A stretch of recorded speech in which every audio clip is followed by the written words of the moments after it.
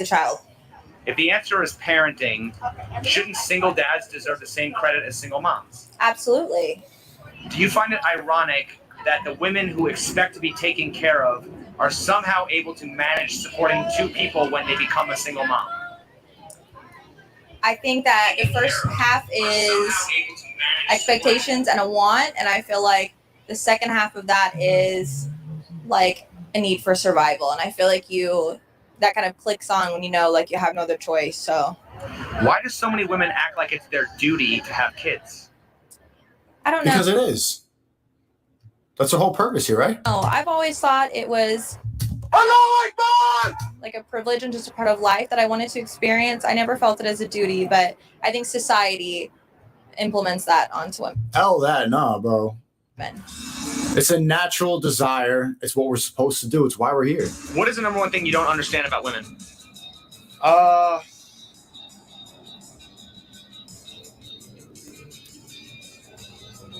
think I don't know. I think it's pretty dumb and arrogant to say I figured it out, but there's nothing that really surprises me at this point. Why they so complicated? Yeah, you know what I'm saying? Because they lead off of emotion. There's your answer. Because they're emotional creatures. Okay. Why they judge? Why they judge so much?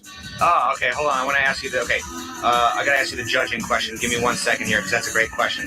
Okay. Do you think women are more judgmental than men? Absolutely. Okay. Are the things we judge people on, is that natural or learned behavior? Learned behavior, or you trying to an insecurity of your own that you trying to project on somebody else. Why do you think women seem to have a problem when women judge other women, but not so much when it comes to women judging men? Same gender. Okay. Why don't the good, decent women in the world regularly call out or shame the trash women for how they treat men? That's not the cool thing to do. Who do you think is more judgmental, men or women? Women. Okay. Are the things that we judge people on, is that natural or learned behavior? Both. I think some things are learned and then some things are just natural. Like women like deeper voices. Women are judgmental because they encourage strong men. If they weren't judgmental, then we wouldn't need to become better. A lot of what makes us want to be better is so that we never hear the insults. They never call us broke one more time. They never call us a piece of shit. They never call us a pussy. They don't say we're gay. That's why we got to improve, is because well, you didn't. They encourage strong men by being judgmental bitches. Usually because it means you have more testosterone. And so I think that like subconsciously, it registers, and I think same with men as well. Why do women seem to have a problem when women judge other women, but not so much when it comes to women judging men? Because we don't care about man feelings. When women judge women, oh, you made her feel bad, and I can feel the feeling that she felt. But they don't even consider the fact that we have feelings. Nobody cares. That's a good question. That's a great question, huh? I think because women, we feel competitive, maybe. So I feel like it's more of a us versus them mentality when it's men. But I feel like when it's women, it's kind of like you gotta do what you gotta do. I don't agree with, judging other women, but. Why don't the good, decent women in the world regularly call out or shame the trash women for how they treat men? I don't feel like it's ever. Oh, I do. I don't know if other women do. I see a little bit on Twitter, but I feel like they should more. Why is it that women just can't remember to leave the damn toilet seat up? Sorry. Okay. But we got to put it down, right? Okay. Because when we're drunk, we like to just sit. We don't like to put it down. Would you agree that the natural sexual dynamic between two people is dominant and submissive? Yes, in every relationship, even gay relationships. Someone needs to lead, someone needs to follow. Dominant, submissive. Every single one. There's no equal. That's bullshit. That's brainwashing. That's feminist garbage. Yes. When do women want to be dominated, and when do they want control? Oh, that's a good one. They want control when the man's not capable of taking control, but they pretty much always want to be in their feminine nature. They always want to be submissive, just like how men always want to be dominant. I think women ultimately rule a relationship, but Shut up. I also feel like I'm a very feminine woman, and so I think it's important to have a very so then how do you control the relationship? Masculine man. So I think that there is a balance. I don't know a specific interaction, but I think it's good to have a balance. I think it bounce off of each other. Women like to be dominated during sexual activities. They like to be in control in public.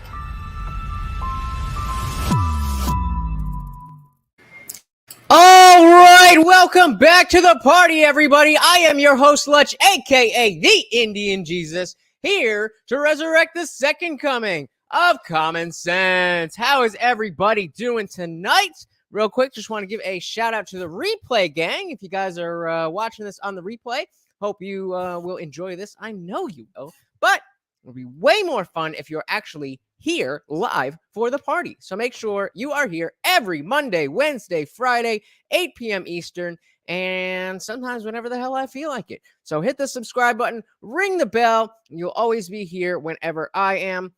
And real quick, also want to give a shout out to the sponsor of the stream, mysickshirt.com. Whatever your persuasion, they got something for you. And of course, it's the only place to get your very own official Indian Jesus merch. Here to resurrect the second coming of common sense, only at mysickshirt.com. So, what is going on, everybody? What you were just watching was Sneako's stream. He's a streamer, and I expect you guys. Well, I assume a lot of you guys. Who do we got in the building? We got Alex Dare Klein. Welcome. Said I am submissive and breedable. I'm sure there's definitely somebody looking out for you. And we got Lil Toes in the building. Welcome. So yeah, the reason that I put that on is because Sneako has let out his very own documentary. He's been talking about this kind of, I've been catching a little bit of his streams here and there, and he's been talking about this, how he's been working on something for his main channel, and it's finally out. So, if anybody was not too familiar with him, that was a little bit of his stream. Nothing. I feel like everybody kind of knows who Sneako is at this point. But just in case you don't, the guy we were just watching, he started online when he was about 14 years old. Started making like video essay type stuff, typical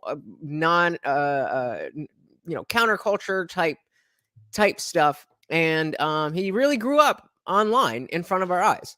And then however long ago, maybe a couple months ago, he started getting into this live streaming, and it caught my eye.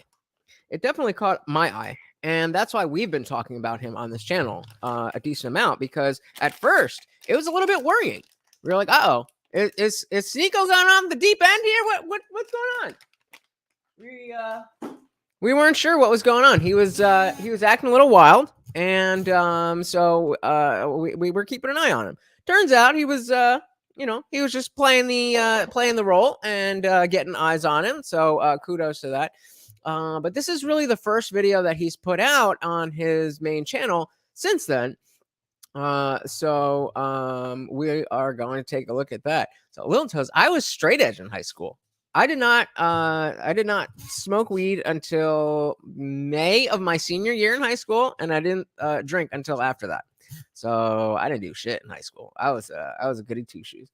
Now you can't go anywhere without finding something around this house. But not a damn thing. Not even like the triple C's. That was what back in my day. That's what the kids were doing.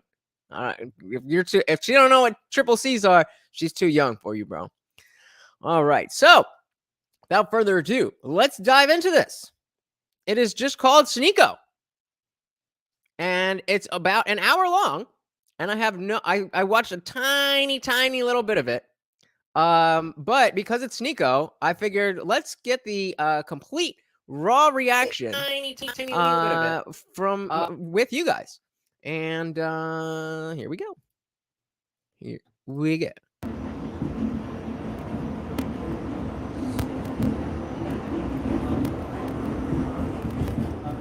So this is remember when he put out that TikTok or whatever of like, yo, I just got jumped and whatever. He was filming this and he was saying how like it's crazy how so many people were not only laughing at me, but saying, oh, I wish they would have, ended you. And that it's really vicious out there just for putting your opinions out on the internet.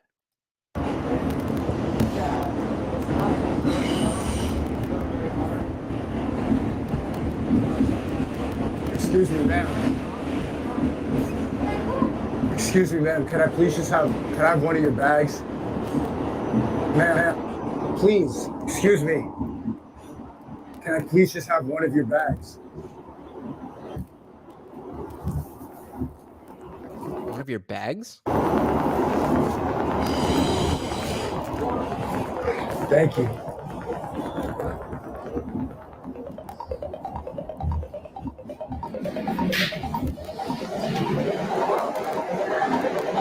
He's wearing a hoodie. Why not just take off the hoodie and use the hoodie? Or take off the shirt underneath the hoodie?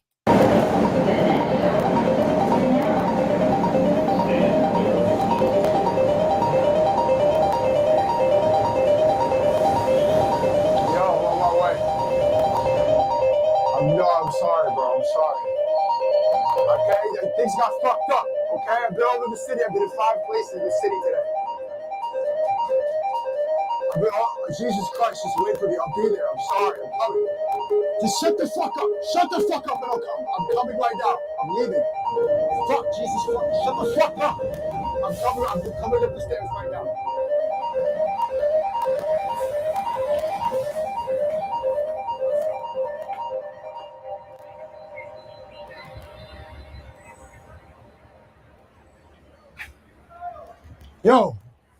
Yo, Buddha.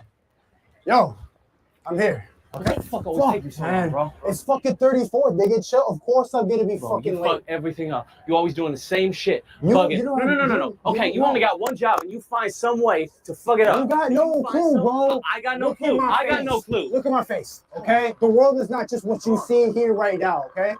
All right, Here, now we got enjoy your the messaging. The world is not what you see and hear right now. Okay. shit. Yo, hold up. I ain't even half full. What the fuck? Getting them drugs. Oh, Jesus. God damn, son of a bitch.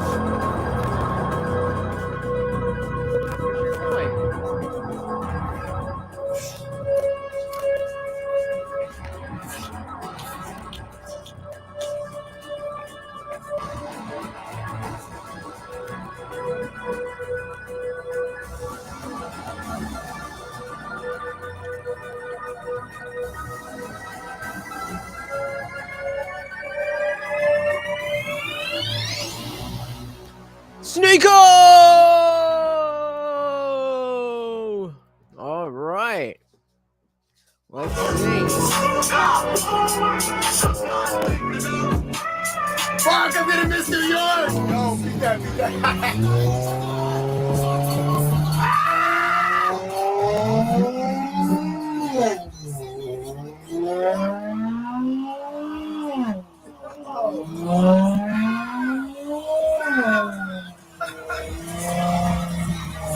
Now you need to go and buy new tires. What are you doing?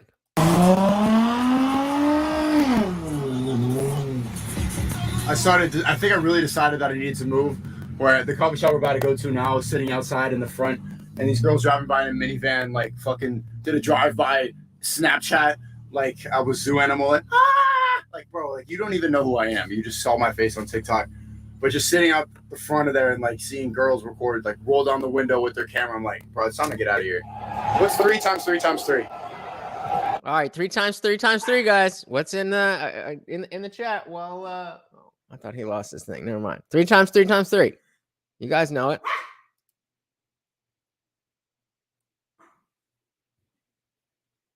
Nobody knows 3 times 3 times 3. Damn, y'all stupid. Really? Wow.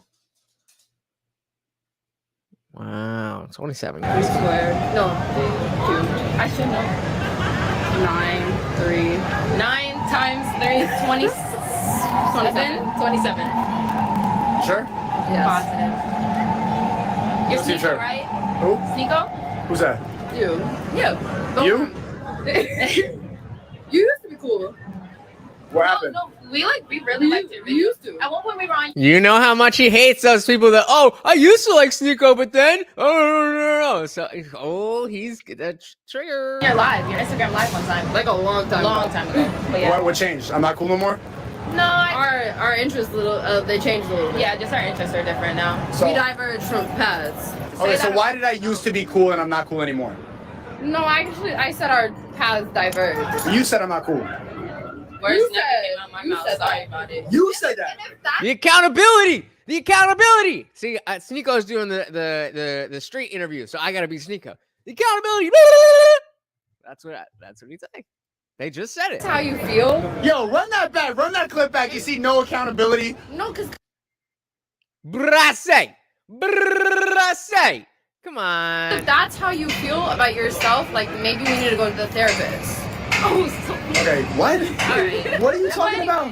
What the hell is she talking about? Anyway, it was nice meeting you though. No, but tell me, I want to figure out why the paths diverge. Can you explain? No, I just when you stop saying the things that I actually liked, then I just stopped listening. Just different ideas. Different ideas. I kind of just Lil To's coming in late. Are you? There's nothing wrong with therapy. That's okay. Therapy is really good. No, it's not. We gotta go. But There's too many people going to therapy. you think so? Yeah. Why?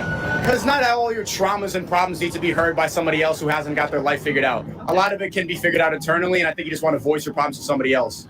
Well, and is that like they're getting paid to allow you? You're getting paid to be your friend. Well, Why don't you just talk to each other about your problems? because I don't want to burden my friend who's not getting paid. Burden with what? Are your problems really that serious? Well, I don't know. Emotional Maybe damage. It makes my friend feel worse. I don't know. And What do y'all talk about if you're friends if you don't want to burden each other? not my trauma. You're traumatized? Who knows? This conversation is like, sorry, it's stupid. Like, can It's a we? pretty good conversation. Didn't trauma used to be something for Vietnam War veterans, and now it's for random people walking around here? Everybody's traumatized, people in New York. Okay, maybe. I don't know everybody. Now our paths are going to diverge. We're diverging. How am I supposed to know somebody else's story? That's my question. What's it Nice up? meeting you though. I'll be back forever. Love your fucking content. Yo, thank you. See the difference? You know, look like you do. I really don't know what's coming up. We're past where I've seen, so I need y'all input. Let me know what y'all think. Wait. Don't get my wrinkly shirt. G shit, millionaire shit. I need to be. Wait, say hi to my documentary. Say hi to the documentary.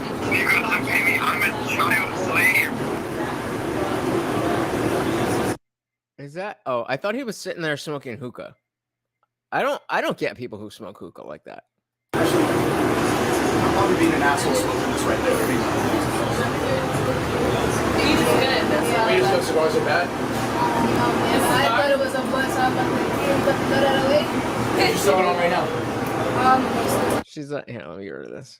She's like, I thought that was a blunt. I'm like, why are you throwing that away? If you have another mimosa, I'll get another mimosa. Oh, we all have one together. Yeah, a little brunch. See, that's how you do it. That's how you talk to people. That's how you open a conversation. You know, the like the black pill guys will act like there's some secret formula that you need to unlock and practice, and like just have a conversation with people. Your glasses are cute. We don't know where to go. We want to go somewhere on Wednesday. There you go. But you are Miami, you're saying the Well, Miami's an option also. Yeah, you're gonna get chlamydia in Miami. See, that's what I just said. That's what I just said. If you're in Miami, you probably have an STD. Right. Why you might just get herpes. That's not that bad. Let's go to Miami. Let's run away to Miami. Wednesday? Yeah. I'll bring the chlamydia medication. I'm just dying to run away.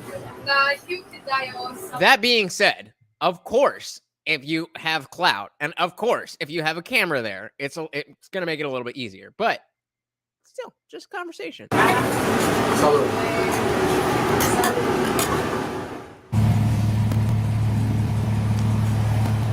Andrew Tate banned on YouTube? And Andrew Tate banned on TikTok? So there, I just saw Patrick Bet David did a 5-hour podcast with Andrew Tate. I think we're gonna do a 2-parter with that. Maybe next one, I don't know. But make sure you're subscribed. Make sure you're here every Monday, Wednesday, Friday, 8 p.m. Eastern. That is one you're not gonna want to miss. Bro, am I next? Maybe. Free Andrew Tate. What? Can you free Andrew Tate? I'm sorry? They just banned Andrew Tate on TikTok and YouTube. Can you free him? Thanks, man. I ain't got time for this bullshit. Sure. That's the internet on who's wearing. Yeah. Yeah. Wait, why are you naked right now, bro? Ew, bro. This isn't the Catholic college? Disgusting. This is why I'm looking at roommates and shit. Like college friends. It's time to get out of New York. New start. It's a little too frat boy in here, right? It looks like. And look at the hookah on the table, the chessboard. Exactly. What did I just say? Hookah is some low-level shit. Don't hang around with people who do hookah. Just don't. The young folks. I have these posters in my college dorm room. I've had that since high school. I drew all this before I even started streaming. Wrote it 3 mil. I think the original goal for the end of the year was 200K on Shiniko. I'm at 620. Get a whiteboard and do this stuff too. Or don't. You're not going to be like, oh, it's not that easy. Okay, fine. Then don't do it. And there's the difference. There's the difference between a Sneeko and everybody who tries to be like Sneeko or everybody who wants to be Sneeko. He's got the way that he does things. How often has he talked about his whiteboard with his, with any of that stuff? I've never heard him talk about it. But he's doing the documentary. He shows it. He's like, oh, this is what I do. This is something that helped me, and you should do this. Or don't. I don't fucking care. Big difference between this is the way you become, or what was the last guy? That Hamza. How to go from being a Jeffrey to an Adonis. This is my block. I think I can finally show it because I'm not living here anymore, but I'm too afraid to film on here for a minute. That's a Puerto Rican guy who chops up metal for a living. This shit was burned down like last summer. I don't know if it was for insurance money or maybe they just like lit a candle. But this is Bushwick, Bedside, Brooklyn. Well, I've been too afraid to say a lot of this stuff, man. You know how many times I wanted to film right here and then I'm like, oh, they're gonna come. Can you tell me what 3 times 3 times 3 is? 9. No. 9? No. Close. 9 point what? No, it's not. It's 3 times 3 times 3 times 3. 18. 18. That's Yeah. close enough. Why does it say 729? And that's all. She used a calculator and she still got it wrong. How do you use a calculator for 3 times 3 times 3 and still get it wrong? Hey, we got Alex Pickus in the building. Welcome, buddy. We are going over the Sneeko documentary. So if you're not too familiar with Sneeko beyond my streams, you're in the right place. Also, the correct answer is a trick question. It's 18 and 729. Okay. I think I was being She's like, oh, okay. too much of a cocky asshole this whole day, and this is the karma. But I can't find my wallet, and I got a week till I move into Miami. I need my driver's license, my credit card, my debit card. Bro, what karma did I deserve this, right? Oh my God, I've been here trying to make fun of NPCs. This is my karma. God, please, I'm sorry. Motherfucker. God damn it, bro. Do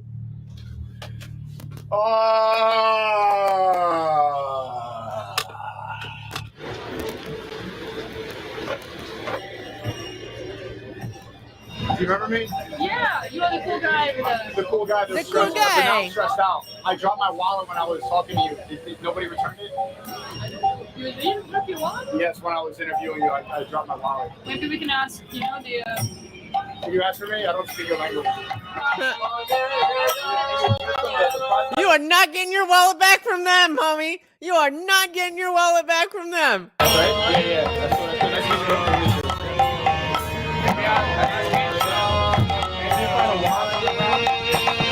They're not even stopping to play for him. It's like, yo, could you wait, just like real quick, like half a second. Wallet. Like, no, they're like, we got a jam going, homie. I saw your wallet on the floor. Did you pick it up? No, a lady picked it up and She tried to give it to me. yeah, I said, where is it now? You know? the lady was here. She picked it up. She's here. She picked it up. She tried to call you or something? Yeah, I didn't know what she was talking. I thought she was talking about the book, not the wallet. No, she had the wallet. She was sitting over there in the corner, but she's not there anymore. Well, thanks, Belle. You know where she went? Anything? No. But if you like, after you find your wallet, you come to our meditation. Thank you. See you I again. wish I had a wallet to put it in. But Yes. You can put in your phone case.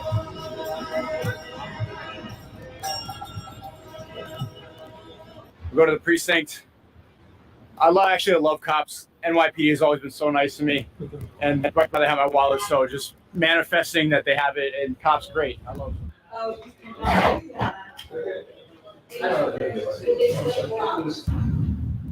Well, yeah. This is a lot of time being spent on the fact that he doesn't have his wallet. I hope this turns into something, because we've been on this wallet thing for a minute. L. Yeah. What's good, bro? What's going on, man? Hey, you got my wallet? Your what? No. No? Your wallet? Yeah. No, I ain't got that. Oh, all right.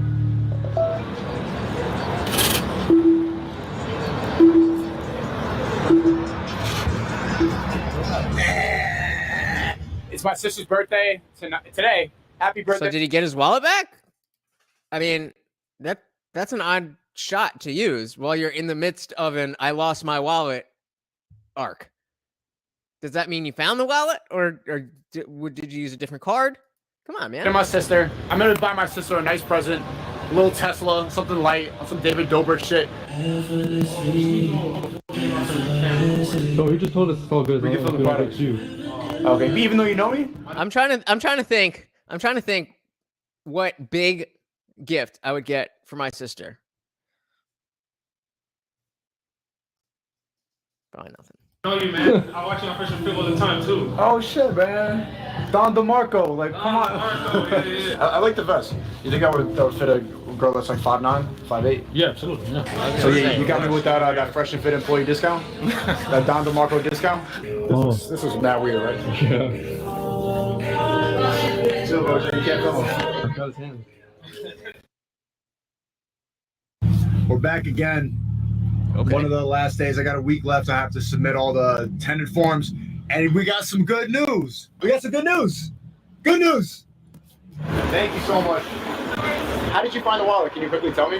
Yeah, I was sitting in the park waiting to pick up my kids from camp, and someone else found it. They didn't pick That's a pretty cool shirt. I like her shirt. it up. They were pointing to it, looking around, and nobody responded. So then I was like, I'll figure out whose it is. So And then you know my sister? Then I tried to look you up, found you. You took all my money. Social media. Yeah, right. I'm not even gonna. She took all my money. Brady. Can I hug you? Sure. Thank you. Okay. I don't have monkeypox. All right, no worries. Yeah, right, girls at the brunch saying, "Oh, you live in Miami, I got a disease." What about monkeypox growing all over New York? Come on. Around 60 miles per hour, and I drive for an hour. How far am I gonna go? Oh, Jesus. Wait.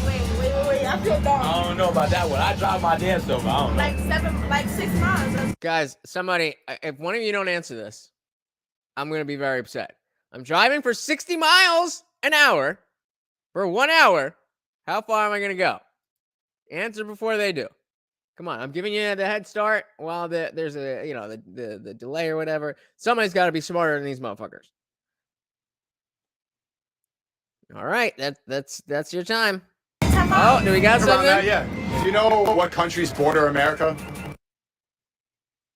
Hey, we got Trey in the building with the right answer. What is going on? Ba, ba, ba, ba, ba. Welcome, Trey. That is correct. Welcome, buddy. Welcome. All right. Do you know what countries border America? We know this one. South America? Oh, countries? Oh, no. Canada? She's just like, no. All right, well, she got one. She got Canada. What's the other one? Yeah. Hey, look, Camila got 4. I'm waiting to if you're gonna finish it. Oh, is there more? I don't know. Canada. Canada? Yeah. There's 2. Oh, Brazil? I don't know. Argentina? Argentina, yeah. Argentina? Yeah. Oh, yeah. Do you know who fought in the Civil War? No, I do not. How do you not know who fought in the Civil War? Trey coming in with all the answers. All the answers. Take a guess. I think you know this. The American Civil War. It was the United States and Afghanistan? Yeah. It was? Yeah. What language do they speak in Idaho? English? Hey! Now I want to clip it to the part where you said American. Yeah, American. I'm looking at your videos. Who are you idolizing at that age? KSI, and now he wants to fight me. That's what yo, editor, put the selfie up right here. Back when I was 13, 14, I went to a gaming convention and I met KSI when he was drunk as fuck at a bar, and I took a selfie with him. Now he's on Twitter saying, fight me, it's my background. He said, but as I could see, you're truly just a man with 0 values. Fuck anyone over to be the main guy at the top of the ladder. Demeaning to women, demeaning to Islam, demeaning to people in their wait for your bubble. Your truth is a lie. KSI said, you're a trend that's dying. Enjoy it for now. Wow. That's quite a little story. That's quite a little story. When he was a little kid at a gaming convention, takes a picture with an idol, and now his idol has become his rival. But just the amount of people celebrating the fact that they thought I got hurt, telling me to die, like hateful, saying I'm a piece of shit, and then I go out in the most populated area, probably in the world, Times Square, and not one person is saying shit. Everybody's been nice, everybody's cool. So it shows a divide in how people use the internet to put all their negativity onto somebody else. It's a place to hate, but when you're in real life, a lot of these people are fans, but they're upset with themselves. They don't like where they're at in life, and so they put it onto other people. So my advice to you is when you see those comments, recognize that that's just something that exists in the metaverse. That's not real life. Look here. Where's the hate? Nice. I'm gonna miss Brooklyn. We're just gonna get out of here. It's a little bit teenagery. It's a little bit dorm roomy, but it's more relatable because people are like, oh yeah, he's in a shitty room just like me, and I'm gonna be in Miami. Fine. You need to get out of here. You need to get nicer than that. Gun. You need to get a nice, what do you call it? Check-in building with a pool. Better income tax. Less they-thems. Regular people. Miami, man. Are you hungry? Sure. Damn, y'all not into this, huh? All right. Shit. Oh.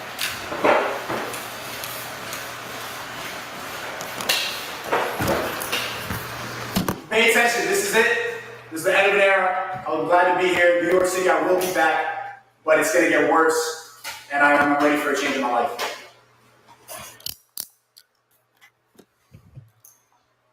Let's go. She's stuck with me forever. It's cuffing season. Never, ever try some shit again. Oh, no. Stuck forever. Let's go. She is fine, though.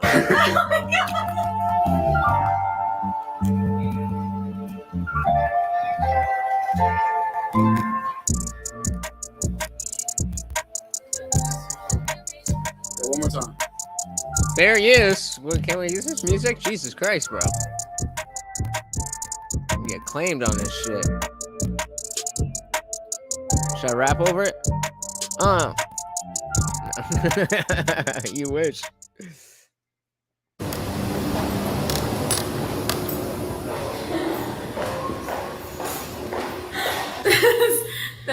I don't even know, Oreo? Are you ready to cook for the guests? Cook? We just ate dinner. Come on, please. For the guests. Well, I'll cook you breakfast. She do got a 5 head, though. For the guests? Well, I'll take breakfast. But what about dinner? Did you eat? Obviously, Oh you my didn't. god, He's hungry. please don't put me on the spot like this.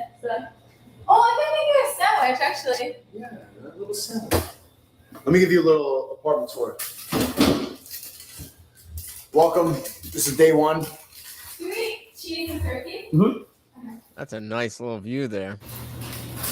Yeah, the rooms, whatever the fuck, already furnished.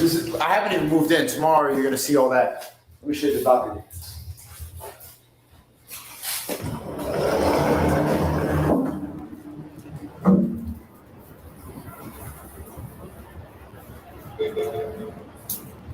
That's a dope view. Bienvenidos a Miami.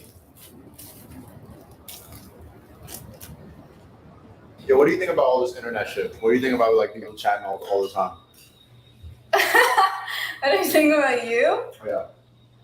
I want to know when she came around. I don't know. I don't know Sneeko like that. Whether she is from like the post live stream era or if she was around before that. I'd be very interested to know. I like what you say. Not everybody though. I don't like what everybody says. What do you think about the people like chatting about my personal life? Which I guess Oh, the ones trying to cancel you? all of them. All of them. I think they're so stupid. And it's the scariest thing because I don't understand how people can literally prey on someone doing bad. And that's exactly what they do. And it's just so evil. How It's not much their hate fault. do you have to have in your heart to even So it do that is way? hate in their heart, but one thing I realized is that it's not their fault. They're told that this is the right thing to do. They're It's told not that their fault. What about accountability? they don't have We always accountability. say women need They accountability. do. They need it, but I also say it's not their fault. But they've been brainwashed and they don't even realize it. They think that what they're doing is activism by preying on my downfall. They need accountability, but they're so dumb. All they need to ask themselves is, would you want someone to prey on your downfall? And they're so brainwashed, they don't even think about that. Because they're told that I'm on the right side of history so much. They're told I'm right. They don't even consider the fact that it could be wrong. They're brainwashed. So you can't blame them. They're just dumb. Facts. That's why they can't get on a call with me. I've had to learn that, especially when starting this channel, and all the things that I would post, that it's like something that I would say on the channel, but before I had the channel and I posted on Facebook or Instagram or whatever, and people would be willing to go back and forth, and they would have all these arguments, and and then as soon as I say, hey, you want to come and talk about it? Crickets. People find we live in an age where argumentation is a sport. We live in an age where people are so listless. People have no direction, that they just find things that's, this is a position, this is a thing to think, and then they use that and go on the internet and find other people who think differently and just argue, and that's their entertainment. I'm out here actually trying to have conversations, wondering why the hell it's not working. No, that's why. That's why they can't talk it out. Even though I got like 3-4 times the clout, they just want to pout. But they know what I'm about. I'm up in the clouds. Like, they want me out, but I'm here in the now. When I pull up, I go, get bow. And they like, how? Stop, that's the devil. And they like, how? That's the devil. But the way I blow up, it's like, get bow. And they know what I'm about. Niggas know what I'm about. When they see me go up, they just gonna pout. They gonna get high till they up in the clouds, but I quit that shit. I'm gonna speed this up a little bit. I thought this was gonna be a little bit more. I'm not. And when I blow up, they like, how? That was very Kanye. Free Kanye. Kanye, let's work on some shit. Somebody who knows Kanye, send it to him. I know we're on the same wavelength, right? Bro, I know Kanye is watching my shit right now. The shit that he's talking about on Instagram, bro, he's even jacking my lingo. Talking about sheep, talking about bots, talking about indoctrination, OnlyFans thoughts and everything. Kanye, I know you watch my Yeah, nobody's talking about indoctrination or OnlyFans except for you, Sneeko. Let's make a change, bro. I can't do this shit on my own. They're trying to delete me. I need some help. Alex Jones, Donald Trump, Andrew Tate, anybody who's been deleted. Jerka, bro, so many people have been deleted off of Twitch, off of YouTube. We need to work together. Put your ego to the side. Follow God. What would God want us to do? He would want us to be millionaires doing these rituals. Put it on a map. You gonna live. That was whack. That was whack. See, this is why I watch this shit before I bring it to you guys. I have nothing to say about that. And whoever left, I don't fucking blame you.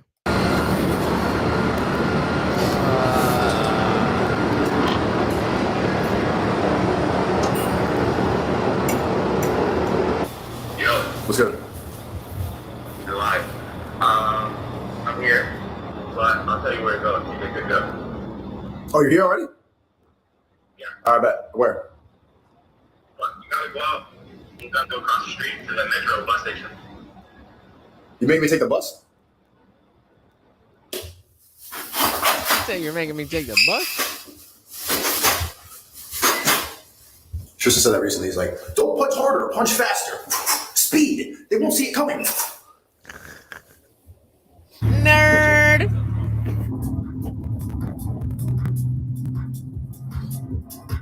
I had 2 glasses too many. I'm so used to checking Twitter. Not being able to go on Twitter anymore.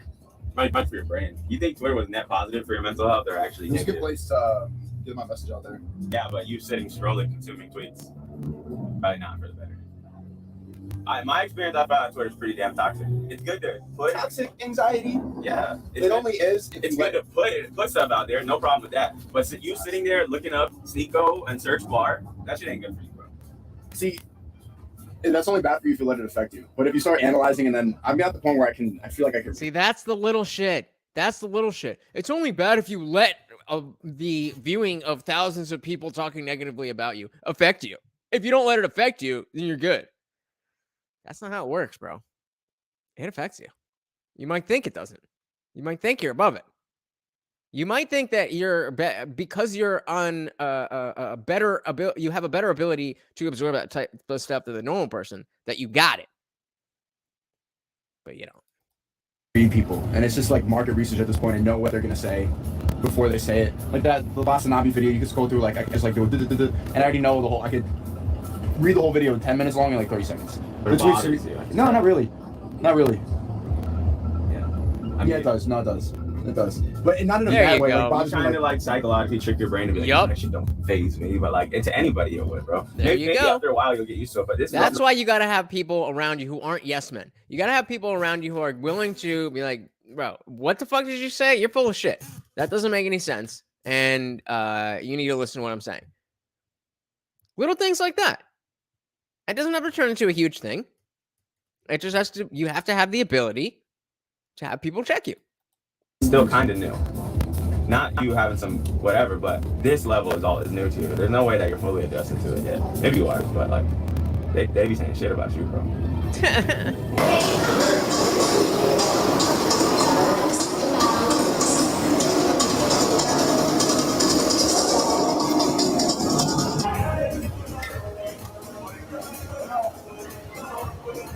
This is therapy for men. You don't need to go cry in a chair that leads back too far. Come to the gym, sweat out your tears. You'll feel better.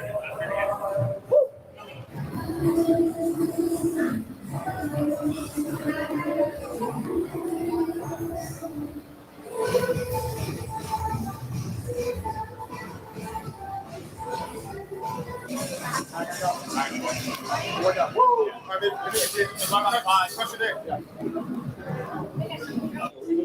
New York. Yeah. Big move though. Yeah. Go back to sleep, right? Yo, this is just a bunch of shots of him walking around. What is this? All right, so we might have to audible. We might have to audible. So here's what I'm gonna do. This is not at all what I thought it was gonna be. So I'm speeding this up a little bit. We're gonna get through this, and I'm gonna find something else more interesting for us to watch. Stick with me, guys. I know how to party. We gonna party. Don't you worry. And if you're fucking bored, be like, yo, this sucks. Let's watch something else. Is this a vlog? Mini documentary right now. Oh, documentary? Yeah, I just moved to Miami. Oh, that's what's up. Document just of your like life or what? Traveling from New York to Miami and everything right now. Got banned on Twitter. Oh, you're banned? Just got banned yesterday, yeah. For what? How do you ban on Twitter? I think it's the easiest place to not get banned. Got called Hasanabi out for setting up a ring your face and apparently that's fine blind up. I thought that's just standard procedure for calling someone out for a fight. So let's get in the ring. No, there's no way. Yep. No. I'm not lying. No, that's a lie. You get banned for saying like I'm gonna fuck you up on Twitter. But you can put like this. You can put porn. You can yo, girls literally do rape fantasy playouts in real time on Twitter. All day long. But I said, break your face, man. Come on. That's crazy. No, it's supposed to be people are mass supporting you right now. The liberals and leftists are coming at me hard. Really? Pause. Yo, Jacob, you see that? I don't know. I can hold it. Yeah,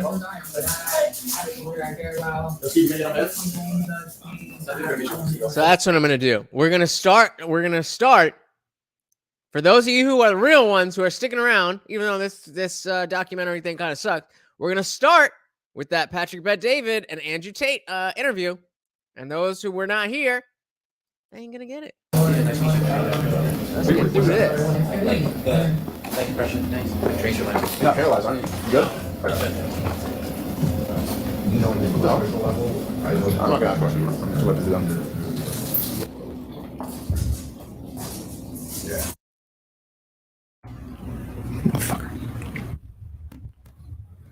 Oh shit, my bad. So the one thing that like genuinely fucking bitch changed my life and allowed me to fucking not be dead. Oh shit. Really?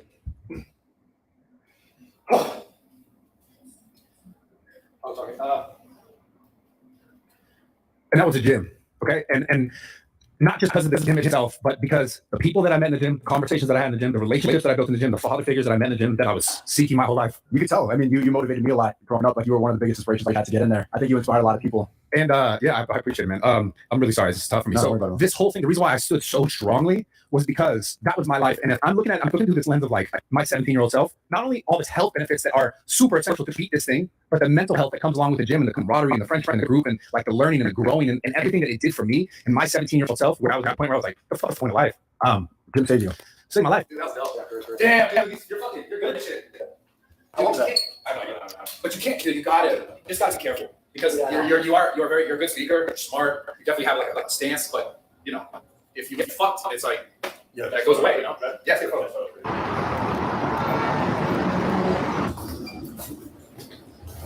Grab one's up. I think you have one. Yeah, we got one. Oh, you got one? Cool. Yeah, you're cool. Really thank you for that. Yeah. You told me how to get defended. Yeah, I used to learn how to like incline about scapular retracting. Yeah, like one from him. Yeah. He's good people, man. Steve, they're good people, bro. You know, especially in YouTube world, a lot of people are fucking not fake. Yeah, man, fraud everywhere, bro. So. Oh yeah.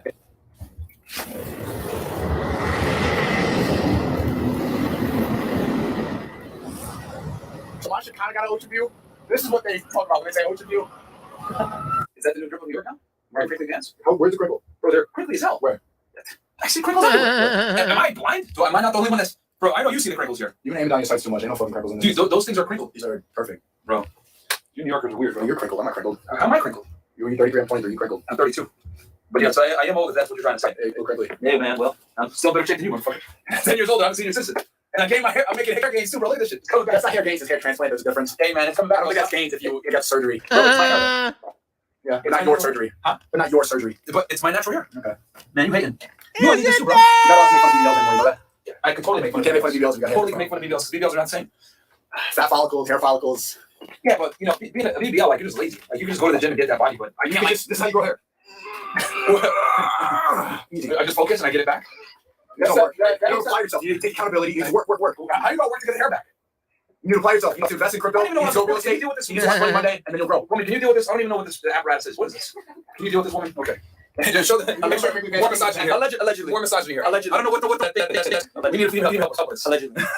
This thing's not by the way. It's I think a better vacuum. Yeah. What's it called? A vacuum? It's called a vacuum. I didn't even know what it was called. I didn't even know what it was called. We're out of time. I'm not even going to bother with the announcements on this one. You guys will be able to hear the announcements on the late night show with the lovely ladies. So we're just going to go ahead and start introducing this team panel here. Steve, we'll start with you, man. Oh, where aren't you been? What are you doing? Second time. Free me. I'll be back soon. Tuesday or Wednesday, whenever they free me, they're mass supporting me. They want me deleted. My Twitter got deleted. Hey, but Friendship Fit. Third mic. Hey, I'm going to Twitch if I get banned. Yeah. Well, he's in Miami now, so you guys are going to see Sneeko more. So it's fucking lit. Sneeko needs Twitter guy. Get Twitter guy. All right, we're all set up. We're gonna watch the rest of this, and then we're jumping into part one of Andrew Tate on Patrick Bet-David. Valuetainment Podcast. That's just fine. So yeah. I said hi, bro. Why'd you answer? That's good. Destiny's rebel now. If you want to. Say yes or no. Destiny voted for Biden. True. I love Biden. Where we go? 0. Okay, I'll see you later. Bye. That didn't work. How do you know how to go downstairs? Are we allowed to talk to you? I feel like I'm in the fucking office. There was an apocalypse. I got you. I know how to tie knots. I know how to start a fire. I know how to climb. I can shoot. And I have no morality, so I'll kill all the other survivors for you. I'll murder everybody else in the Walmart. What I'll do, I'm going to gain their trust. Get them to like me. We're going to be like, okay, I'm a team. And then when they're asleep, take your earring and put it in the temple. Whenever in The Walking Dead somebody was pregnant, I was like, bro, just kill the baby. Like, why is holding everybody back? It's like, why are you going to have it? And the same thing. Oh my god.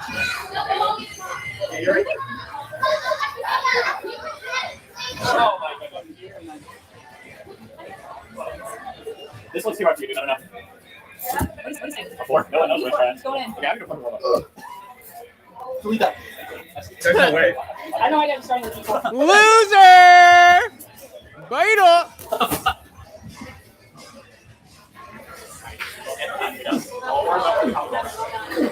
Oh, Alpha. I'm just Alpha Red Pill. Alex Jones. Donald Trump. Fire, we're tired. Yeah, bro, isn't my coach? I want to see you clap something. Did you get that one, the black hole one? That before? Do it easy. Do it. Yeah. What the fuck? Yeah.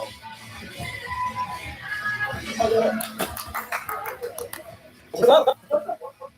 Yeah.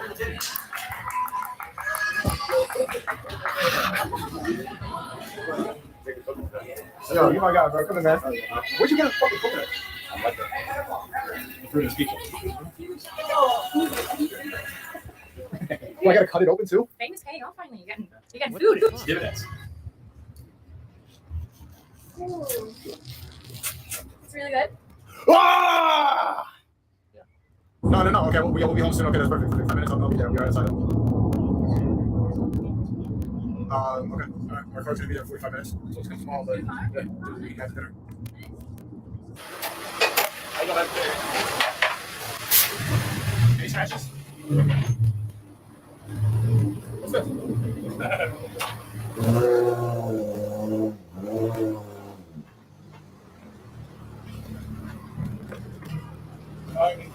Thank you.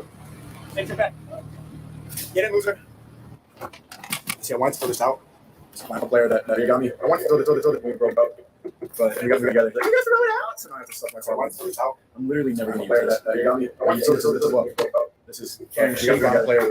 Stain cup holder. Just literally never. Oh my god, you want my present? Where's my present that I got you? Right here. Karen Shotgun player. Stain cup holder. Whoa. Hang with me, guys. Hang with me. You know what? That's pretty good right here. 10 minutes left. I'm in a right? I'm in a Ooh, I have a final player shot. Just use it. Be happy. You got a girlfriend. I got you. Oh, yes. Come sit down. Miss Jefferson. This reminds me of Madrid. Or shall I say, Madrid. Have a drink. This literally is how you act the first time you get out of mom and dad's house and you have your own place.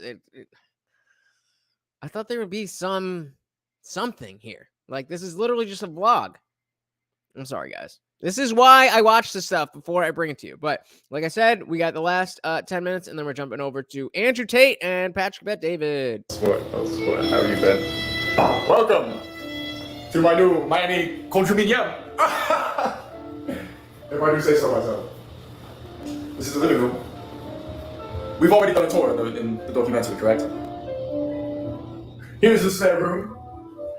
The bathroom. I took a poop in there. All right, I'm getting bored. Fuck with you, but you can stay there. Most of you will never make it. But that's besides the point. Who comes to the living room? Basic ass IKEA furniture. How's an Airbnb type of feeling? And the balcony. I'll just say so myself. Very nice view. Very nice view. Oh, I almost forgot. The master bedroom. Where the magic happens. Yes, come in here. That will be the how you say streaming setup, if you will, right there. I told you you I'm had a here. big ass fucking. Giant. Because I get so much butt crack in here. I just want to stream.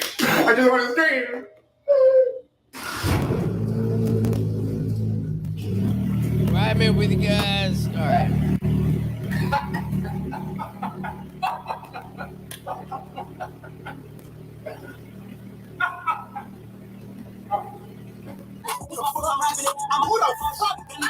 There's a penis on the windshield. You're kidding. Who the fuck? Stop! No, stop! Don't put that. Cut that out. Cut that out, Scott. Cut that out. Hey guys. This is amazing. Let's go to the club after. Okay, nice. We were all waiting, and then the waiter came like, "Yo, see that?" Took a picture, and then as soon as that happened, I'm sorry. What table do we need to set up?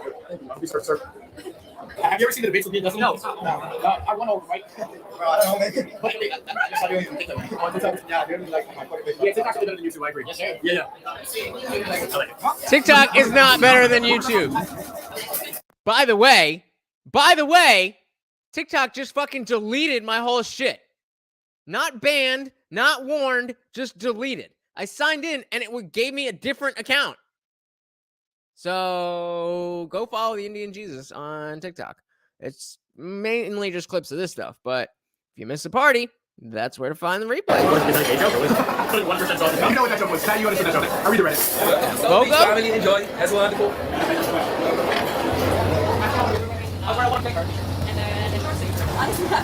Okay, right after I said Tom camera, I'm getting annoyed. She fell and broke her foot, which was a great concept, but now look at my thing. And me being a W, high value man, helping her walk. Oh, this is so annoying. Always something with women, man. Bleeding or crying or shoe limping. I was so. Or nipples. It's always something with the. It's so hard to take them anywhere. Oh no, you can just give me one. One. You sure? Yeah. Okay. And then we can take that for. See, our outputs are piggyback. Wait, but now you're getting scoliosis. Wait. Statement. That's sweet.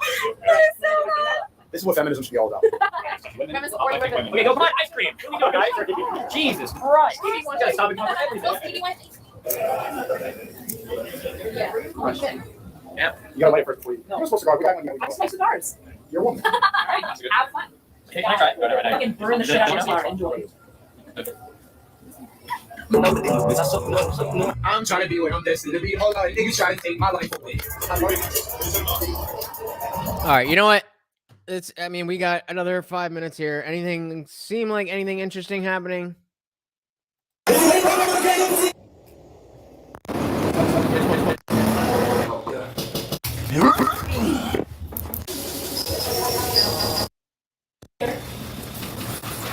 Yeah, I do.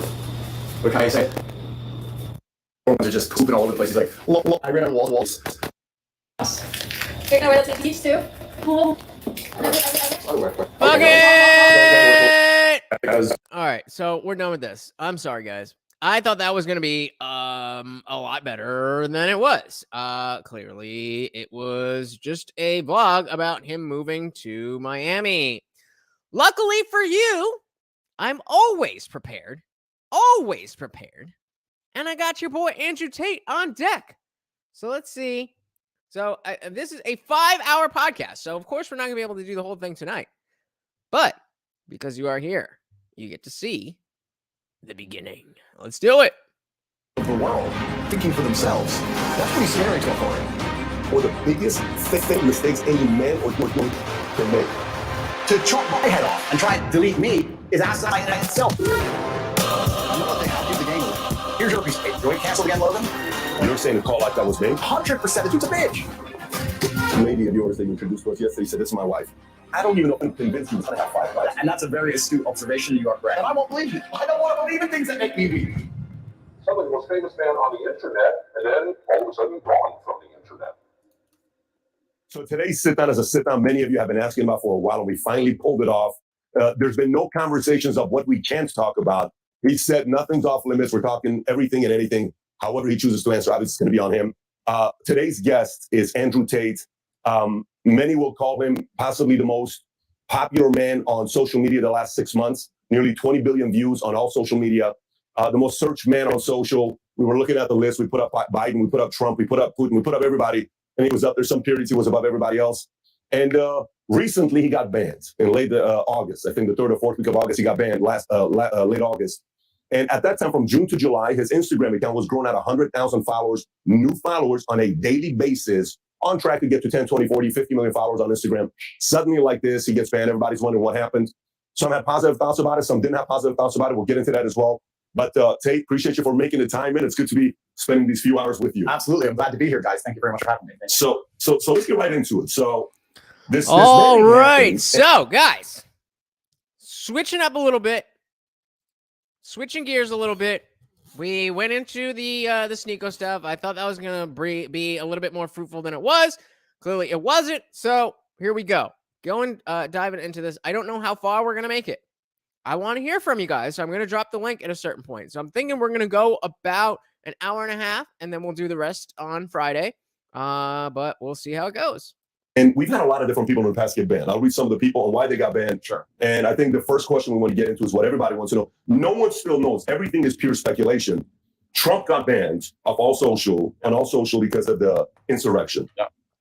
Alex Jones promoting and inciting violence, whether it's Sandy Hook, whether it's Pizzagate. Eventually, they just said, we got to kind of cut this off. Yeah. Milo Yiannopoulos got banned in 2016 from Twitter for inciting harassment of SNL and Ghostbuster star Leslie Jones. Louis Farrakhan was banned for anti-Semitism comments spreading hate. Yeah. Rob Kardashian was banned in 2017 for a revenge porn picture of his ex-girlfriend, K. Blac Chyna. Kanye West was banned temporarily for repeated posts that threatened both Kim and Pete Davidson. Yeah. Rihanna got banned because they couldn't. Who's here? Type a 1 if you're here. It says there's one person here, but I kind of feel like there's not. Inciting horniness, believe it or not. That's what it was called. What? And for posting a topless photo of herself. Then she later on came back on. Rose McGowan got banned in 2017 off Twitter for calling out Ben Affleck for his business relationship with Harvey Weinstein, and that lasted 12 hours. Chelsea Handler in 2014 for posting a nude picture. Many were upset when she did that, but she did post it. Marjorie Taylor Greene got banned in 2022 for repeated tweets in which she shared false and dangerous info about COVID-19. Oh, false and dangerous. That's what they called it. Sorry to interrupt, but yeah, that's very interesting. And then PewDiePie was banned from Twitter for making a joke about ISIS. Okay. So why did Andrew Tate get banned? They did not tell me. They did not send me an email, no correspondence. I certainly didn't break terms of service. I guess that's why they couldn't send me an email and explain why. Nobody told me, whether it was YouTube that banned me or Meta that banned me. They banned me instantly and forever without any kind of correspondence. They've not told me why. They've not told anyone what I did.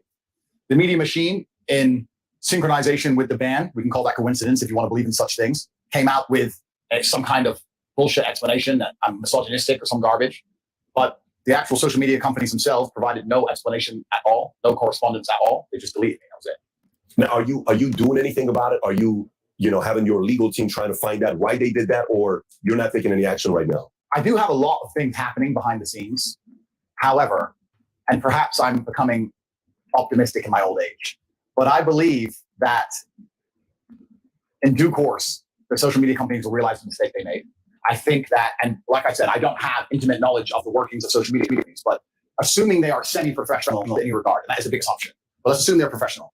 That means that when they ban somebody like me, especially the most Google search person on the planet, they're professional.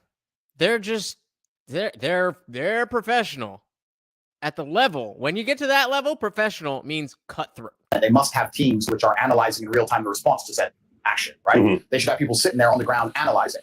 Now they attacked me with their media machine because first they shut you up so they could lie about you. So they shut me up. Then they did the massive media push to try and attempt to lie about me. But despite that, the majority of comments regarding me are still positive. The majority of people believe and understand that this ban is unfair. And if these companies have any degree of professionalism, they're analyzing this in real time and they're understanding that this makes us look very bad. People didn't believe the lie. People didn't believe what we attempted to smear this man with. Nobody's buying this narrative. And this is going to have a negative effect on us for a very, very long time. Because when you're in charge of the world, which they are, as soon as you're no longer seen as just and fair, you're seen as tyrannical. And once you're seen as tyrannical, then there's going to be some kind of mass movement against you. So if I was a social media executive, I would sit and I would analyze the data and I would say, listen, guys, we will have a monopoly. We want to retain our monopoly. Let's be smart here. Being known as tyrannical amongst the public consciousness across the entire planet is going to make it very difficult for us to hold our monopoly for a longer period of time, as opposed to being seen to be fair. Even if we're biased, we must be seen as fair. Sure. As soon as we're seen as tyrannical, right, that's when the revolution. Look at Ceausescu. As soon as you're a tyrant, that's when everyone hits the streets. Yeah. So I think that if they have any kind of serious data monitoring and if they have any kind of serious business professionalism, they are now talking in dark rooms, understanding that this has played out very badly for them. And if they intend on keeping their monopoly into the future, that they need to change something. Maybe I'm being optimistic, but we will see. Who was the first one to take you off? Meta. Meta was first. So Meta. Facebook, Instagram. Facebook, Instagram. Okay. And then it was a domino effect. Yeah. So Meta took me down. So it's quite interesting, actually. I had a YouTube channel for a while. It was never so large. I had 738,000 subscribers. It took me a long time to build it up. I got a strike on YouTube, which prevented me from posting. Got a strike, no big deal. The next day, Meta took me down, deleted my Facebook and my Instagram. The press came out at exactly the same time in sync, saying that I'm a misogynistic, dangerous person, that I'm harmful, that I am the reason that the world is not a perfect place, world hunger, you name it, all my fault. Attacked me across all of this. And I thought, okay, let me film a message that I can get out on my YouTube, my final message, which I don't know if you guys have seen. I ended up putting on freetalkg.com. Let me film my final message explaining how this is unfair and unjust. We filmed it, we produced it, we got it all edited within 12 hours, had to feel ready to go, but we couldn't post it because of the YouTube strike. So we're waiting for the YouTube strike to expire. A few hours before the YouTube strike expires, guess what happens? They banned me from YouTube. Then they banned me from Discord. Then they banned me from Airbnb. They banned me from Stripe. I can't even remember. It was just emails coming in faster than you could believe. Ban. So the Matrix, the social. Oh, no, the Matrix presses a button, my friend. Yeah. And every app on your phone stops working. Uber. You name it. Uber. Stop. You name it. Wait, you can't use Uber? Well, I can use Uber. You just start a new account, right? But yeah. Oh, sorry, Uber. But your main account on Uber was taken. They take everything. Everything. Coordinated effort all at once. Coordinated effort all at once. Every single one of them just goes, no. Delete. Now, I don't know if you guys can tell, but it's very clear to me. It's very clear to me that I don't remember the co-host name, but PBD and his co-host are very aware that this is what happens when somebody gets banned. They just get blacklisted and it goes down the list.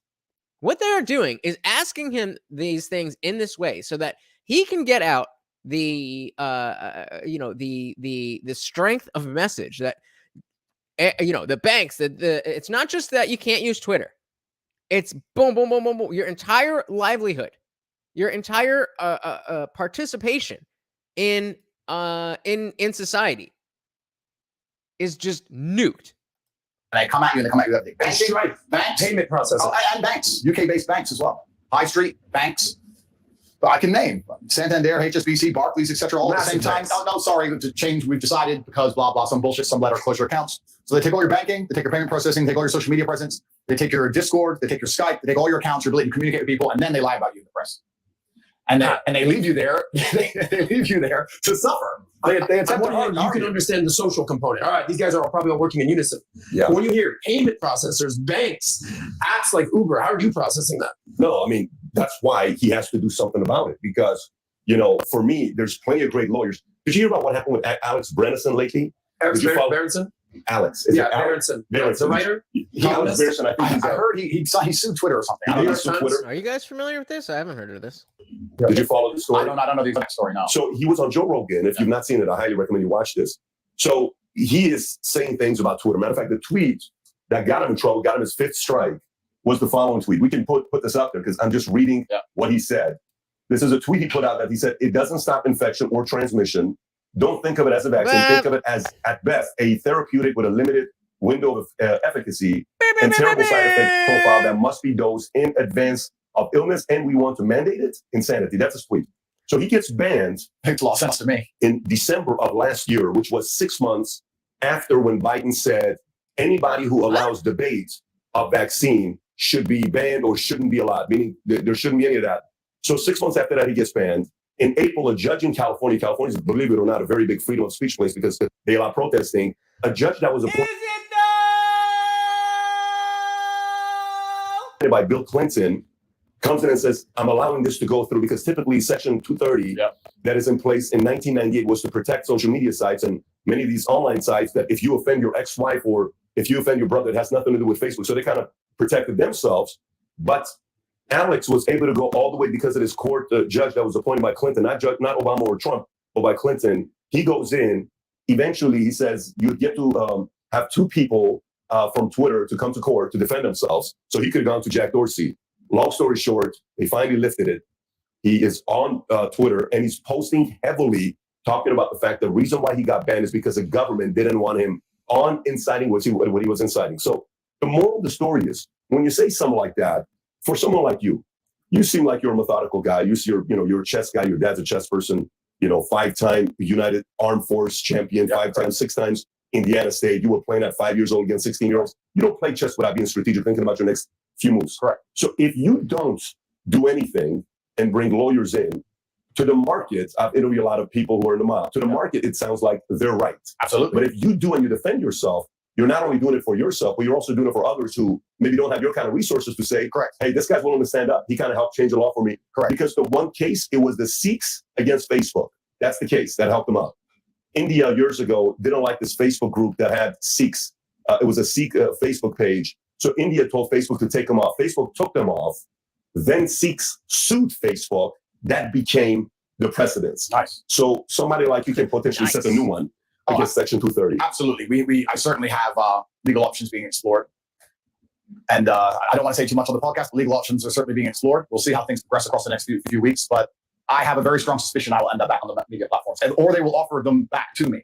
The question now at this point is if I even look at it, which is a unique question, because a lot of people still believe that I don't even want to be on your stupid Twitter. you can only have a significant presence in the world with these social media platforms. That's the source of their power. I believe there's huge pressure behind the dam in regards to the fact that everybody understands that these places are tyrannical and that they control ideas. What are you on ketamine? And that they force narratives. And I use my wording as the Matrix. I call them the Matrix. And people say to me, why do you call them the Matrix? And I say, because they project a false version of reality in real time that people subscribe to. If there wasn't an absolute blacklist on all opposing views during COVID-19, that bullshit would never have gone on for as long as it did. It went on for as long as it did, and they managed to purport a false version of reality for so long because you couldn't discuss the opposing side. We just talked about our friend here who got banned for saying something very sensible and logical. So when you get huge media companies that can literally alter reality in real time by deleting the other side of an argument, they're creating a matrix. That's what I like to call it. So I call them the source of the matrix. So people understand this, and there's huge pressure behind the dam. But the problem is people say, well, what's the alternative? And I think if someone could pave the way and put a crack in the dam by maintaining massive relevancy despite of a ban and still having a social media platform and presence which is respected on other platforms, I think it's going to do them significant damage. I think the pressure and the crack together is going to create something monumental. And already I've moved to Rumble. I only had 738,000 subscribers on my YouTube after 5 years of work. Post-ban, I moved to Rumble, which is a YouTube competitor. Stock price has gone up 36%, and I'm at 500,000 subscribers in 2 weeks. So I'm about to surpass the size of my YouTube channel within a month. YouTube stock's down, Rumble stock's I don't even post the link to my my Rumble videos anymore. I feel like Rumble is not a good platform for new channels. I mean, if you're already somebody, then yeah, it's great. But I mean, does anybody here use Rumble with any regularity? massively up. So all in all, there's other avenues, but we'll see. I certainly agree with you that what they've done to me is massively unfair. They know it's unfair. I think the reason they didn't send me an email or any confirmation of what I did wrong is because they knew they were going to end up in court, and they didn't want to be tied down to their reason. They want to stay fluid and try and make up a reason on the day. Yeah. I've heard from very reliable sources that their terms of service have changed significantly post my ban. They've made up new reasons. Post ban, they've made up a bunch of new shit. So it's going to be interesting, but certainly, yeah, there has to be legal ramifications for what they've done. I don't take it personally, but I do take it professionally. And you're right, they were wrong. I have no reason to be banned. My Instagram is just cars. It's just cars and a little bit of flexing. There's no politics. There's not even any points of view. I had no strikes, nothing. It's just a hit piece. So if they were betting odds, like if we did a poll, why do you think Andrew Tate was banned from all the social media platforms? And it was misogyny, right? You know, COVID stuff, against the government, against system. If you were a betting man, where would you kind of place the odds? Oh, I already know. Everybody already knows I was banned because I talked against the system, against the Matrix. Just the system in general. The system in general, yeah. I mean, someone compared me to... Now, 5 years ago, if you said, oh, they banned my accounts because I'm just talking against the establishment, everybody would look at you and be like, okay, here's your tinfoil hat. Yet here we are. Where it's, you know, maybe there's something more specific, but also it completely makes sense that they just flipped the switch because they don't like him. We've done it before. They're going to do it again.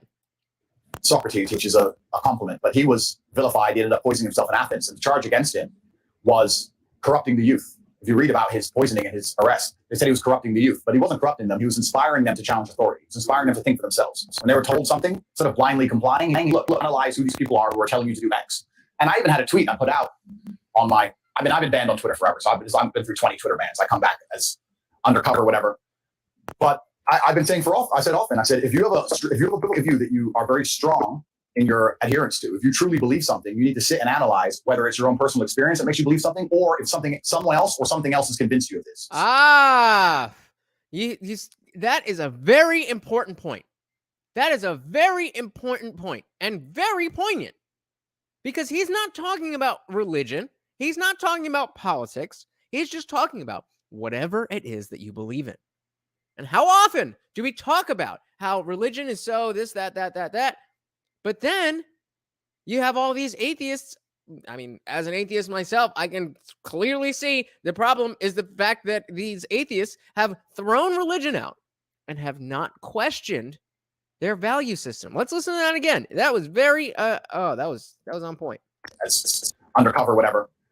But I've been saying I said, if you have a point of view that you are very strong in your adherence to, if you have a point of view that you are strongly adhered to, believe something, you need to sit and analyze whether it's your own personal experience that makes you believe something, or if someone else or something else has convinced you of this.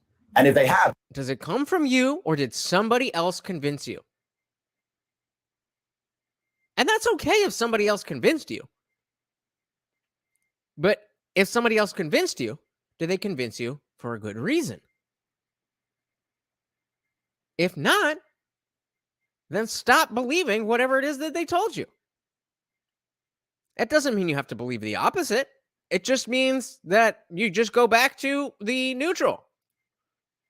You need to then once again yes, I did. Thank you very much. Analyze that point of view and analyze who these people are and what they want from you. Do they truly want the best of you? If the news convinces you of something to the point where you're going to argue with your own family members at a dinner table, does the news really care about you more than your family? This is a genuine question. You need to analyze every belief you hold, where it came from, and then analyze what their intentions are. And if you start to do that, you look at something like COVID, for example, it's an easy one. You look at all the bullshit they were saying, and you sit here, no, wait, these people don't care about me. If I had diabetes or I needed insulin, or if I had cancer, or if I got in a car crash, anything, they'd be hitting me with medical bills I could never possibly afford. They'd let me die. But they are insisting I take this shot for free on repeat. This doesn't make sense. And when you encourage people to think for themselves, especially the youth, that's what Socrates got accused of. He's corrupting the youth. And to be honest with you, a huge portion of my fan base were 18 to 23, 24-year-old males. When you have the youth, the masculine youth of the world, thinking for themselves, that's pretty scary to authority. Because it's the masculine youth of the world that is, one, the revolutionaries, and two, also, that's the backbone of the slave force. Good for you, brother. Good for you. I'm still just doing 10. I'm a little bit. It's a little bit gay, but I just feel like if I start to, I'm good with the 10, and if I do more, I'm gonna mess it up. So, but I know I need to up it. We've hit the 1 month mark, and I did it. But that's the next thing. Whenever you have a goal and you meet that goal, you have to make sure that you're going on to the next goal. And I am failing in that. So we're gonna bump it up to 20. I'll bump it up to 20. Why not? What's the date? Today is the 14th. So starting the 15th, 20 day. If you need people to go die in a ditch in Afghanistan, you need them. If you need people to work bullshit jobs in a coal mine with no health care, you need them. If you need people to blindly comply to bullshit, you need them more than anybody. More than you need the feminists and the liberals. You need the real men to go out there and comply with the bullshit, to live a shitty existence, to purport and prop up a system. The warrior class. The warrior class, right? And if enough of these men stand in one place and say, this is enough, that's when a revolution happens. Mm-hmm. So this is the most dangerous group of the demographic that the Matrix and the people are trying to control, and they have to have a narrative over. And that's why they're trying to weaken them in every regard. And when I'm sitting there saying, don't listen to the bullshit, become physically strong, think for yourself, prioritize your brotherhood above what the fucking Matrix is telling you, do not blindly comply, resist the slave mind, all these things I'm saying, they just sat there one day and said, wait, the most popular person on the planet is saying, don't listen to our bullshit. Delete. And this is exactly, what Tate is talking about. Lil Toes helping me out. Me giving props to Lil Toes, helping each other out, being bros. That's all it is. There's nothing else stopping me from there's nothing else stopping me from turning these noodles into anything else. But for whatever reason, I need to help some friends, and luckily, I've got it. Yes, I don't think I have an issue with somebody coming after my name, saying whatever they want to say. It's going to happen. That's a part of the game. The bigger you get, the louder you get. That's whether it's in business, theology, church, military, social media, you're going to have that happen. And Hollywood's going to happen to you. Guys, can I get one more like on the video, please? Just one more. Please, please, please. Thank you so much. That really helps to get in the algorithm, get some more people in here. We'll have a party. The concern is when we can't have debates. Right. There's nothing more powerful than you and I having a debate. You know, vaccine. In our family, we sat down, we had the conversation about vaccine. My dad's a conservative, 80 years old. He says, I'm going to take the vaccine, and I'm going to take the second shot, and I'm going to take a booster, and I'm going to take another booster. He went through all the boosters, right? I'm just kidding. And he says, but I'm doing it because of my age. I'm like, go for it. And my nanny, I'm going to do this. I'm taking this. Go for it. And that was a point of contention when I was talking about it with my parents, as if you know, that I was telling my parents, who are you know, my mom's in her late 60s, my dad just turned 70, as if I was telling them not to get the jab. No, I was just saying I don't want to take it. Why is it that I can't say, you do what's right for you and I'll do what's right for me? Why does it, I'm going to do what's right for me and you also have to do what I feel like is right for me? Huh? Lito says, so pretty much he's saying us non-top Gs are pretty much slaves, pretty much. Well, when you say pretty much, then yeah. No, I'm just kidding. But I mean, maybe he's saying it if you want to, if you take this whole Matrix thing as far as he does, maybe, but you don't necessarily need, I mean, it's just an analogy. And if you haven't seen the movie, it makes a lot of sense why you're not really sure where that fits in. I don't know if you're joking about that, but I don't know if you're joking about that, but definitely watch that conversation, and then we made a decision what people wanted to do. Nothing wrong with that, but to not allow that discourse to take place is a challenge. To be fair, I went on there and I asked our research team, I said, guys, tell me everything Tate said that's pissed people off. Okay, I want to read some of this stuff. Sure. And, you know, some of it's rubbed some people the wrong way and some of it's offended certain people, but these are some of the things that you've said. He's about to read it out like Chris Hansen. And did you say you want to slobber all over her? In the past before. You said, it's been proven that the smartest people in the world are men. Okay, correct. I think you had that with Barstool Sports, and when they came out with the Portnoy and the highest IQ, and then later on, it was proven that most of the IQ was more men than it was women. Absolutely. Next, I will not administer CPR until you're unless you're a hot female. Yeah. So, I will not administer CPR unless you're a hot female. That's just funny. That's just funny. If you're offended by that, you have issues. That is funny. I don't know if he's joking or not, but that is funny. Let's tell us what happened and what happens when so many people see through the Matrix. What do you mean? Then we can start doing better instead of just following this grand plan that's marching all of our lives off a cliff. We can start living for ourselves. And there is no, the whole point is that there's no one right answer for everybody on how to live. The whole point is that we're individuals and we should have the freedom to live however we see fit. That's the point. Leave me the fuck alone and let me decide what's right for me. Leave me the fuck alone and let me decide what's right for me. As long as I'm not hurting anybody, leave me the fuck alone. So what's actually interesting is, and this is what's really, really important because it becomes a broader argument than just me and what's happened to me. And I want to make something clear to the social media companies also as a whole. A lot of the things I said were in longer format video on YouTube 3-4 years ago. And the way that social media is being produced and also digested has changed significantly in the last year. It's all TikTok, it's all YouTube shorts, it's all Instagram stories. TikTok in real time has destroyed the attention span of billions of people. Have you ever watched somebody on TikTok? How long do they give a video before they get bored? How long? Well, second and a half. Watch someone. Next time you see 2 someone, seconds. Boring. Yeah. Boring. Like your attention span is gone. You can no longer focus on the real world. You can't focus on anything. ADHD is being developed in real time from these apps, right? So the idea of me producing a 7-8 minute video like I used to, and people consuming all of it and understanding the context is gone. They'll take few seconds, like me saying I wouldn't administer CPR to a man, for example. And it was actually satire, of course. It's a joke. I talk at length about how told ya. That's the part. That's the whole point. It's a joke. But they take that one part, they put it on TikTok, boom, boom, boom. They add some editing, they remove the tonality, they make it interesting and funny, and it goes viral. That's fine.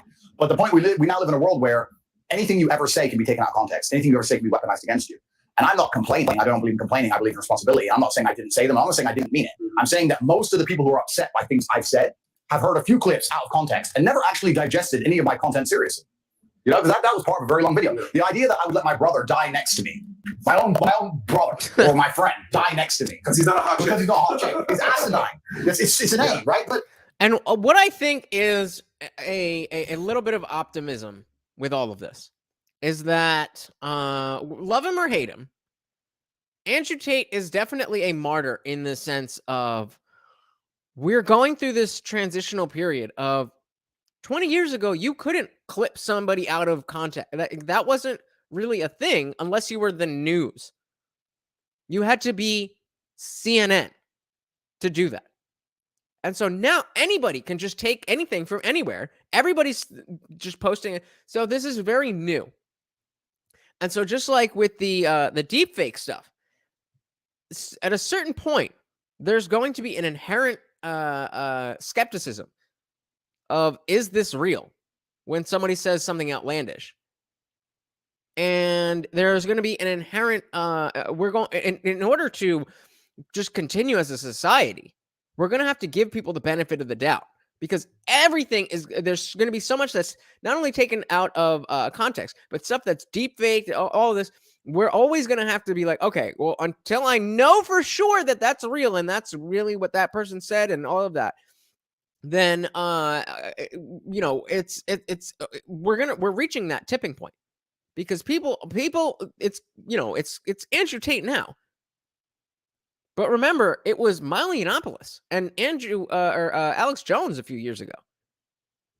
It's getting closer and closer and closer and closer to just normal people. I mean, I don't know if that's a great thing. Maybe find some other sources for history specifically, but he's not lying. He's not lying. It's stupid to even believe it. But if you watch the whole video at length, that makes sense. But if you only see that, then it doesn't make sense. You know what's crazy though?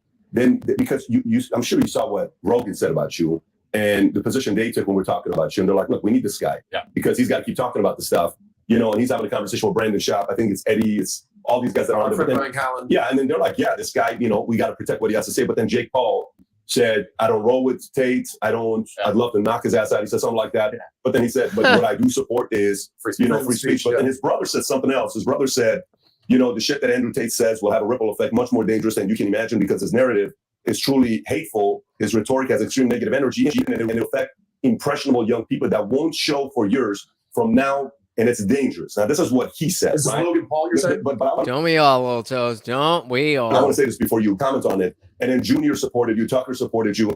I think the guys that like debate and comedians, people who appreciate humor, can understand that some of the stuff you're saying is funny as hell.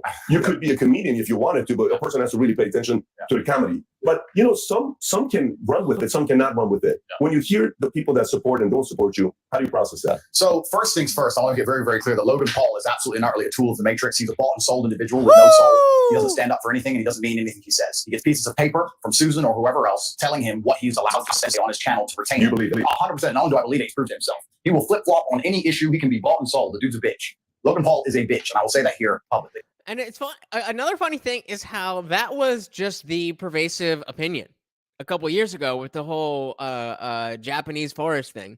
Everybody just like, oh, Logan Paul, what a loser, just some guy in a Pokemon hat doing this, that, and then both the Paul brothers kind of got a little bit of legitimacy, a little bit of street cred. It's Logan Paul is a tool and he's part of the establishment. No shit. They will do anything for $1. They will do anything.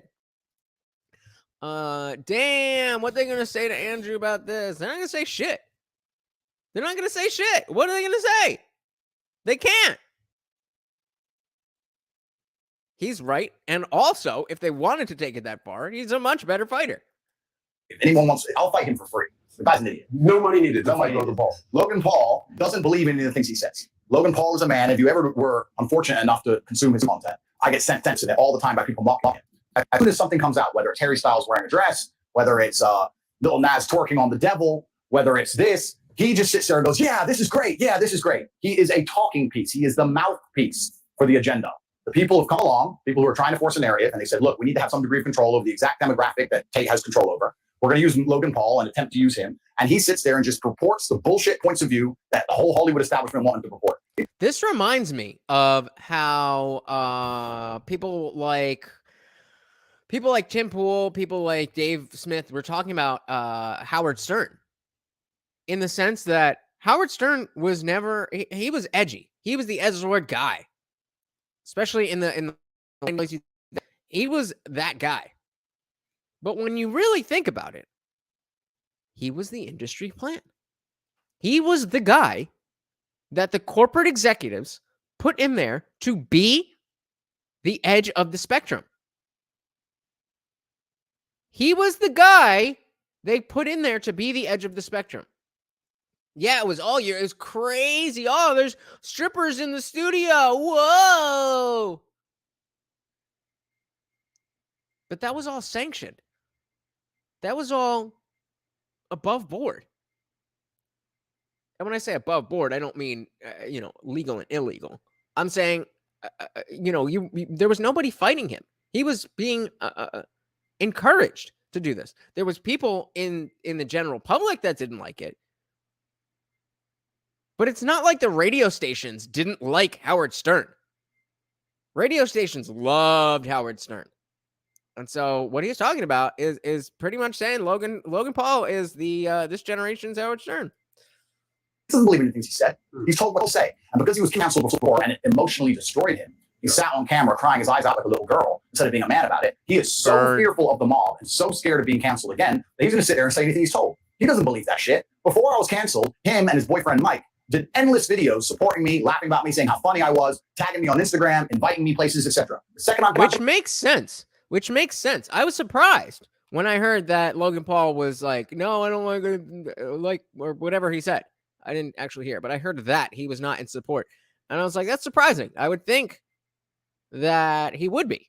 But the way that Tate's explaining it makes a lot of sense. Canceled, they flip reverse it and shit themselves because they don't want to get canceled too. They are children. That's all they are. So Logan Paul's a bitch. That's the first thing about Logan Paul. And what's actually been interesting about this whole cancellation thing is it hasn't negatively affected me in any serious way because I've been saying on podcasts for years, I know a cancellation is coming. I knew it was coming. I knew that as I got more popular and more powerful to a degree that it was going to come.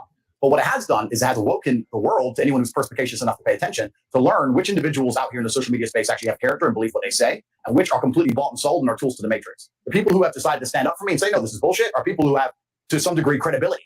This is people who say what they truly believe.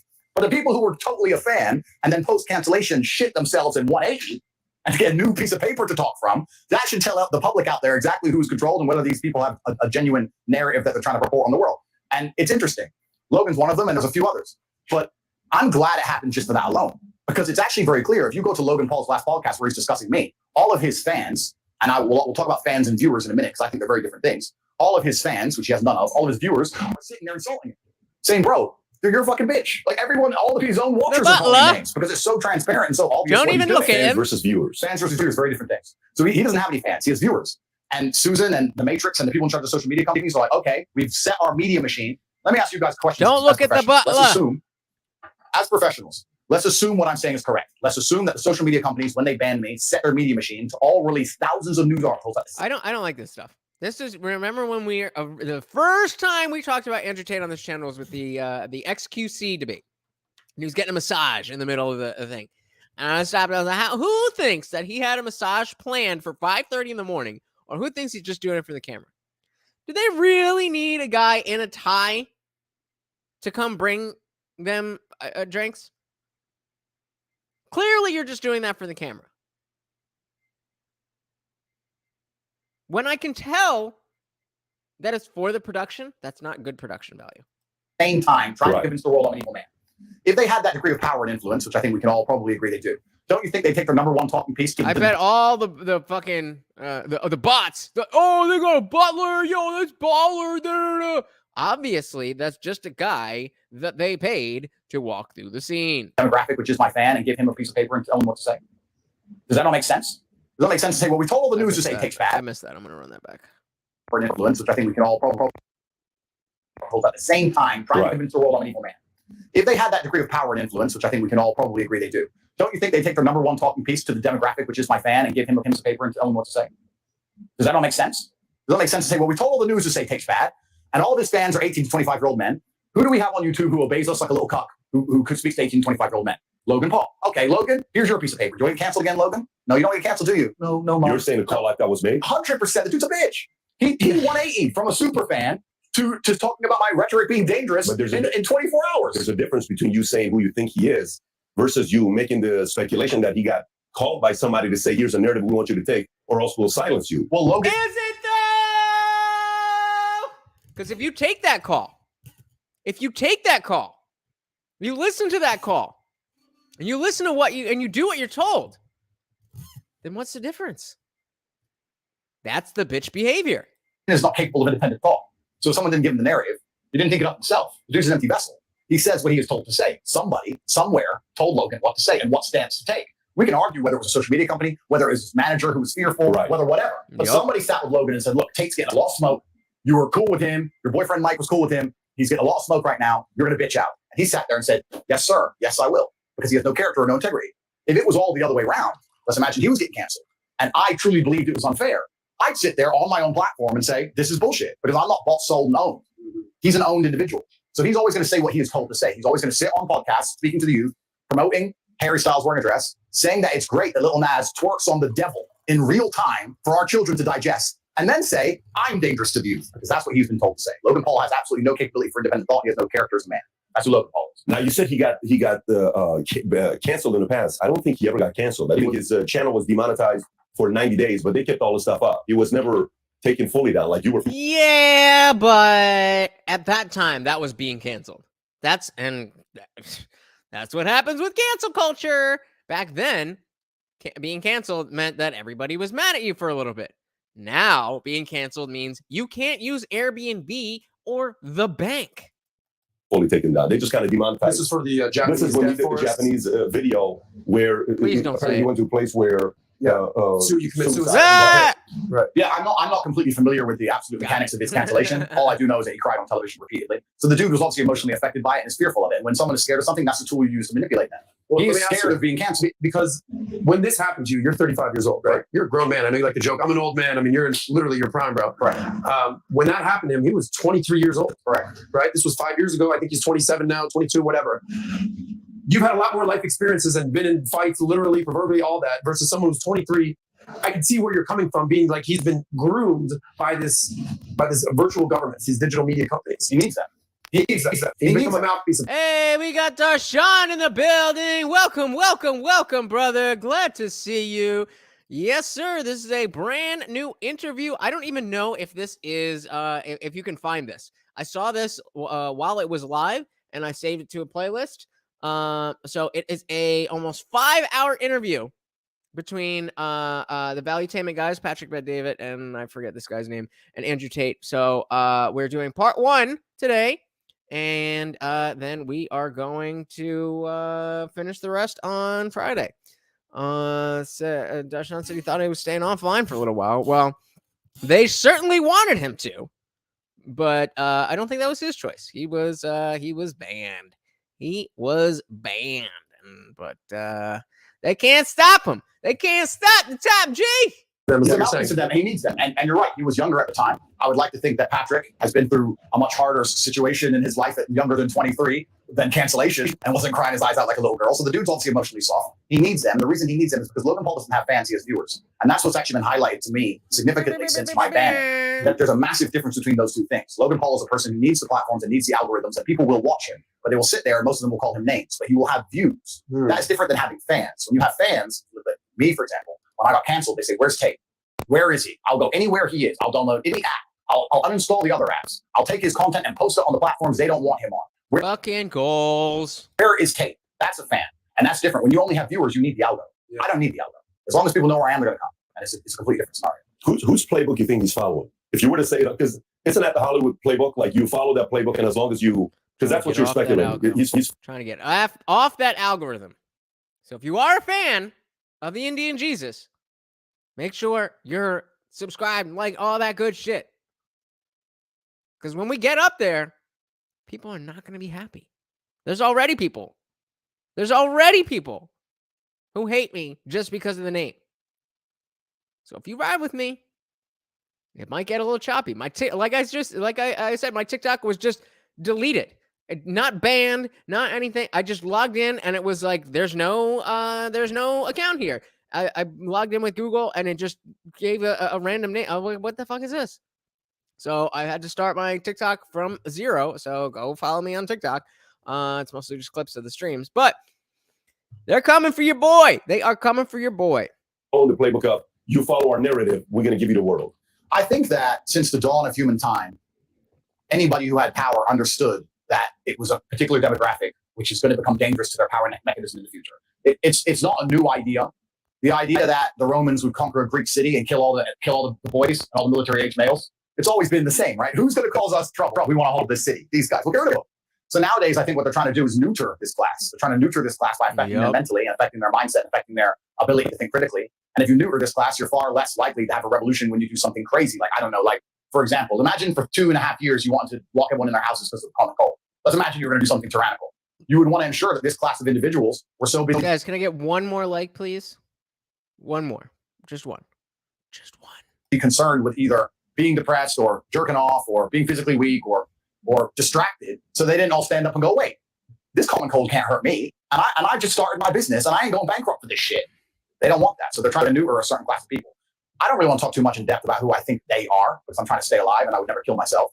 But it's certainly happening. I think anybody with a brain can see the narrative is out there, and the narrative is being reported and accelerated by all mainstream media channels. Again, something else that a few years ago would have sounded like complete conspiracy theory talk. Hand the tinfoil hat.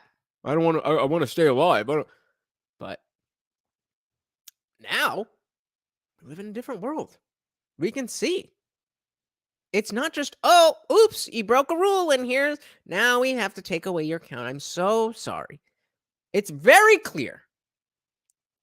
Again, whether you like him or not, it's very clear that this is a concerted effort and this is a concerted attack on this man being able to speak his piece. Conspiracy gone reality. And people who are allowed to have a platform, such as Logan Paul, have sold their soul, cut their dicks off, and they sat there and say, yes, I will say what you tell me to say. Please don't cancel me. I am a fearful individual. The dude is a punk. And if he ever meets me in the cage, destroy him in real time for free. And he knows that. What about the brother? Well, Jake, this is the interesting thing about those two, because me and my brother have become the most famous brothers on the planet. So there's also a degree of jealousy involved. I was just going to ask that. You get the Tate Bros and the Paul brothers, and it's like this balance of power that's being shifted, and this completely sort of this dance that's happening. It's interesting, right? Because you had the Disney brothers, the Disney brothers, who gained a bunch of power and notoriety, and they were the most famous brothers on the planet, and they've now been usurped by my brother and I, who come from a very unfortunate background, grew up in the streets, and did everything ourselves. And obviously, the youth of the world today have an affinity and feel a synergy with us that they don't feel with the Disney brothers, because the Disney brothers had a very easy, privileged life. You know, they grew up relatively easily and privileged. You get a Disney contract, then you become a YouTuber. You never really know struggle. I mean, you've had it pretty good. So there's a degree of jealousy involved. Jake at least stood up for free speech. Jake has said some negative comments about me. I've said a few negative things about him, but I have nothing personal against Jake. And also, I find it interesting that Jake and Logan are not even that close. They may pretend to be. Obviously, they're brothers. But Jake and KSI have beef. They're literally trying to hurt each other. Logan is KSI's best friend. When you ask Logan, who would he choose between KSI and his brother in a boxing match, he's like, oh, I don't know, man. He can't even choose his own flesh and blood over some fucking dude he met. That's more, interfamily dynamics. Like, if, I'm not that close with my brother or my sister.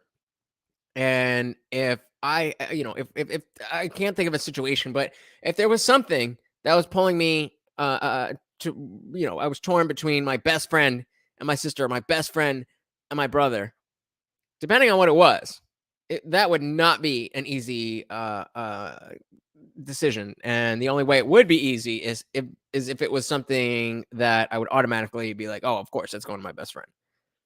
So I get it, because him and Andrew and his brother are like that, but shit happens. And especially when both of them have been public personas since they were literal children. I mean, I'm going to throw that point away. It's their whole relationship is weird. If you insult my brother or you have any kind of... How wouldn't it be? They've, like I just said, they've been public personalities since they were literal children. How would it not be weird? With my brother, you have a problem with me. That's on site permanent. Like me and my brother are like this, but they're not like that. They have this weird. So that's something that you should be happy about. That's something that you should be grateful for. Instead of looking to other people and be like, oh, you're not as good as me. You don't know what they've been through. And especially because you're saying that they haven't been through the same types of trials and tribulations that you and your brother have, that type of stuff creates bonding. So it kind of makes sense, doesn't it? Relationship, and they slept with each other's girlfriends and a bunch of weird shit. So I don't know what's going on with them guys. Yeah, I did say thank God Andrew Tate got banned. Go ahead, you were saying something. I mean, we're talking about the Tate brothers, right, and the Paul brothers, arguably the two most famous set of brothers in the world.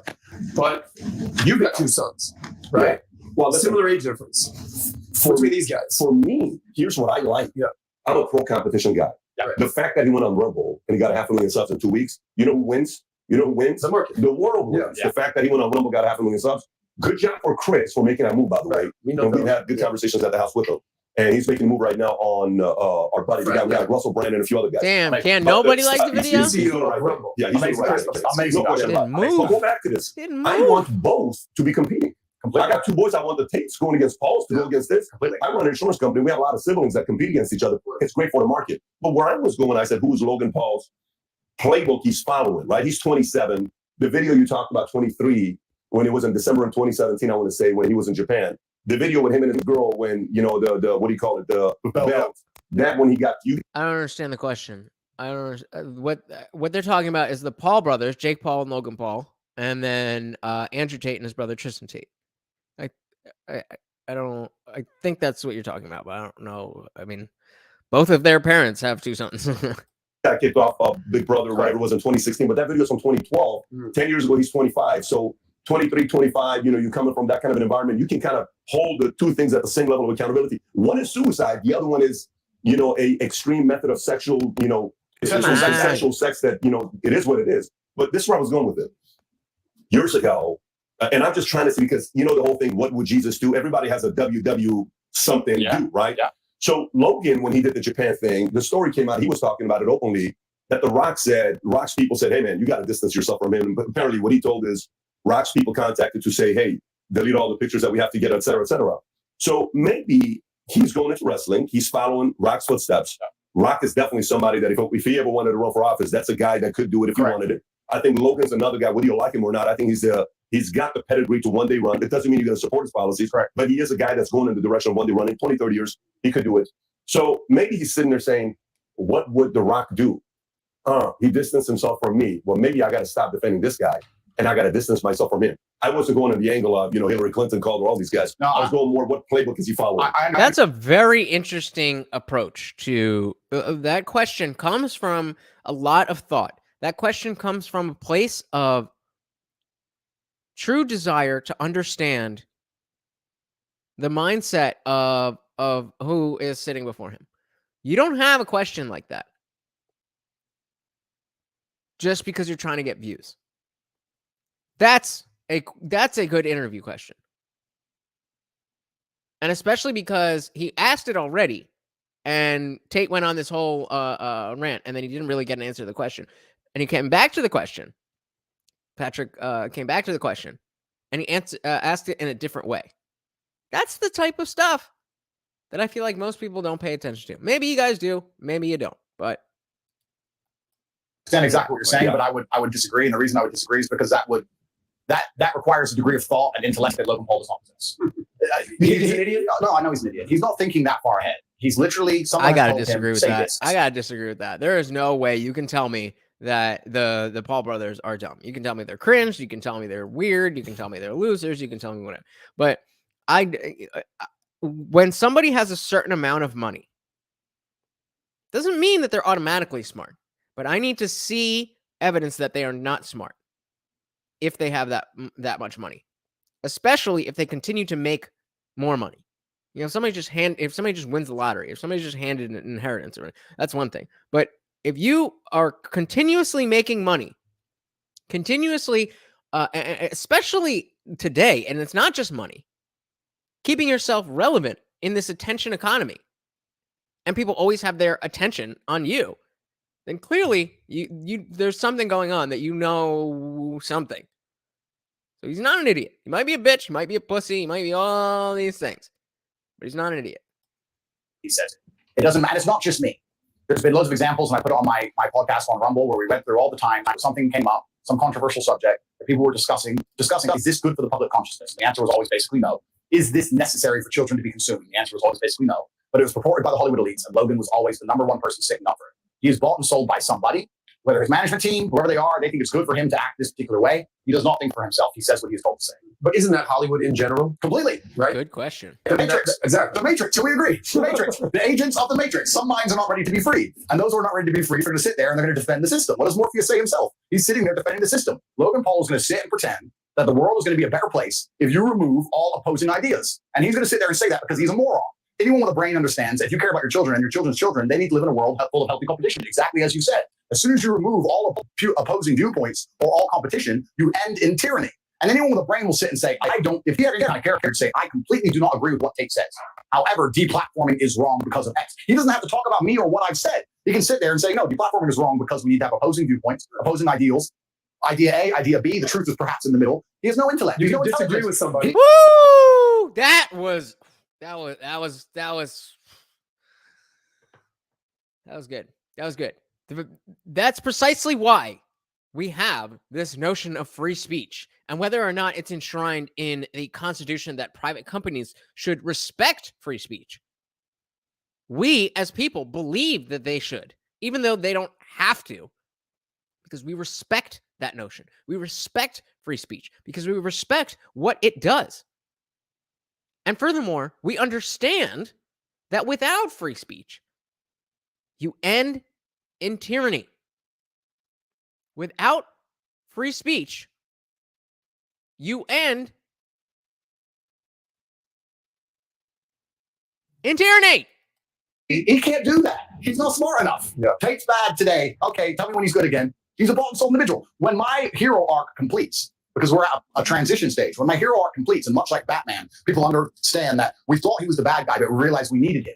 And when I come back to save Gotham and the hero arc completes, you'll see him and his little boyfriend back on Instagram saying, Tate's funny, and swap again, because it's allowed. That's all he is. He's That's a prediction for him. So that, as he just said, that's a prediction, and something that always allows me to give respect to somebody is accurate predictions. If you can make accurate predictions about society, politics, things at large like that, the only way that you can do, maybe you can just guess and do it once. But if two things that you say are going to happen in the future, if those things come true, you've got my ear. Doesn't mean I love you. Doesn't mean, I'm going to follow everything you say, but you've got my ear. If you say two things that you could not possibly have known and are not just like, oh, the sun's going to come, actually making real predictions.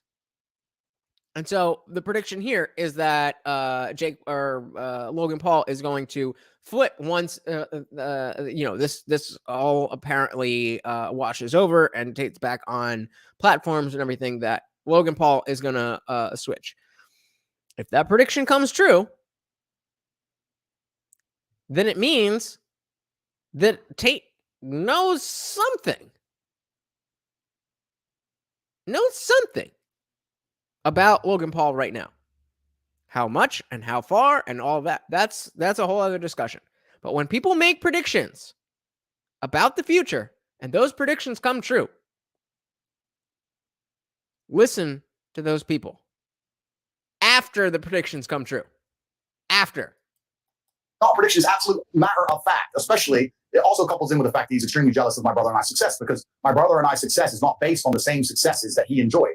His success is based on being a clown. That's why he has viewers. He puts on a Pokemon suit and he jumps around like a clown. He doesn't sit there and give ideas or say things that make people think to the point where they genuinely resonate with your mindset. He's not intelligent enough for that. He's a performing clown as opposed to a philosopher. So they're different opposite things, and he knows that, and it upsets him. He can't sit in front of a camera by himself and say words that are going to inspire the crowds of any city in the world to shout your name. And that's not to say that, that's not what Logan Paul does. And maybe when you were 19 years old, it wasn't cool to just sit in front of a camera and give your thoughts. But now you're growing up. Now you're a man. Now you're encroaching 30 years old. And you do have thoughts. And you do want people to care about what you have to say. But do they? Do they care? Do you have fans or do you have viewers? Walk through Madrid right now, there would be young people shouting my name. Top G, top G. That's because of what I say. He puts on a Pokemon suit and does a dance. He's an entertainer. He's not a thinker. Did we just have that conversation yesterday? They're different things. Right. And this is sort of to your credit. We were having this conversation because we knew we'd have this sort of dialogue. And he said, Pat was asking me, Adam, what do you think? I said, you got to understand something about my perspective on Tate is 95% of what I've seen about Tate is camera to the face, him talking and spitting game. Right. When you're talking about what is that fucking white noise? Paul Brothers, it's fighting, dancing, all sorts of whatever. I've never seen you can pay for a goddamn butler. But you can't pay for good sound. You can pay for a butler, but not good sound. Get an editor. Get rid of these. Is it just me? Do you guys not hear that? Every time there's a break. And then it's like, come on. In the rate. No. I've seen your accolades, highlights, but I've never seen that. Yeah. So people know your rhetoric. They know what you're saying. And whether they agree or disagree, you're known for what's coming out of your mouth versus they're known for antics. And that's the difference between a fan and a viewer. That's what goes back to it goes back to the initial point. He has viewers because he's a clown. Clowns can have viewers. That's fine. And you need an algorithm and you need a platform for that. But if you have genuine fans like I do, they ban me. People are like, type an F in the chat if you're a fan of the IndianJesus. Please feed my ego. Like, to this day, where is Tate? And they will go anywhere I am. Anywhere I am, they will come because they don't believe they can find my rhetoric or my ideas somewhere else. If you ban Logan Paul, they can find another moron to jump around in front of a camera for you. They can promote someone else inside of their algo and steal his entire audience inside of a week. He can disappear and they can replace him. He knows that. That's why he says what he's supposed to say. If I stop being the performing clown, the new performing clown comes, the algo favors him, they put him up there, and he does a stupid dance, and he gets all my viewers. I'm a completely different kettle of fish. Different story. That was a great perspective of entertainer versus thinker, right? I mean, when you talk about, let's just say there's a dialogue about Joe Rogan, what are you talking about? So the other day Joe had his guest on, and you know what this person, and Joe said this, you're having a dialogue with another person. But if you talk about, the other day, man, Logan did this one video, it's hilarious. So that's where he's going is one is creating dialogue, the other one is creating entertainment. I can see that. And by the way, one thing, the day you got banned, we wrote up a story and we posted it on Twitter. And I said, so this guy's a threat to society, the way they're presenting it, right?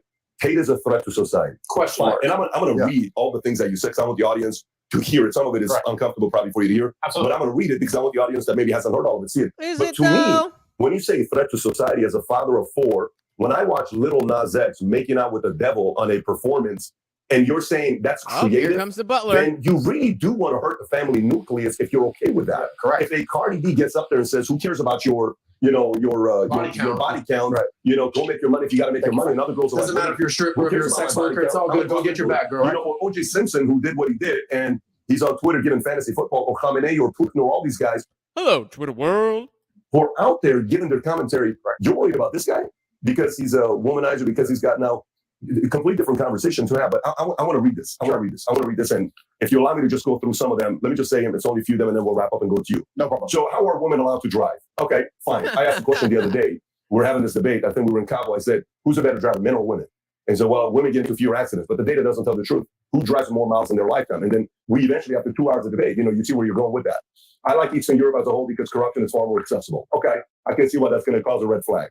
You can't be responsible for something that doesn't listen to you. You can't be responsible for a dog if it doesn't obey you, a child or a woman. Okay, that's going to piss off women. Men who constantly give into mental health problems can't compete with other men who don't. I'm depressed. I can't go to the gym. You said that's why you got to go to the gym so you're not depressed. Right. Read the Bible. Every single man had multiple wives. Not a single woman had multiple husbands. It's against the will of God. It's disgusting. Okay. Sexual harassment is a disgusting and inexcusable. However, man looking at you or whistling at you or asking your name isn't harassment. Women have been exchanging sex for opportunity for a long time. Some did this, weren't abused. If you put yourself in a position to be raped, you must bear some responsibility. That's going to piss a lot of people off when you say that. Completely. I understand. And I would actually, if we have time, I would like to explain all of these. When I'm done, you can rebut. Is he wrong, though? Well, because I mean every single one of them. If you want to reach me, I'm on Minix. Minix is a new app. It's fantastic. It allows me to interact directly with people. I get a lot of messages on email, a lot of DMs and those kind of things. But the people who are serious and want to have serious conversations and grow from them, whether it's a business opportunity or personal experience, etc., I'm on Minix, and I can't wait to interact with the serious individuals of the world. So I would like to. Fantastic. Why would you be with a woman who's not a virgin anyway? She's a used good secondhand. I mean, that's Okay. 99.9%. Read the Bible. Every single man had multiple wives. Not a single woman had multiple husbands. Yep. It's against the will of God. It's disgusting. Okay. It's easier to get off on rape charges in Romania. Okay. That was taken out. Yeah. Of course it was. You went a little deeper, Yikes. but again, you can give your position. Anyways, there's a bunch of other things that I can go on, that I can go through. So I read those comments. And here's what I'll say when I read those comments. I have 2 sons. I have 2 daughters. When I post stuff about you, and they'll say, how dare you, who's a father married with 4 kids, would you want a girl, your daughter, to go through this? And I said, first of all, I get judged on how I raised my kids for 18 years. Yeah. Your brother now has a daughter, so you got a niece. So your emotional attachment of your fear, paranoia for having, if somebody touches that girl, I know your wiring is, you guys are going to be in a complete different place. Absolutely. And God's got a funny way of giving daughters to men that, you know what I'm saying? So, or nieces. But when you hear these things and people say, well, dude, that's just not cool. And let me just point out. I don't know the science behind it, but I think it has something to do with testosterone levels or something like that. Where like he said, there's a trend where the more masculine type dudes tend to have girls for children. But what did he say? God has a funny way of giving girls like little things. You can't say that. We're about this. We're about that. We're about this. What do you say to the people who hear this stuff and they say, dude, this guy's out of his mind? I will tell them. I will say that they are a product of the modern world where sensationalism gets clicks, where nobody has an attention span, and where they've taken long format content, completely removed all context, and they're now watching something they don't completely understand, along with groupthink, along with group psychology. Hey, we got indie film in the building. And at least he's got a shirt on and a jacket. Look at that. Welcome, brother. Glad to see you. Just along with the idea that it's cool to hate Andrew Tate, they're now saying that I'm the worst man in the world. I can explain each and every one of these sentences, and with explanation, people will understand that I'm not some evil psycho. There's endless videos on TikTok of people going up to women on the street going, what do you think of Andrew Tate? And half of them actually say, we love Andrew Tate. I'd love to date a man like Andrew Tate. He's the kind of guy I like. The girls will say, I hate him. They say, why? He says, he talks bad about women. And then they say, what does he say bad? Every single one of them goes, I can't remember. They were told to believe it. Like they're told to wear the mask. They don't even know. They're NPCs. You know what's unfortunate about the world? What's NPCs? No, NPCs, like a video game. You ever played a video game, a non-playable character, where you're like running around in an RPG and there's some character there who just repeats the same line over and over again? They're NPCs. You know what's unfortunate about the way the world is? Maths and statistics insist there's no way this can be broken. Unfortunately, half of the population are more stupid than average. That's the truth. There are a bunch of dumb people out there who just literally repeat what they're told. Take daters for women. Take daters for women. Why? Don't know why. Well, why anything? Tate, I'll just take your word for it. Yeah, I don't even fucking know. If you don't mind, I'd like to go through each of these one by one. If you remind me of the first one, I'll explain it. So you have the CPR you already addressed. Yep. Drive. So corruption in Romania. So let's do one by one. What's the first one? Corruption. Go to corruption or drive it. Corruption. So let's talk about, I said corruption is far more accessible in Eastern Europe. The reason I said that is because firstly, I live in Romania, which is a beautiful country full of beautiful people. I was living there and people often say to me, why do you live in a corrupt country? And my argument was, every country's corrupt. If you think America is not corrupt, you are living in a bubble. Dave Smith was literally just talking about this on Timcast.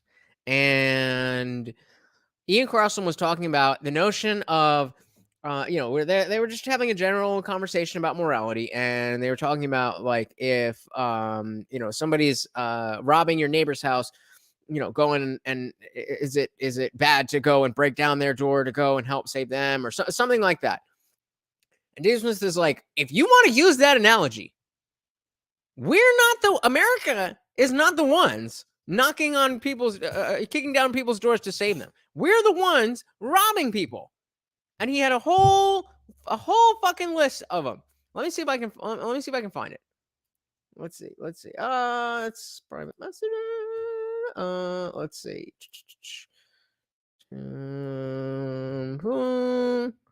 It was right near the top. Was it not him? Oh, does Timcast have its own thing? There we go. All right.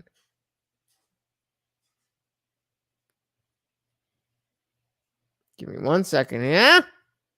1 second. Yeah. It might be this one or this one. On the doors of other neighbors, then you're like, are we just going to sit here? Like, at what point do we get involved in And okay, so then, but then at the same time, man, if you're going to use this analogy, then when do people start checking America? I love how we always just imagine ourselves as the ones, right? Like we're the ones who are stopping other people from breaking down the doors. Like who's broken down more doors? Do you listen, man? Between the war in Iraq and the war in Afghanistan and the war in Yemen and the war in Syria and the war in Somalia and the drone campaign in Pakistan and the war in Yemen, what do you think the total death count is?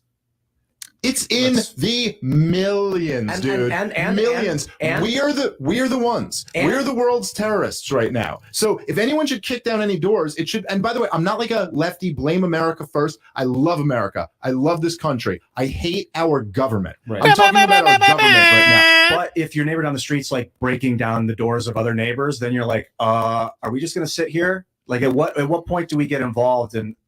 Okay. So I just wanted to throw that in. But if your neighbor down the street's like, and I think it was a very relevant point, and this is completely in line with what Tate is saying, as if America is this again. America is amazing. When I saw that post from Timcast, I reposted it with the quote, love your country, hate your government. Because that's what I do. I absolutely love this country. But God, do I hate this government. So, directly in line with what our boy here is talking about. Let's back it up a tiny little bit. Said that is because firstly, I live in Romania, which is a beautiful country full of beautiful people. I was living there and people often say to me, why do you live in a corrupt country? And my argument was, every country's corrupt. If you think America is not corrupt, you are living in a bubble. The world is corrupt. England's corrupt. They're all corrupt. The EU is corrupt. Russia's corrupt. Every country's corrupt. I would rather live in a corrupt country, considering that they're all corrupt, with corruption that's more accessible to myself, than in a country where they're going to pretend there's law and order unless you reach a certain level, and then you can access the corruption. I'll give you a very simple example. If you are, let's say, the husband of the senator. Hey, example, we got a puppy stream. We got a puppy stream. Hi, I'm Morty. Give me a like because I'm so cute. I don't know. Just fucking like the video. Just make this up. Hypothetical. This would never happen. This would never happen. Yeah, for sure. Like this kind of stuff doesn't America, the happen. greatest country in the world. There's no way that husbands of senators don't drink. They don't just do what? Well, let's imagine you did, right? In America, you get off with it scot-free. But if you're a single mother or you're a single parent and you're out there working a minimum wage job and you're trying your very, very hardest and you have kids to raise and you get a DUI, you're fucked.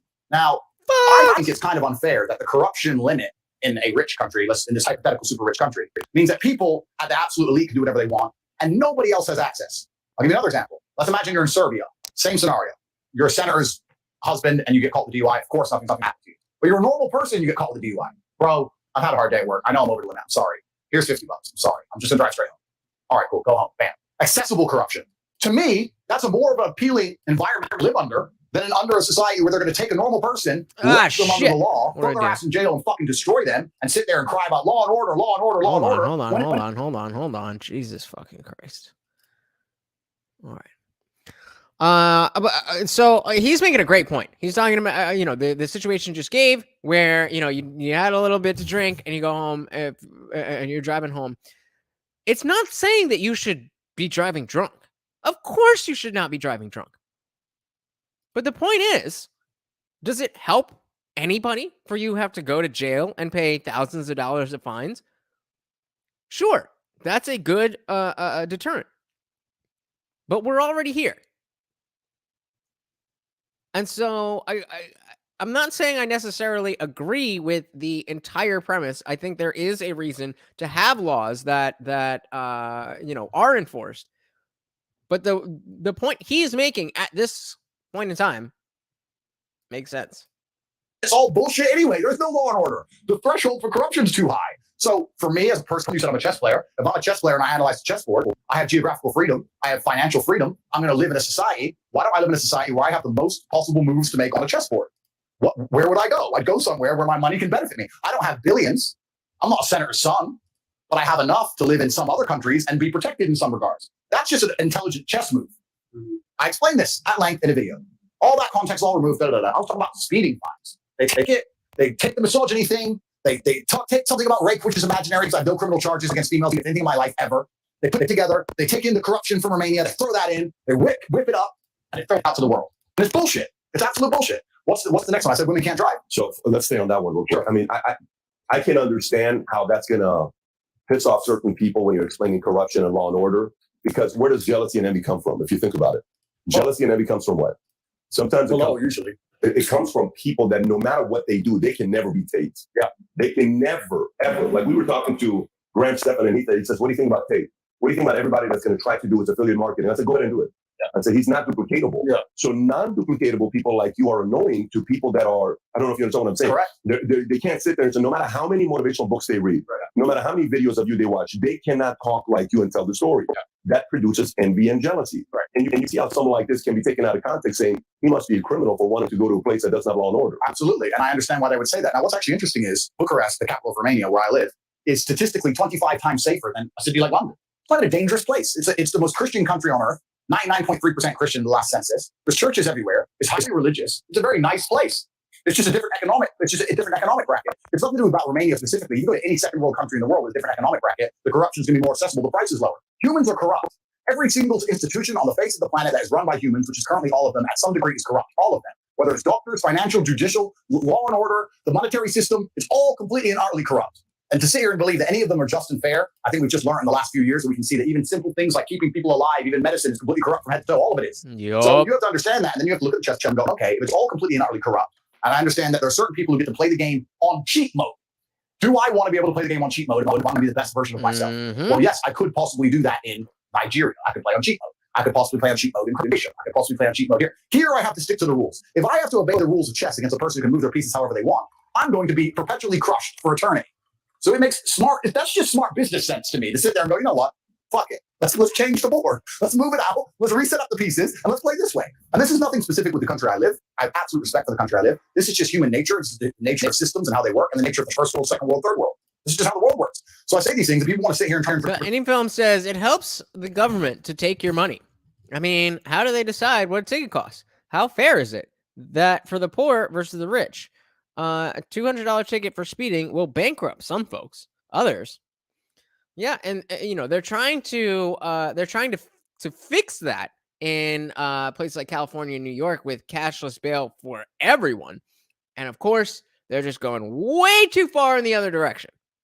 I absolutely agree that you shouldn't have to whether you are in jail or whether you get punished shouldn't be based on how much money you have, but also if you beat somebody over the head with a bat, maybe you need to spend the night in jail. Maybe put a little bit of bond on that. I don't know, but I definitely agree. It's they always go too far in the other direction. It's like, yeah, we are keeping people in jail because they're too poor. Okay, let's just let everybody out of jail. We have people. There's I mean, easily you can find people who've committed like 4 and 5 felonies in the same year or in the same month. I mean, in the same month. Is that better? I don't know that it is. Especially when you pair it with the change in shoplifting laws. It's big cities are a shit show right now. And they mix it up. They take that mix it up with some girl shit and try and pretend I'm not talking about basic things like speeding fines. That's really what I'm talking about. And we can have a long, detailed argument about how corrupt America is. But I like to think most people with a brain understand the kind of shit that's going down in America. So America is absolutely corrupt as well. It's just a corrupt world. When's the last time you lived in the States? I left when I was a child. So you haven't lived in the States in decades? Never. Wow. But you go back quite frequently. That might come to an end. That might come to an end. Maybe Miami. But yeah. use an analogy to kind of set you up for this. Use an analogy with Pomp whenever you did that interview. You said, listen, if you 2 basketball teams, you play a pickup game for $10,000, no referees, no judges, no nothing, just go for it, guys. Do you think there'd be any cheating going on? Fuck yeah. Yeah, of course. Yeah. So now what was the analogy, the metaphor that you made for government and systems? So I said, if you accept that in a basic pickup game of basketball for $10,000 without referees and judges, humans are going to naturally avert to cheating to make sure they win. Do you think the people who are in charge of the world, for the power and control of the entire populace and all of its resources, are not going to consider cheating to win? You think it's going to cross their mind to just go, you know what, let's just change this little bit. I was thinking. You're going to sit there and believe, no, it's fair? Nothing is fair. Nothing has ever been fair. If you've lived a life of genuine hard. Facts, indie film. So if the fine is designed if the fine is designed to deter people from violating the law, then it only deters the poor. Truth is, it's just a backdoor taxation. I heard a joke. It's kind of not even really a joke. Of there's this rich guy, and he would just park wherever, and he'd look at the no parking sign would go here, and he would just park there, and his friend was with him. And he's like, whoa, you can't park there. He's like, what are you talking about? Yes, I can. So you're gonna get a ticket. Like, no, that's just the price of parking. That's how rich people think. The first thing you will learn is that nothing is ever fair. I've never seen a fair fight on the street. I've never seen a fair relationship. I've never seen a fucking person lose his girlfriend or lose their husband fairly. I've never seen a fair incident on a fucking road where someone gets crushed by a truck. The world is a very unfair place. And humans come along and we purport this idea, don't worry, if we're in charge, we'll make it fair. It's bullshit. Bullshit. Nothing is ever fair. And the human inclination is to win, as it should be. And the more powerful you are and the higher the stakes, the higher your inclination to win, as it should be. This is human nature. You wouldn't be able to put yourself in a position of power if you thought any other way. So if you're going to sit there and accept the basis that we're going to cheat in a basic basketball game, that people cheat in football games, people cheat in poker, and people cheat in all this bullshit, and then say no, but they're not going to cheat to control the world, and you're asinine. It's all a fucking lie. It's all a cheat. It's silly. There's a part of it that somebody, I don't think, I mean, tell me who actually believes the government, everything they do is right, and there isn't corruption in government. What percentage of the populace in any country believes that? Well, I would say about 50. All the people that voted for Biden. That's just a little dig, but boom. It's got to be a very small percentage of On both sides. I think most people, whether side of the political aisle, you understand. That's a good point, too, though. That there's a lot of rhino-type people who really think that the Republican Party is actually, like, the Republican candidates, like your Mitch McConnells, and actually care about your life and how it plays out, as opposed to making money for themselves. It's very clear that nobody who's been in politics for more than, 5 years, doesn't give a flying fuck about anything that happens to you. They only care about keeping their seat and making money. But you have selective hearing where you will typically only see the good on the side you support, and you will typically only see the bad on the side you don't support. But I don't know anybody who doesn't believe there is a level of corruption going on in the government. Well, then you say that, but anyone who ever advocates for more government or more law, whether they believe there's corruption or otherwise, are acting adverse to the truth, right? If you believe an institution is corrupt, and then you say, I want them to have more power. Well, so you have to look at the people who are always advocating for more law. Those people who are advocating for more law or stricter controls, to a degree, are on the side of a corrupt institution. And it's actually very difficult because we need laws. Nobody wants to live in a failed state without law. Of course, humans need laws completely. But this motherfucker's spitting. Dying empires, this was said by somebody more intelligent than me, but I can't remember their name. Dying empires adopt laws like a sick man adopts medicine. And you'll see by some of these countries in the world, especially the first world countries, as things get harder and harder and harder, the government only has one answer to all problems: law. Energy crisis is out of control. You do need law and order, though. You need law. A dying empire. What was it? A dying empire wants laws. This I gotta hear that again. That was beautiful. I see by some of these countries, me, but I can't remember their name. Dying empires adopt laws like a sick man adopts medicine. A dying empire adopts laws like a dying man adopts medicine. Tell me where he's wrong. You'll see by some of these countries in the world, especially the first world countries, as things get harder and harder and harder, the government only has one answer to all problems: law. Energy crisis is out of control. You do need law and order, though. You need law and order. You need Of course law you and do. order. Absolutely you do. But I'm saying that you get to a point where you end up, you wonder how you end up in a tyrannical society. You wonder how you end up in a society where it's so hard for the average person to survive against the law itself. Because when something bad happens inside of a first world nation, the first answer is just create more law. There's an energy crisis, make more law. There's too much crime, make more law. Inflation, make more law. More law, more law, more law. Print more laws, print more laws, print more laws. You end up with a book of law like this, and it can be thrown at anybody at any time. Yeah. And this is what's actually interesting about some societies in the world. I live in a country in Romania, which is one of the poorest countries in Europe. It's a homogenous society that's very poor. The police drive Dacias that can't go more than 65 miles an hour. Underfunded police force. There's no crime. There's not this big, huge book of law. It's just don't kill anybody, don't be an idiot. And just live your life. It's pretty normal. And it's like that in many places in the world. But in other societies and other empires, they're like, no, we need a law for everything. A law about how you use your telephone, a law about how you listen to the radio, a law about how you do bank transfer, a law about this, a law. And to a degree, it ends up sooner on a long enough time frame. If you're going to make new laws every single day into eternity, where are you going to end up? Is that just because... And again, I have to bring it back to the notion of whether you love him or hate him. That really gives a lot of context to the whole notion of living in a country, specifically because of their level of corruption. Can't really use that for shit now, can you? Romania just trusts Judeo-Christian values, and that's just how they abide. I'd like to think it's that innocent, but I think a lot of it is also down to enforcement. I don't think they have the mechanisms to enforce laws, so they don't pass them. Whereas in other nations, they have the mechanism to enforce the law, so they pass them. So, but my point is, if I lived in a nation where they're printing 5,000 new laws a week, I know that's going to end up in tyranny. Regardless, sooner or later, if you're going to make new laws every fucking day, sooner or later it's going to be impossible for you to go outside my house. But that's it. And you end up in a society where that actually literally came true in certain states in America. You couldn't leave your fucking house. That's what happens. And it's a sad state of the world. And I'm not a pessimist in any regard. I'm just trying to analyze the chessboard and be as perspicacious as possible and set myself up in a position. Perspicacious? What the fuck does that mean? Perspicacious. Perspicacious means having a ready insight into the understanding of things. Having a ready insight. Interesting. Interesting. Now, see, guys, if you are not the type of person who is going to stop whatever you're doing to learn what a word means because you don't know what it means, you fucking up. It's little shit like that that separates people like me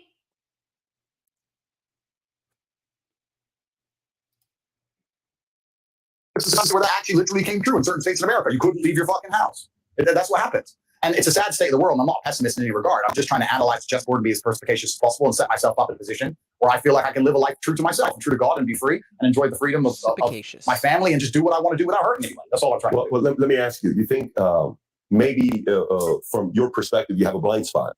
And I'd love you to push back on this one here. The blind spot is, the only life you've ever lived is the life of a alpha raised by an alpha who raised two boys who are alphas, who, the way you describe your father, was a guy that pushed you guys, challenged you guys. He brought you guys together to back each other up. And all you know is, I can fight, I can play chess, I can outthink you, I can get out of things. I have the gift of gap, I can talk, I can do. So that's the only lens you have where, if we were living in times, biblical times, a guy like you would probably end up being the emperor. A guy like you who can do all of those things, you're probably going to make it to the top. Right. But they created laws and orders for guys like you to not bully the little guy, to protect the little guy. That's why I came up with a gum to call it the great equalizer, where naturally you're supposed to gravitate to the top. Yep. Naturally. Because of all those things you bring to the table. People want a guy like even in New York, many times, Brownsville, they wanted some of the mob there because the mob prevented girls from being taken advantage of. Absolutely. But they still broke the law. So there was still that element of, so do you think a part of it where for you, yes, a person may say, I can see why Tate wants to be in a place where there's fewer law and order versus in a place where there's high law and order, because it doesn't really defend them, doesn't protect them. That's a really good point of view. It actually ties in very interesting to another point I want to make, where there's a correlation between people who are free thinkers and people who have opinions which differ from the norm and their testosterone levels. I don't know if you've ever seen this. But the higher your testosterone level, the more likely you are to stand up and say something that the group doesn't agree with. The basic premise behind it, biologically, is you're more prepared to defend your idea. If you stand up against 5 men and say, you're wrong, I believe this, at some point, and especially in history, that can become violent. So you're telling me, little old me, 5'4", out here ready to defend whatever, it's coming from testosterone? All you tall guys might be little bitches. This dude is such an... why you do this to me? Ultra crepidarian? Ultra crepidarian? You gonna make me look up another word? Can you give me a definition so we can move on to the show? I don't know what the fuck that means. So if you don't have the capability or at least the bravery to stand up and face the possibility of violence, you're more likely to just comply with the group thing. Yep. So they've done a whole bunch of studies that proves somebody who is combative, not in a negative way, but and that's something when I was in high school and I was going to these hardcore shows, the bravado was so magnified. You're already around a bunch of young teenage and young 20-year-old males in a situation where there's heavy metal music playing, and that's already a heightened scenario where testosterone is flowing. The notion of navigating that space as being me was tough. You had to you step on the wrong person, you hit the wrong person, you say the wrong thing, and it get ugly real quick. I mean, it's not like I grew up in the hood or anything, but these are white suburban males in 2005 who have nothing but anger at nothing in particular. So they go to these shows and they're just throwing fists literally at the air. Literally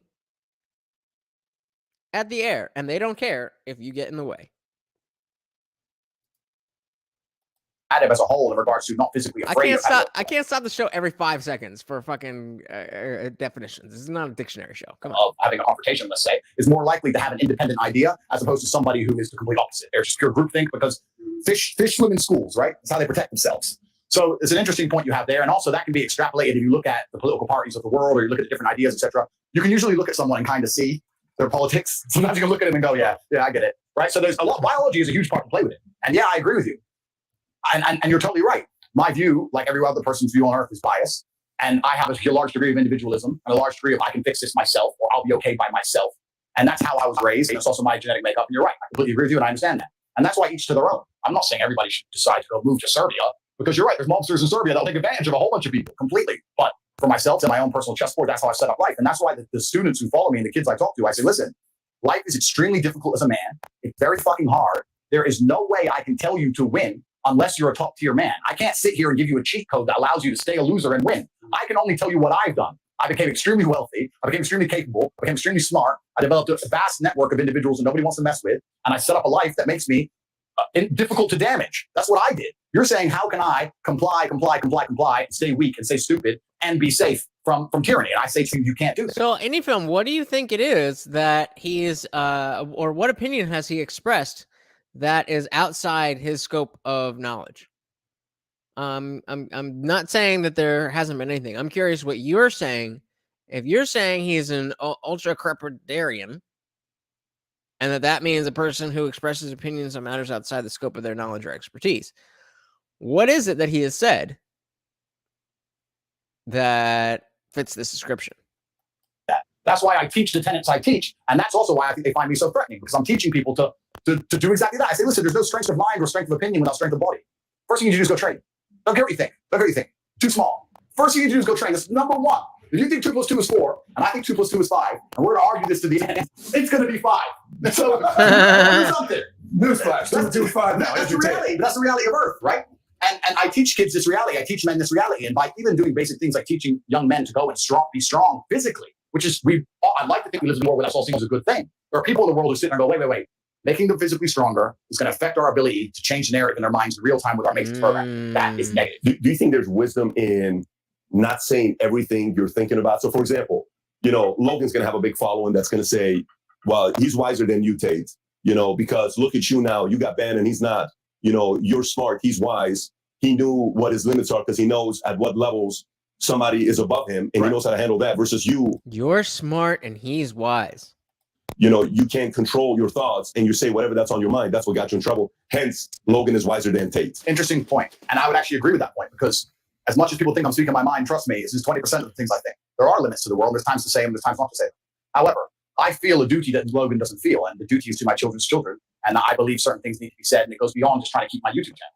I have a duty. I have a sense of duty, which is he doesn't feel. He doesn't care. He will say anything that's said, and he will allow anyone to get banned. He doesn't give a fuck. As long as he gets to continue on his channel, please don't delete my channel. I need to be a clown on this channel. That's all he cares about. I care about the world as a whole. What did I say earlier about Tate being a martyr for the whether he's trying to or not, for this type of inner workings of society?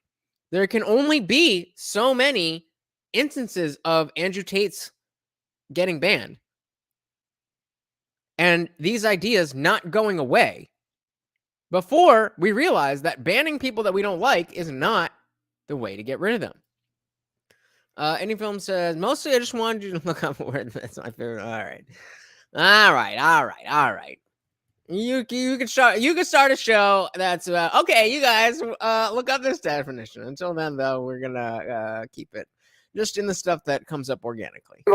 I don't care if they delete me from everywhere. I don't care if I go missing. from all of social media forever. I don't care. I have money. I'm fine. I'll go to the mountains. I'll take my car. I'll chill. I have a good life. It doesn't matter to me, right? We have different objectives. So yeah, if my objective was primarily number one concern, keep YouTube, then of course I'd talk differently. But that was never my objective. So people will argue he's smarter. I would just argue he has far less important intentions. And I'll argue that he has less moral character and he's quicker to sell out.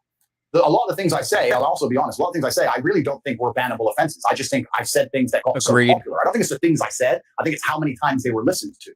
And with that long list of things I said, there's one more there I'd actually like to really disparage because it's the one that annoys me the most, where it says, I say that women should bear some responsibility for being raped. I'd like to take this time and explain what I was saying in long format video, which has been completely misconstrued. I was talking about a girl, having an argument with a feminist, and she was saying that we need to teach men not to rape. And I said, my dear, I love how idealistic you are, but I am realistic. Men are already taught not to rape. She's like, no, they need to go and change language at school and really. That has bothered me so much. Teach your boys not to. What person do you know, even if they would commit an RPA,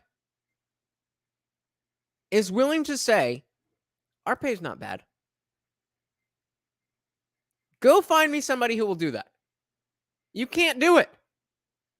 The point is that it is wrong. We know it's wrong. But people still do things that are wrong.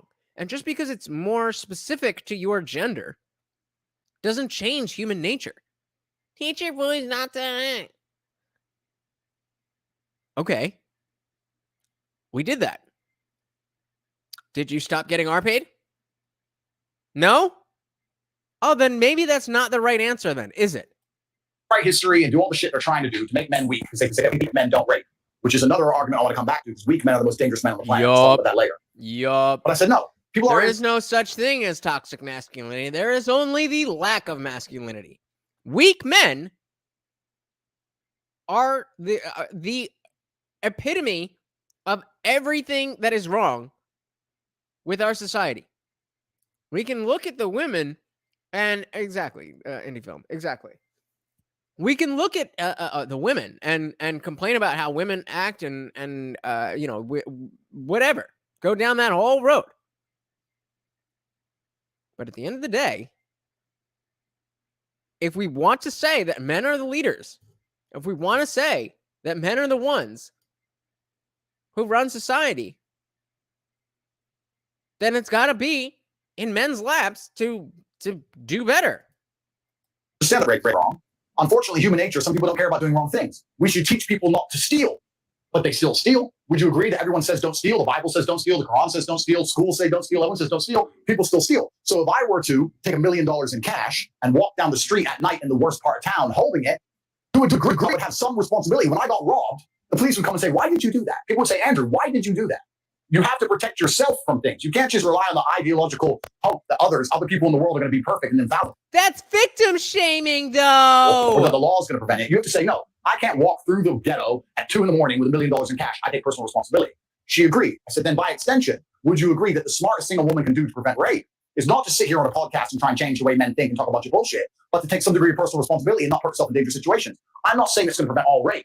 I'm not saying that rape is okay. Rapists should be executed. I'm not saying that every single woman who was ever assaulted could have prevented it. I'm not saying any of that. I'm saying the smartest thing a woman could do is say, this is dangerous. Going home with this guy I just met is dangerous. Walking through this area by myself is dangerous. Let me call a taxi. Let me call my brother. Let me go with my husband.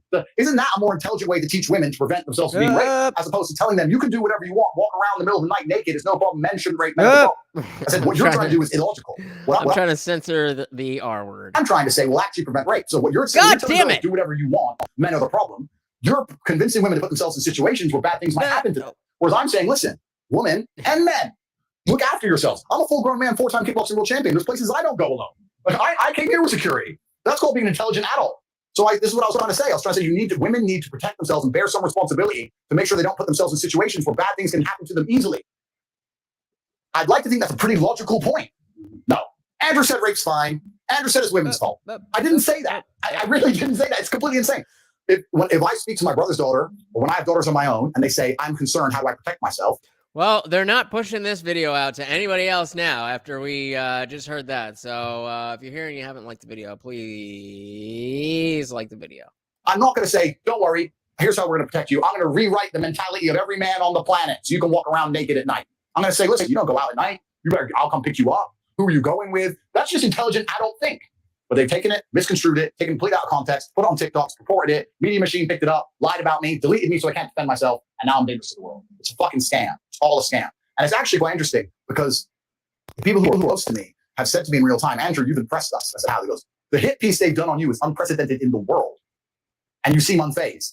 So it's not a matter of being unfazed. It's slightly annoying. It's a matter of just analyzing, what I can actually do about it. But I think most people who have been through the shit I've been through right now would be genuinely upset and affected by it. I don't give a fuck, right? Because I've set my life up in a way that I know I'm okay. But not many people can handle the entire world saying you're a fucking rape apologist and we're going to delete you from the entire world, these dangerous women. Not many people are going to want that to happen to them. So what they've done is genuinely criminal because this is bullshit. I was sticking up for women against feminists saying don't tell women to go out at night, they're going to get hurt. It's absolutely insane. And like you correctly identified earlier, if someone were to hurt a female member of my family, the biggest mistake they ever fucking made. So I don't care about, I'm the worst enemy a man who hurts a woman could be. The other point I made earlier, I don't want to talk too much, but we talk about weak men. This is what's scariest about this entire agenda they're trying to purport. Because ideas like the feminist idea and like the mainstream idea and like Logan Paul's ideas, all their ideals is if we weaken men, then if they become weak enough, they'll no longer be a threat. And I argue that point absolutely. I think the most dangerous men on earth are the weak men. I think inside of every single man, we're born with a fire inside of us that if we do not control can destroy ourselves and other people. And if you look at men who have no emotional control, because that's what they're trying to teach us to have, to say, listen, you're a man, you're allowed to just cry all the time and have no emotional control, no stoicism, just react to your emotions. Do you know what happens when you tell men to just react to their emotions? Become Anger. bitches. You have school shootings, you have rape, you have violence. That's what happens when you tell men to have no emotional control. These school shooters are kids with no emotional control. Rapists are men with no emotional control. Violence and the bullshit you see on the street are men with no emotional control. Telling men there is no such thing as toxic masculinity. There is only a lack of masculinity. To not be stoic is going to create a breed of violent young men who have no emotional control, can't control their emotions, and act out on them. That is absolutely not more dangerous to society than me coming along saying, listen, I don't give a fuck how you feel, young man. It doesn't matter how you feel. You have duties and you have responsibilities as an adult, and you must comply and act a certain way regardless of how you feel. That is better for society as a whole, especially as I'm only teaching the tenets of, listen, go to the gym anyway. Doesn't matter. You don't feel like it. Go anyway. Listen, your girlfriend left you. Your heart's broken. You're not allowed to stalk her. She doesn't want you. Get the fuck over it.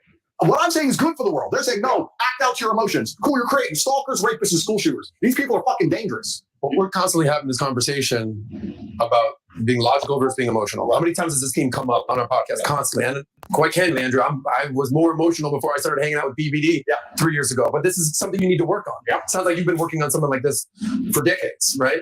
But when you hear logic versus emotion, how are you processing that? Yeah, you know what he makes me think about is, and I got a question going back to Logan versus yourself on the outcome, on what were you solving for, where he was wiser. But what he made me think about is the following. This is a question I think society has to ask themselves. The government has to ask themselves. Families have to ask themselves. Women have to ask themselves. Men have to ask themselves. Andrew Knowles, who's a ridiculously talented guy. He's a comedian, right? Yeah, fantastic comedian, right? Great name, but yeah. So he says, he was saying that, I don't know where I saw this video. I think it was on the TikTok video or the Instagram video, where he said, in China, they allow videos to go viral that's about education. In America, they allow videos to go viral on TikTok of people acting a fool or dancing or doing silly stuff because this is their way of getting Americans to be distracted to do silly stuff because that's how they're getting rewarded. China, let's say that's true. Let's say his ideas, he doesn't know for a fact that's true. Let's say for a fact that is true. Let's play that. Well, then we have to ask a question. Here's a question. What content goes viral? Okay, let's go through it. Does porn go viral? Maybe. Boys watch a porn video, they say, bro, you got to see this. Does porn get a lot of... That's a good question. I don't really feel like, I mean, I when I was, middle school, high school, you couldn't just pull up porn on your phone. And I've always been a little bit, I don't know. I never I never talked a lot about sexuality and jerking off and stuff with my friends. Like, I don't know. It was just never a thing. Do people be like, hey, check out this porn video I just whacked it to? I don't know. I wouldn't be surprised, but that's weird. Eyeballs. Porn gets viral. Yes. All right, what else goes? I mean, don't get me wrong. I saw Two Girls, One Cup. I know Mia Khalifa. I mean, I'm in. I mean, I get it, but the practice of sharing a prawn video like a meme, that's weird. viral nowadays? What else gets a lot of eyeballs nowadays? And just so you guys know, we're going to go about another 30 minutes of runtime, and then I'm going to drop the link. So stupid dances, stupid pranks. What else? Anything nonsensical. So you have to answer the question, why is all of this content about depensifying men going viral on platforms that don't defend this argument? Meaning, Instagram doesn't defend what he stands for. Okay, TikTok doesn't support what he talks about. Okay, YouTube doesn't defend and stand what he stands for. The core foundation of those companies is very different than the core foundation of what he has towards women, because they're more feminist, they're more men are, making men weaker, all that stuff. But if these things are getting this many eyeballs, maybe what it's saying is the market is sitting around saying, dude, we've been waiting for this for a while, man. Like, the market wanted to kind of have somebody talk. It doesn't mean it's true or not. But hey, maybe it's what we're thinking about. Maybe it's what a lot of people are thinking about. And that makes some people uncomfortable to say, no, like the other day, the one of my kids, they were watching a movie without my permission, and there was a scene in it. And my 8-year-old, my 10-year-old, we had to have the conversation about, gays, lesbians, all this other stuff. I kind of shared with you how I had a conversation with them.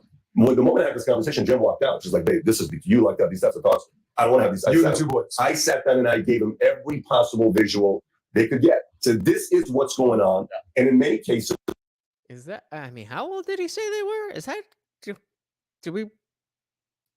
People who are not teaching this because the father figure's not in it, we have to have this talk. You know what's crazy? As much as I did not want to have that conversation at that point, I love the fact that I was forced to have it because I'm able to get ahead of it. So I can control the point of contact and say, here's boys, what you're going to be facing. A boy is going to come to you and tell you this. This is going to be happening. When it does, this is what we do as a David family. So going back to you, if the algorithms are favoring a person who they don't support his arguments, because most of these virtual governments are more feminist, left, all that stuff, why do you think your messaging got so viral? Well, this is the interesting thing. Because people are looking for it. People are looking. That is precisely why you shouldn't be banning people like Andrew Tate. Because it's not that he just said things and forced himself into people's ears. Just like all the rest of us, he started a YouTube channel, put his views out there. And the people who were interested showed their interest. So the fact that he is the face of all this is almost irrelevant. He was talking before about viewers versus fans. And how quickly we forget that this was this is the replacement. There was anybody remember a guy named Kevin Samuels who was public enemy number 1 for women? Does anybody think that he would never have gotten banned for something or another? Now, Kevin Samuels was a bit more on the, let's just say Tate is a little bit further away from that center of safety, for sure. But the point is that that red pill rage, that 18 to 25-year-old male who is not having sex and is angry about it, and those people are out there. Those ideas are out there. And the further you push them underground, the more they fester, and the further away from reality they are. The more polarized they get. Instead of it just being about, hey, watch out, I had a date with this woman who was just, trying to get dinner off of me. Instead of that, it becomes, all women are just trying to get food out of you, hate women, blah, blah, blah, blah, blah. That's what happens. So if that's what you want, then please continue to ban the people who are resonating with the most dangerous demographic. The most dangerous demographic. Angry young men. Why is it that angry young man can't just have an outlet? Why? It does not make sense. Make it make sense. Because I didn't put a magic spell on the world. I'm not a magician. You're right. There's obviously a mark of what I say. People talk about how I became the most viral person on the planet. I'll argue the point. Not only did I become the most viral person on the planet, I did it while being heavily shadow banned. They've known about me for a while. They've been trying to shut me up for a while. I've been shadow banned forever. So I became the most viral person on the planet with all the algorithms working against me. Unlike people like Logan who have all the algorithms working for them, against me. Because I'm resonating with people who are sitting there going, finally, this makes sense to me. This is how I feel inside. And this guy's finally talking about it. Everything else I consume is telling me to do things that just don't resonate with my truth. I'm only saying things that people agree with. So to chop my head off and try and delete me is asinine in and of itself, because there are billions of people out there, millions of people out there who feel the exact same way. This is what I was saying earlier, because, and once again, I'm assuming the social media companies have intellect and people who work for them who are intelligent. If they were smart, if I was a social media company, I would have come to me and said, listen, I would have had a board meeting and said, controlled opposition. And I would have come to me and said, Andrew, you have to correct your message. We don't want to delete you. We don't want to censor you. You have to say this way, this way, and slowly perhaps taper me down on certain subjects. That would have been smart. You see, if they would have come to you and said, listen, we've been following you, buddy. And I would also talk to them and say, listen, I understand I'm now the most viral person on the planet. I take responsibility for the things I say. The way I say things for a video that gets 300 views is different than the way I say things for a video that gets 3 million views. I respect that. Let's have a conversation. I'm not a loose cannon. I'm a logical actor. They could have done that, but they were emotional. Instead, they martyred me and chopped my head off. But that doesn't change anything, because there's millions and millions and millions of young men who think the same way I think. There are millions of young men out there who don't want to wear makeup, who don't want to put on a Pokemon suit and be a clown like Logan Paul, who don't want to take transgender blocking drugs, who don't want to assign themselves to any kind of feminist ideals, who don't want to chop their dick off, who just want to grow up, go to the gym, get strong, be respected, make money, have a beautiful girl in a sports car. There's millions of men who want that. And I speak to those men. And most men want that. And they think by chopping my head off, those men are going to want something else. Because they'll get rid of me and they'll put James Charles in front of them and say, no, foundation reviews. It ain't going to work. They don't want foundation reviews. It's not what they want. And it's truly crazy. They think that's going to work in and of itself at all. You don't think it's going to work? I think I've proven that it's not going to work. What's actually the most upsetting is this. I find it extremely hypocritical. And of all the things in the world, my pet peeves, the things that annoy me most are hypocrites. I find it extremely hypocritical that the system itself pretends it gives a shit about men's mental health. It will sit there and pretend it cares about all the men out there who are depressed, struggling, sad. But when I come along and tell them the only way I've ever found personally to be happy and contented, because I can only talk my personal story, is to become a man of status, to become successful, to go through pain, to use my trauma, to use the bad things that happened to me, to galvanize myself against attacks from the Matrix, as I've just proven I can easily weather.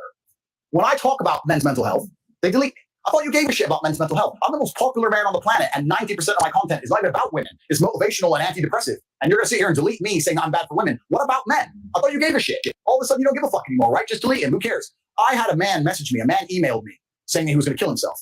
I get about 10,000 emails a week. I don't answer all of them, but I answer some of them. This guy, his email was so short that I believed him. Subject was, I'm going to kill myself. And the thing is, I know you won't reply. I'm going to kill myself. I don't know what. That was the email. And I sat there and said, listen, my friend, I get a lot of emails. I don't know how serious you are. I want you to make me a promise. I'm going to guess that you're not in the best physical condition you could be in. I want you to make me a promise that you're going to get six-pack first and send me a picture of you with a six-pack. If you still feel like killing yourself after that, I don't know you. I can't tell you what to do. But I want you to get six-pack first. Email me back. We start going back and forth, etc., etc. I convinced him to get the gym and say, get six-pack, see how you feel. If you still feel like killing yourself, then I'm not telling you to kill yourself. I'm telling you that's what I would recommend.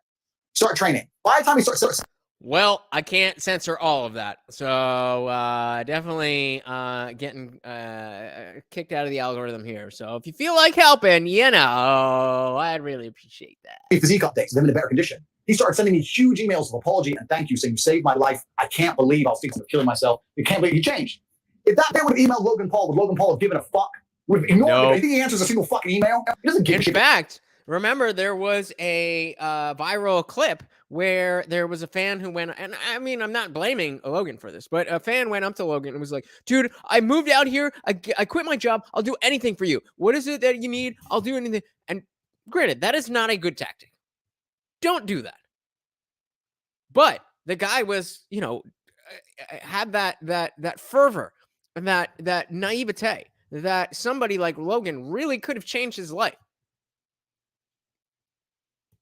And again, I don't think that it's wrong that somebody who is that unaware of like, yo, I'm running a business. You can't just come to me and be like, hey, do you have some stuff for me to do? I get that part. But the way that he approached it really does back up what Tate is saying right now. Excuse me. Indie Film says, I tell people that diet and exercise will fix most ailments. That is correct. Yeah. Absolutely. Good point. All these fucking media figures, all these people who are good for the system, who are dancing on the devil and fucking sitting here talking about dangerous rhetoric and all the other bullshit. You think they fucking answer an email? They don't give a solitary fuck about the young men of the world. They ever left that man to die. And even if they would reply to him, what advice would they give? Go take antidepressants and watch my YouTube. They have no value to give a guy because they've never had a life of actual genuine struggle. I'm out here genuinely saving lives, genuinely saying to men, the world you now live in is so competitive that if you're not a competitive male, you're going to be perma-depressed. You don't have a mental disease. You're just in a competitive environment and you are losing. Isn't it funny how when we were watching him talk to XUC, he was so just out of his element with being online, and now he's using terms like NPC and bots and permaband and perma this, and this time changes people. You need to become a competitive person. There's no easy way. It's going to be hard. It's going to suck. But if you get to Talk G, the name, if you get there, it's a life worth living. Right. That's what I'm saying. And then millions of young men are going, wow, he's showing that you can be born from nothing, single parent on a fucking council estate in the worst town in England, be stabbed, come from nothing, and survive and end up with a multi-millionaire. Maybe I can do it if I work hard. What the fuck? Which pill they should take, and then they put James Charles over him on the algorithm. This shit's evil. It's genuinely criminal. I nothing but did I lose you guys? It's a force for the world. And this is what I was talking earlier about the hero's arc and the arc. Give me a 1 in the chat if you're still here. I just had a glitch. I don't know what's going on. And the redemption, because I think that inside of human consciousness, people are very, very familiar with the idea of the arc of a villain turning into a hero. It's in the Bible. It's in every superhero movie. The guy starts off bad. He's crazy. He's too bad. We don't want him. He's a maverick. Is there anybody here? Give me a 1 in the chat if you are here. My shit's bugging out. Struggle streaming. Can't control him, blah, blah, blah. Towards the end, you're like, where's Batman? Where's Batman at? And it's going to take a matter of time before people realize, you know what? Tate was actually a good force for the youth. Perhaps he used to create his message. Perhaps he used to take his newfound fame on board and change the way he says certain things. Agreed. I'm not infallible as an individual. But to sit here and say I'm dangerous and I must be deleted is disservice to all the men of the world. And then they're going to start printing articles talking about men's mental health. They don't give a fuck about men. They don't give a shit about the 18-year-old boy out there who can't get a girlfriend and is genuinely lonely. And the fucking sports star's fucking them all. I'm telling him what he has to do. I'm saying, listen, bro, of course the sports star's fucking them all. He's a G. You ain't shit. If you were a chick, would you choose you? Because I fucking wouldn't. So whose fault is that? The best thing about being a man is you get to build your character from the ground up. You're not born with any value. You're born as a blank slate. I decided I wanted to be a toting, kickboxing, Bugatti driving fucking bad boy. I did it all myself. You get to choose. You want to be Bugatti driving musician and be sensitive and play guitar and get a map and be important that way. You get to choose. You want to go get in the cage. You kick the fuck out of somebody. You get to choose to be anything you want. But you have to go and do it. It's going to be difficult because it's competitive. But that's the beauty of being a man, the blank slate. And I inspire men to look at themselves as a blank slate and go, you know what? I ain't shit now, but I can become anything I want. How could I possibly give up on myself? And then they delete me. And then they say. So here's what we're going to do, guys. Like I said, this is a 5-hour podcast, and there is no fucking way I'm sitting here for another 5+ hours. So we're going to watch a little bit more. I'm going to drop the link. Depending on who comes up and how many people come up, we'll see how we're going to do the panel. And then we'll finish the rest on Friday, right? Fucking Wednesday, right? The next 2 days. 2 days, 8 p.m. That's what we're going to do. So I'm dropping the link. Come on up. Care about men's mental health. If they don't give a fuck, they're lying. This is what they say that women are and men must become. Completely true. Right? I mean, it's because a man, you talk about, there's nothing worse than being born rich and then just being rich. Oh, the beauty is being fucking dirt poor and becoming rich. Completely. And all three of us sitting here have dealt through that. A man has to have tenacity and go through struggles and days where you're like, I can't fucking do this anymore, but still pop your head up the next day and like, all right, let me go back, get back in the gym. I say this all the time. I say the best things that ever happened to me are the worst things that ever happened. All the trauma and bullshit I've been through in my life are the best things that ever happened to me. Because as a man, if you've not had a difficult life, you cannot be good at being a man. Being a good man and being good at being a man, they're two slightly different things. But to be good at being a man, you need to have been through so much shit that when the Matrix deletes your entire life from the internet and starts lying about you at mass, and people start doing protests wanting you fucking hung, and they're looking for your family members, and reporters start calling every ex-girlfriend you ever had, trying to convince them and bribe them to lie, to come out and say you're something you're not, they're genuinely out to put you in jail. That you can sit there and be focused and stoic enough to go, you know what? Okay, what's the chessboard? What's going to happen? Who's trying to shoot me right now? Nobody. Okay, so it's better than it was a couple years ago. Okay, so X, Y, Z, and plan through it, right? You're never going to be capable as a man if you've not had trauma. The best men ever have had trauma. If you call a police officer, you need a brave police officer. He ain't going to be brave unless he's been through shit. Yeah. He's not going to be brave unless he's been through shit. So we also, as a society, sit and look at men that we want. Well, there's two kinds of society. There's the matrix society, but the true society, the true women with the brain. They actually, I want a man who's strong, who's supportive. See, again, what's going on with the sound over there? who's intelligent, who financially provides, etc. Then you're going to want a man to some degree who's been through some shit. Yeah. And a man who's internalized it and used it as a weapon. And this is what I say to people. People email me their long lists of all the bad things that happen to them, and I reply, fantastic.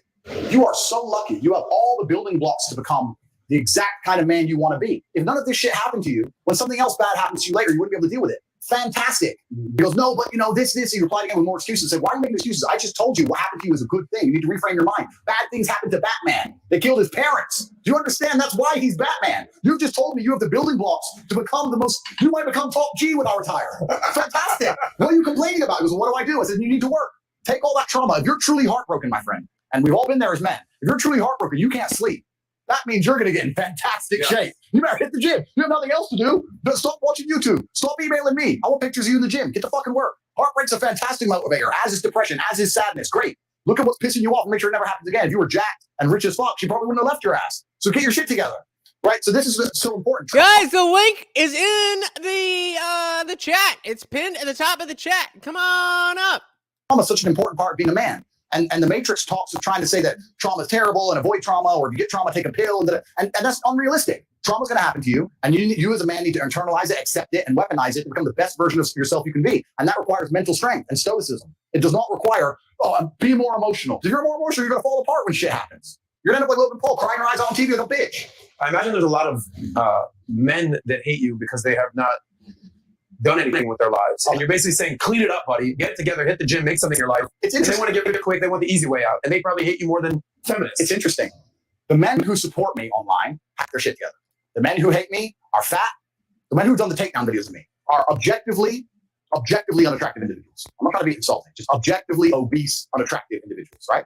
People don't have their life together. The same even more with women. You can find 10 women who are sticking up for me, supporting me. They're all beauty queens. And then you find some girl sitting there, some troll sitting in the corner. Andrew's bad for women. So there's a lot to be said there, right? And hate always comes from below. It never comes from above.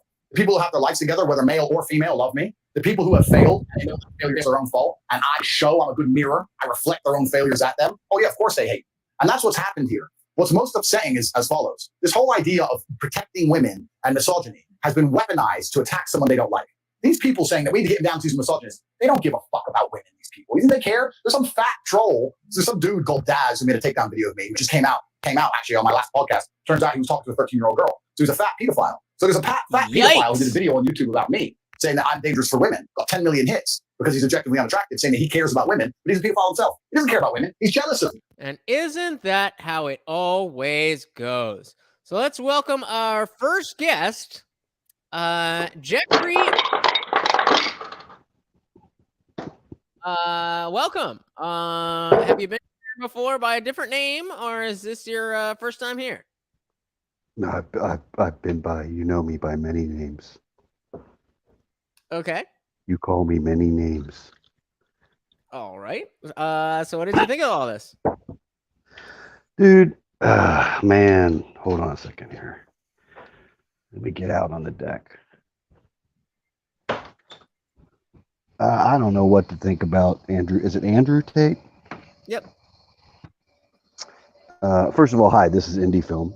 I told you I went by Jeffrey Adonis in college. I'm kind of hurt you don't recall. Right. Secondly, was I got you, Darshan. Was Andrew Tate the guy that had the videos that say "Be like me" and make a bunch of money on YouTube, or was that somebody else?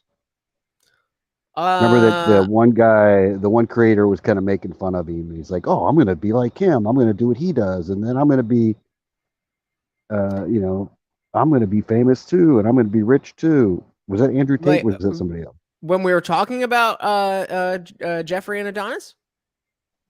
Yes, I think it was. So that guy. no, that's a different guy. So that yeah, that's a different. Is he guy. also bald and shirtless? No, he's Indian actually. That was Hamza. That was Hamza. When he was talking, he had that beef with Sneeko. But okay, yeah, I get those guys confused, I guess.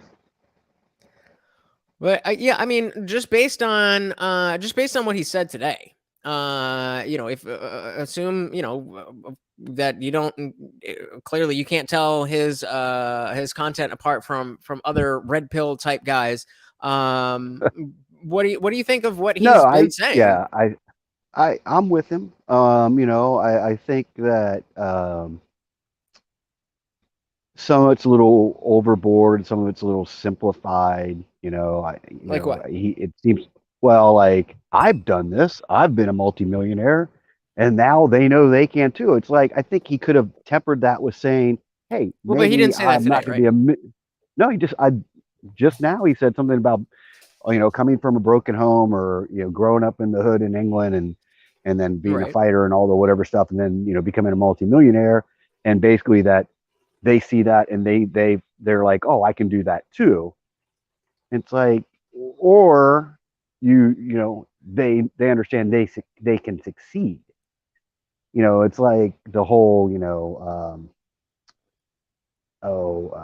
Michael Jordan, he came from the hood and became a basketball star and they got sneakers named after him. I can do that too.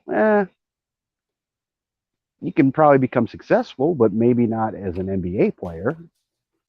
Tell that to LeBron. You can be successful. Yeah. Tell that to LeBron, though.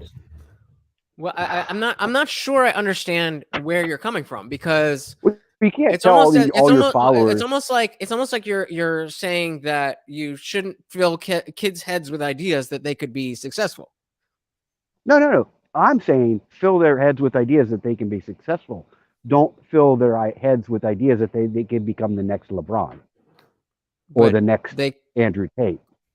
But how do you? But again, that's my point. With when you were talking, are you going to become the next LeBron?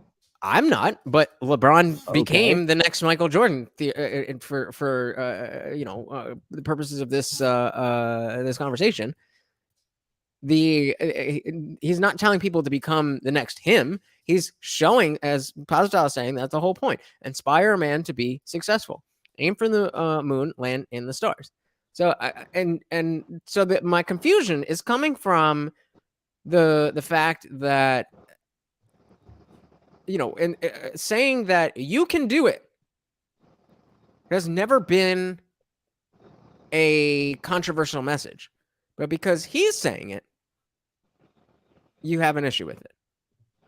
No, I'm just saying the way he's saying it, and maybe I saw something you didn't, or maybe I saw something that wasn't there, but it seemed to me he was saying because he's become a multimillionaire the way he did, everybody can become multimillionaires. It's like, I think no, say that everybody can become millionaires, Well, we went over this with Sneeko. We went over this with Sneeko, though. There's a difference between everyone can become a millionaire and anyone can become a millionaire. Right? Do you believe that anyone can become a millionaire, or do you believe there's a certain class of people or a certain group of people, or is it anyone who can except theoretically? For the Italians, the WAPs, they're not smart enough, but everybody else. I'll leave that one there. But I politico semplice italiano. But exactly, that's probably I agree the that, most innocuous thing that he talks about is being successful and saying that, no matter where you come from, you can be successful. Is that that's the message that I got. Agree with that, and that's I mean, our conversation the other day with Trey was along those lines. You don't need. Here's the other thing: you don't need to look up to somebody to be successful. You don't need. Unfortunately, I guess young men need somebody because schools. The people that are teaching them and surrounding them aren't guiding them in a positive way. They're telling them that they're toxic or whatever when they should be. I mean, we should all have grown up with John Wayne as our 8th grade teacher. Well, exactly. So I guess they need why this person out there as their guru, but I mean. So this is, it goes back to exactly, Pascal. This goes back to the notion of why we want fathers in the home, because we all need role models.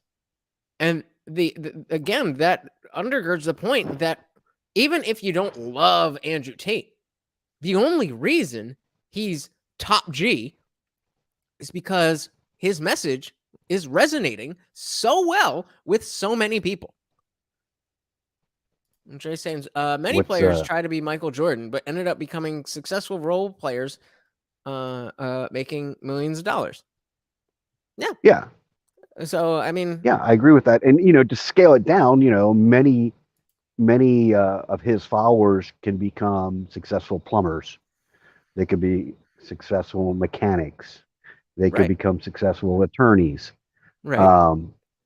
But what I was getting from him was like, you guys could be multimillionaires too. And it's like, let's give them let's give them something that's achievable and then move on from there. Like, like his get a six pack. That's a pretty fucking hard thing to achieve depending on how old you are and what kind of shape you're in. Is it He's though? telling that guy wants to kill himself. Is it difficult or is it complex? Is it more complex than get in shape, or is that just a difficult thing to do? Get in shape is a lot easier than get a six pack. Okay, so get a six pack. I'm playing soccer from 6 years old on in my 40s and 50s, competitively with kids in their college kids. I don't have nothing near a six pack, but I can out sprint most of those kids on the field, or at least I could. I haven't played in a year. Okay, but I'm nowhere near having a six pack. But you're completely missing the point. The fact is, you are already an athletic person. Yeah, that's the point. You're already doing the thing. You're already doing the thing. What did he say? Missing my point. I think he's like told this guy, "Hey, before you kill yourself, go work out and get a six pack. And when you get a six pack, take a picture and send it to me." And then no. You are missing the point. You are the one that's missing the point. That doesn't resonate with you because you are already in shape. If somebody is not in shape at all, again, I go back to the original question: get a six pack. Is that hard to do, or is that an oversimplified instruction? Telling him get yourself capable of doing 100 push-ups is more achievable than getting a six pack. That's not the question I asked you.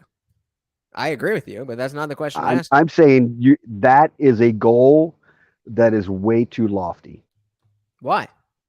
For someone that doesn't work out. Why? Because they're going to get frustrated. They're going to be like, I've been doing this for 6 months. I don't have a six pack. I'm frustrated, but I can do 100 push-ups. Okay. I can do 50 sit-ups. Okay, so keep going, and then you get a six pack. So keep going, and then you get a six pack. Dude, I don't know, dude. Are you wait? Are you telling me that if you wanted a six pack at your age and stage, you were incapable of doing it? If I wanted a six pack at my age and stage, and I was willing to give up, all my vices, food and liquor and whatever else. Yes. And I was willing to go on diuretics and all the other stuff. It would probably take me a year. No, it's possible. Right. It would probably take me a year of misery. Don't you think that if somebody is sending a 3-word sentence about deleting themselves, that maybe they need a little bit harder of a message? They need something to smack them in the face a little bit. They need a little hook. Get a six pack, show me the picture. That's going to hit somebody who's in that state of mind better than, well, let me tell you about this workout plan. Actually, I promise it'll make you feel better. It's achievable. And I think if you just do this and then you do that and that. And no, the idea is you set a goal, get a six pack, and then come tell me, like, okay, well, then if that's achievable, let me get the six pack or at least try. And then even if I don't, I'm probably not going to be as well, the process is going to make them less likely to be depressed. And so do you think Andrew Tate is unaware of that when he says get a six-pack? Or do you think that is precisely why he is saying no, and I think he talked goal, about the process such as get a too, six-pack instead of lose 5 pounds or start walking around the block every day?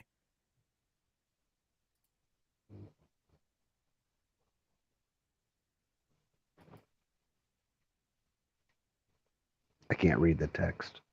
It probably makes more sense that he's aware of that. He's aware of the fact that the goal of getting a six-pack is a lofty one. And so to try to get there in the process, his goal, the goal is not to get the kid a six-pack. The goal is to get the kid not to end himself. So I don't see how, make that message better and more succinct. I guess I'm looking at it in the way of, so if you've ever been in debt and you have 5 credit cards and you want to get out of debt, you don't start paying on the credit card that you have the most debt on. You pay off the smallest one. And then you move up to the next bigger one. And then you move up to the next bigger one. That's how you get out of credit card debt. Right. You have a card that has $10,000. You don't sit there and try to work that $10,000 down. You go on the card that has $500 debt on it, or $1,000. And to me, you're getting a little victory here, a little victory here, and you're building up to the big victory of the $10,000 card and all the debt wiped away. If you started on that $10,000 card, there's a chance you might just give up because you're like, I'm never going to pay this off, and I've got all these other cards, and they're just getting worse. Okay. So you work on. That's a perfect example. So in let's make that into analogy. The analogy that you brought up. Now we can equate, having zero credit, or having zero debt to having a six-pack. So what you're talking about is how to get rid of your debt, which would be analogous to how to get a six-pack. If somebody comes to you and has a shit ton of debt, and they're like, I'm unhappy with my life, and I want to, and you find out that they have a lot of debt, do you think that saying maybe get rid of your debt would be bad advice or good advice? It would be good advice, but if it's exactly, even if you have $100,000, then you get into the conversation. Well, I've got $100,000 in debt, and that's why I want to end myself. Because so instead of doing that, then you step back and play and figure out how to do this and that and that and that and that and that, and then pay off your debt. And look at that. Look at that. Even though you still have got a couple $1,000s of debt on this one card, because you came to me and asked, how do I fix my situation? And I told you, get out of debt, even though you're still in debt. You're in a much better place. You got to have a plan to get out of debt. And you, much like you have to have a and the plan to get a six-pack. The plan's not, I'm just going to go and work out and get a six-pack. Nobody said it was. Who said it was? You have to take steps to make that happen. Who said that didn't? Who said you don't have to take steps? Again, you're acting as if Tate is saying that it is easy. He is just giving you the prescription.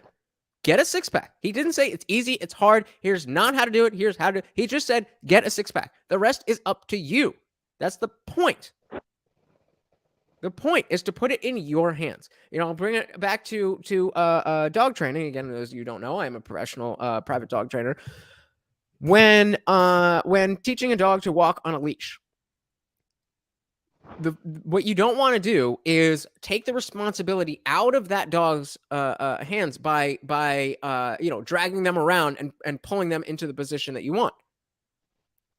Because then you're teaching them that, walking is just, we go outside and, I smell this, I smell that, and I'm running, I'm pulling, and all that. No, you have to put the responsibility of having that leash not be taught, having no tension on the leash, having no pulling. You have to put that responsibility on the dog. Otherwise, they don't know that that's a thing.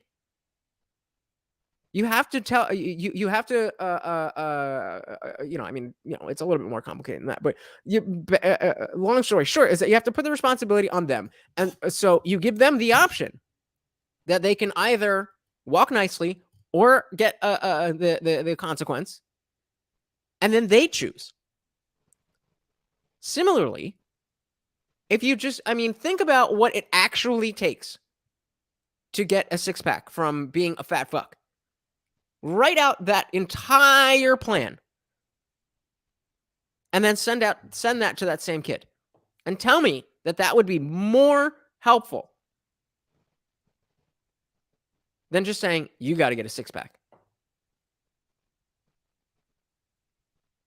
I think if we're talking about anything about giving up and just, if you send him a whole, here's my workout plan, I would just be like, oh, fuck, I can't do that. You're a world famous kickboxer. I'm a fat fuck. I can't do that.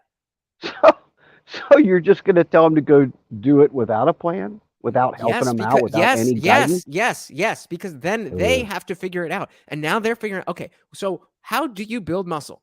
You start there. You learn it on your own. You put the responsibility on them. This is the entire problem with my generation, is that your generation wants to do everything for us. But you're taking the person who got themselves in this position physically and mentally and expecting them to just change it somehow magically because you tell them to change it. That's a straw man. Who said magically? How are they going to just turn something that they've obviously spent, I'm assuming, I could be wrong, their whole life being one way, and they're super depressed about it. They've got themselves in this hole, and you just say, "Oh, just get out of the hole." Because you give he's giving a direct instruction. A direct instruction. And that's specifically why I would say you should say get a six-pack instead of get in shape. Because getting in shape is a more nebulous goal. Having a six-pack is a very specific thing that you can work towards. Guys, in the chat, I need where are we at? Am I wrong? We're kind of just going back and forth, so I need y'all help. Who agrees? Who disagrees? Give me some thoughts. What are we doing here? But Mr. Jeffrey Adonis, are you? Do you know where I'm coming from? Do you agree? No, I understand what you're coming. I just don't think it's the right way to go about it. I don't think I think it's going to be less successful than laying out a plan. What? So and laying out goals that can be accomplished. But that comes back to you have one goal that needs to be accomplished of getting the six-pack instead of, and that could be a 2-year thing for that guy, right? That's maybe the point, give them again. That's the point. Yeah. So let's put it this way. Let's flip it around. Hey, stop eating 3 times a day. But that's eating such McDonald's. You don't see that's such a much bigger, an easier thing to fail. That's such a much easy. All you have to do is mess up once, and you're fucked. That's a way harder goal that has way less room for error. But let's flip it. So let's say this kid emails you. Let's say it's a 22-year-old kid. Says exactly that. You're probably not going to read this. I just wanted to let you know I'm going to end myself. If you got anything to say, go.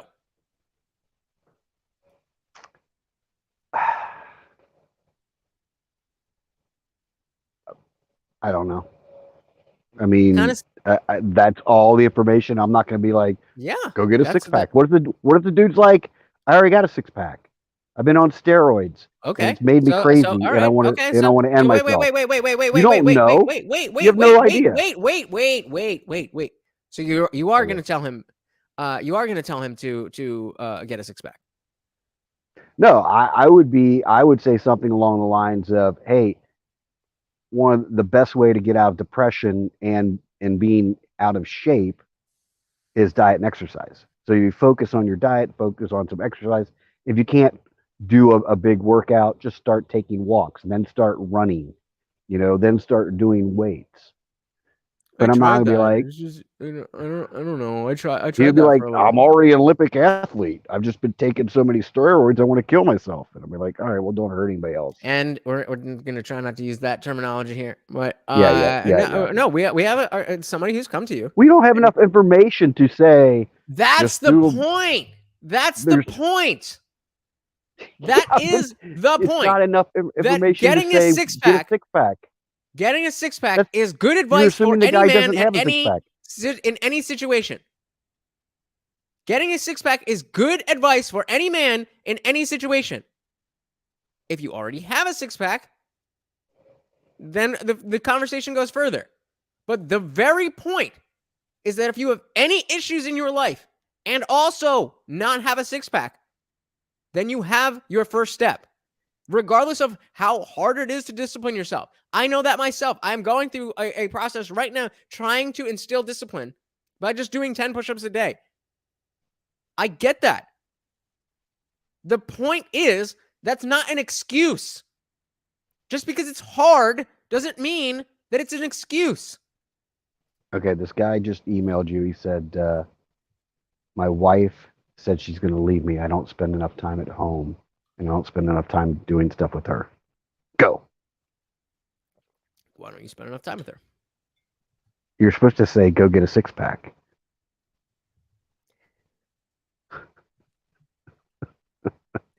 Trey said, I figured out I needed help on how to save money. I set a goal of saving $5,000, which, nice. For those of you who may not think that a lot of money, those of us who don't have a lot of money, $5,000 is, in fact, a lot of money. So I set a goal of saving $5,000, and that sent me into looking up how to save money and learning different plans and tips, and I've grown and saved. Nice. So in this case, Trey's six-pack is $5,000.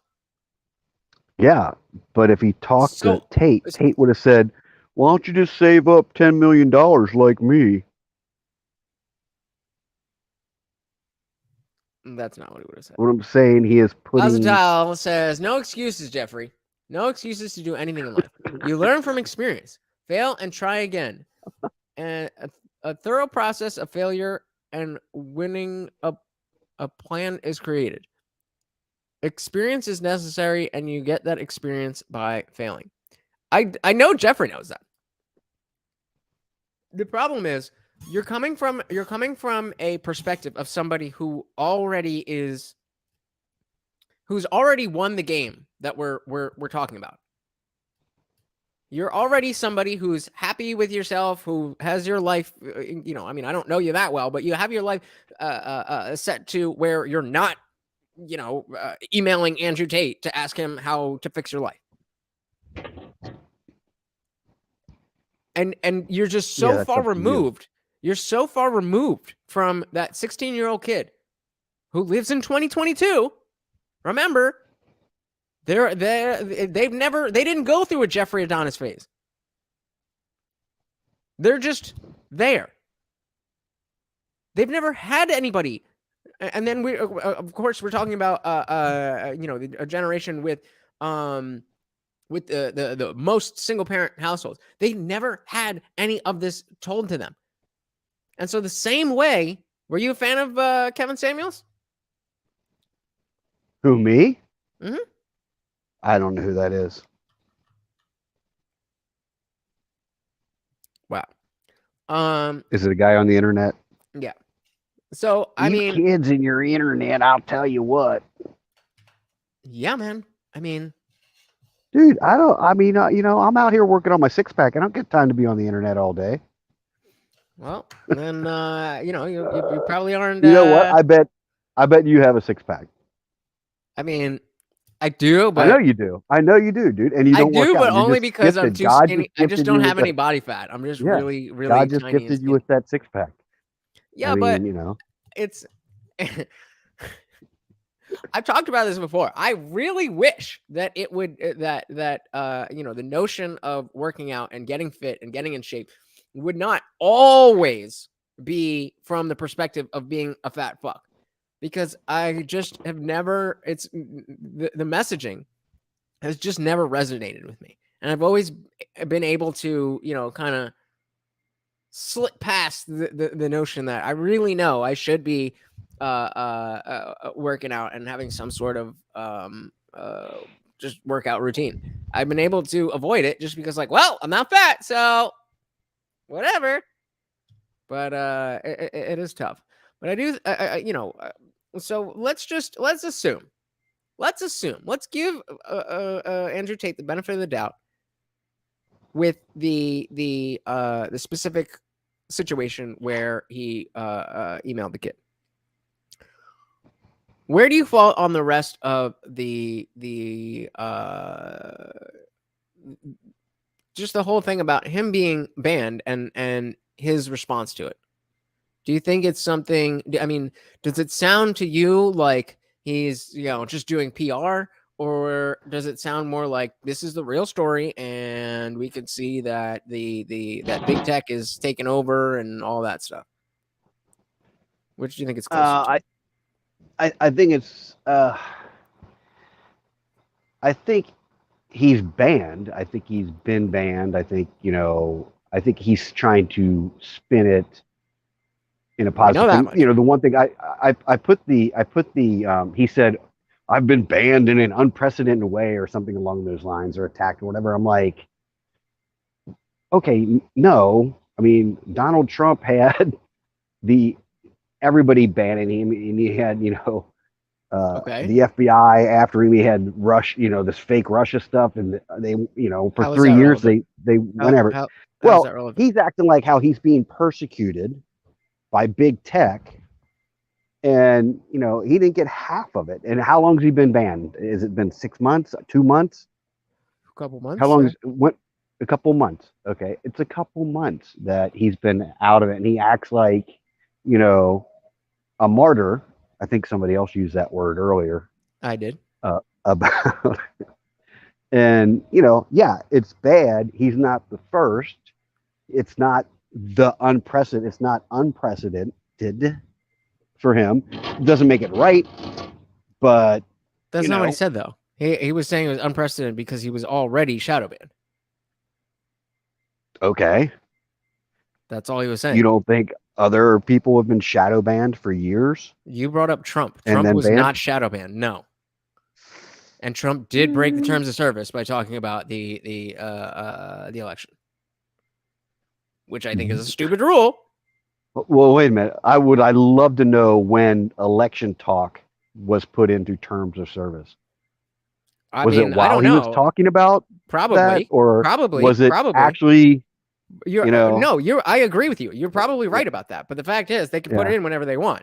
And so, talking about actually breaking the terms of service, no matter how stupid they are, is different. Okay, so than being banned Andrew Tate did he not break terms of service? No, that is the whole. Were you listening? No, dude. I just got here. What are you talking about? Don't make me pull up your first comment. Go ahead, pull it up. All My right, name's let's Jeffrey see. Adonis. Good luck with that. 9:55. It is now 11:22. Wait a minute, that says indie film. That says indie film. Yeah, who the fuck? I don't know who that is. Fuck that dude. I'm Jeffrey Adonis. Trey says I'm an in shape fat guy since high school. I've always been around 220, 235, but I got all the way to 291, and my little girl called me too fat for the slide, and that was my slap in the face. And I'm 245 now. Sometimes you need a punch in the chest to get the message. Yeah. And do you have a six pack? Me or Trey? Why doesn't he have a six pack? Maybe he's working on it. See, it's really weird to me that you're taking such a defensive position on the notion of getting a six pack. As if it's like, whoa! Don't tell guys to get six. You're telling guys to get a six pack? What's going on? This guy over here is telling people to get six packs. Well, no, I will say there's. What's wrong with a six pack? That a six-pack can be unhealthy.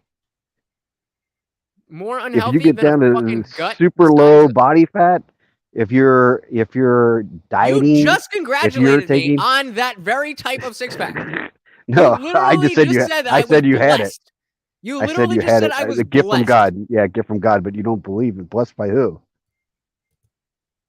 I don't know.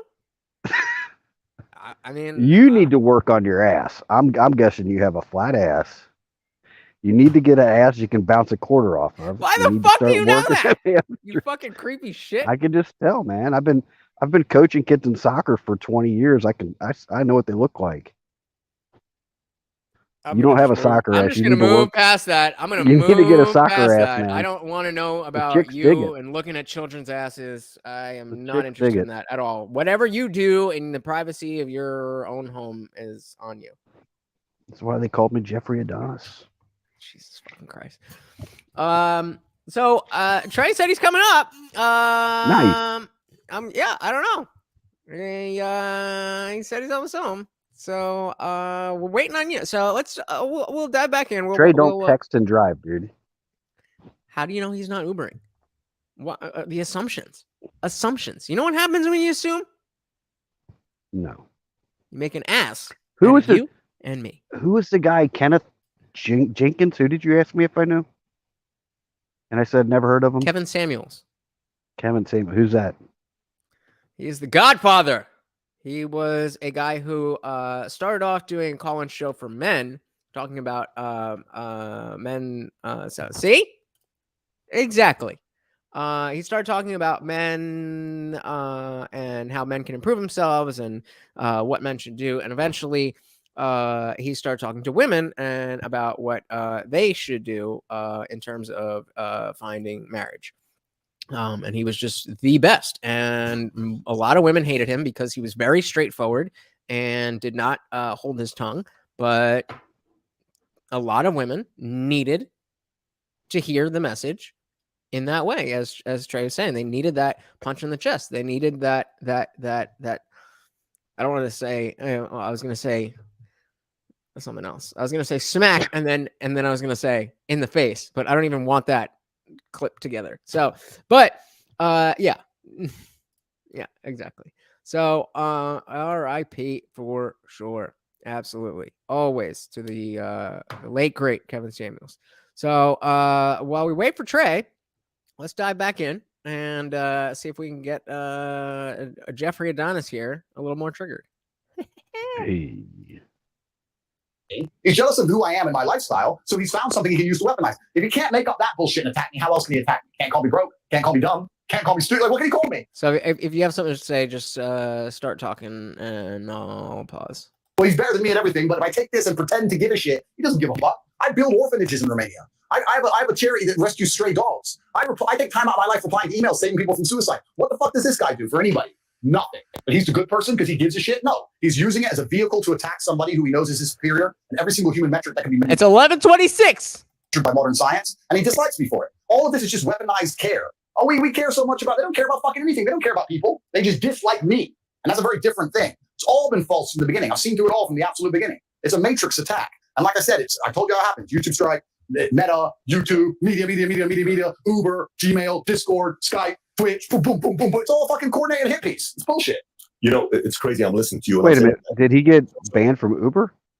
Yes, sir. He got banned from He all got of those things. So from he got, Uber. Yeah. So Okay. the first ban was from Facebook and Instagram. And then he was banned from YouTube. And so as he said, media, that they first will give you the initial ban and then put a bunch of bad press and then ban you from the rest so that you can't respond to it. And so, yeah, he was saying he can't use the banks. He can't use Airbnb. He can't use Uber. He can't use Stripe, the payment processing system. I'm sure he can't use PayPal. All of these things. And so that's what, again, when you're like, oh, he's been banned for 2 months, like take away every app on your phone for 2 months and see how well you do. And I think I do pretty well. Would you though? Right. My mental health would probably increase. So you don't need your ban. You don't need your bank. My bank? Your bank. I mean, I have a physical bank I can go to. No, not. So if I get rid of the bank app, I'm okay. I can go to the physical bank. No, dude. That's what I'm telling you. You didn't say that, man. Quit changing the rules midstream, man. Okay, your lack of understanding is not my responsibility. When I say that he can't use the banks, I mean he can't use the banks, not just the apps. The apps is just how most of us use our banking. He is not allowed to use the banks. If he went in with his card, they would shred it.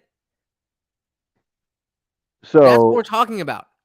Yeah. Do we know, like, what he said? No. What?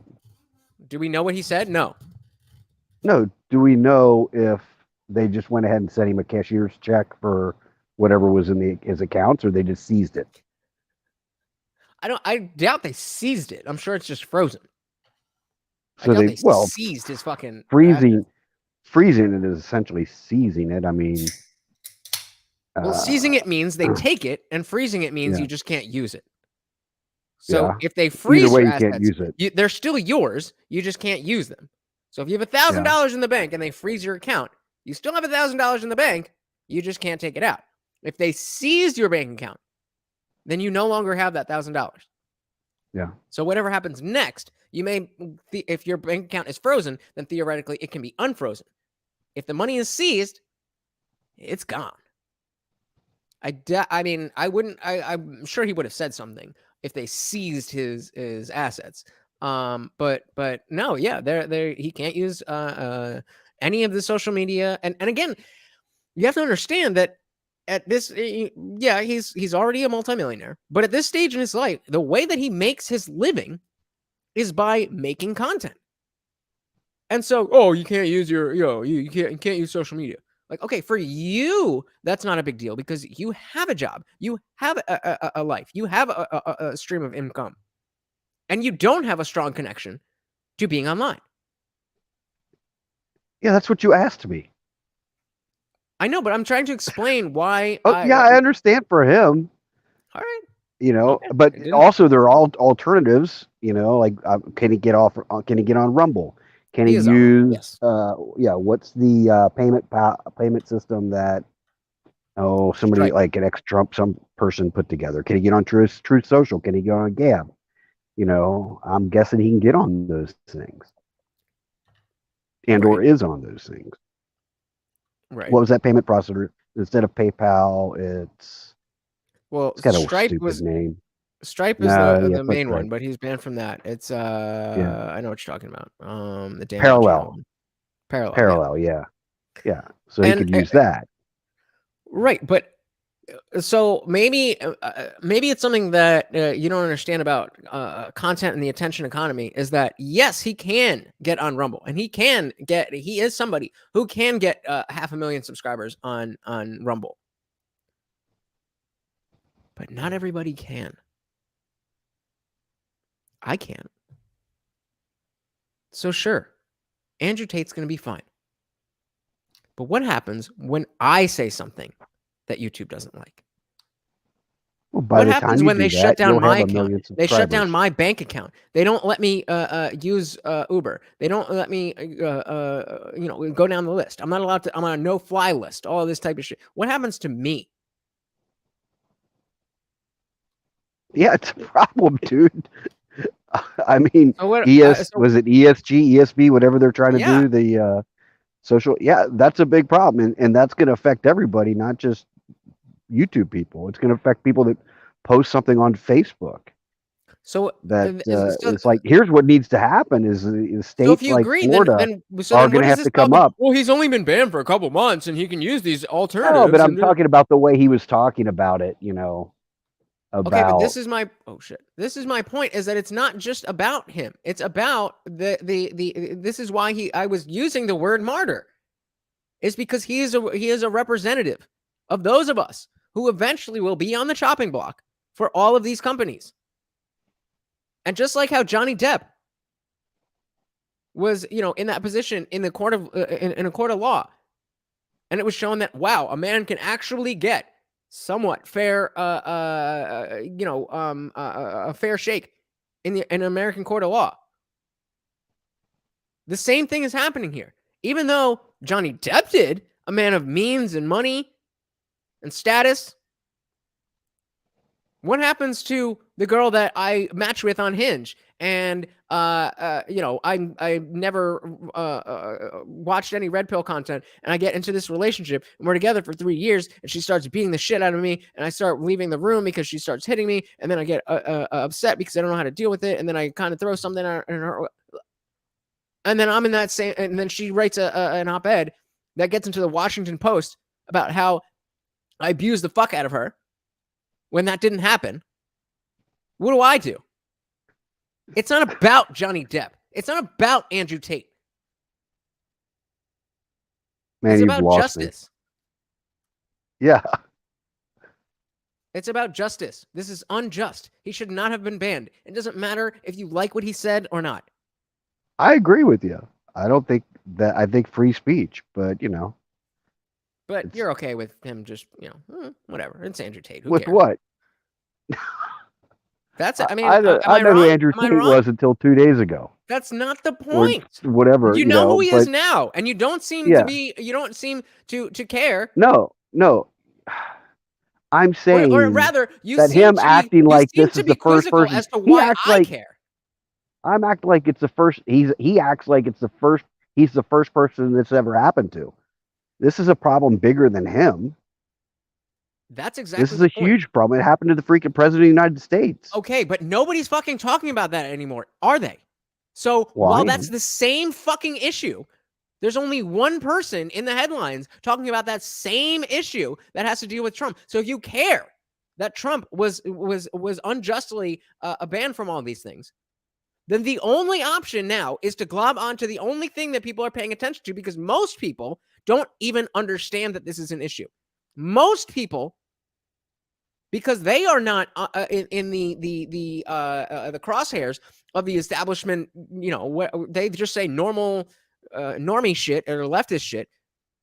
They think that, of course, if you're banned, you must have done something wrong. If you're raided by the FBI, you must have done something wrong, right? That's what normal people Alex think. Jones So when has we been see, banned. the Pillow guy has been banned.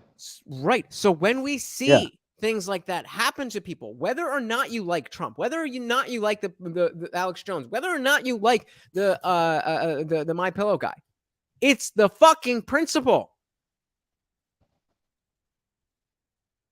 And so again, I'm just confused, because it seems like you are saying that this is not that big of a deal. And I couldn't disagree more.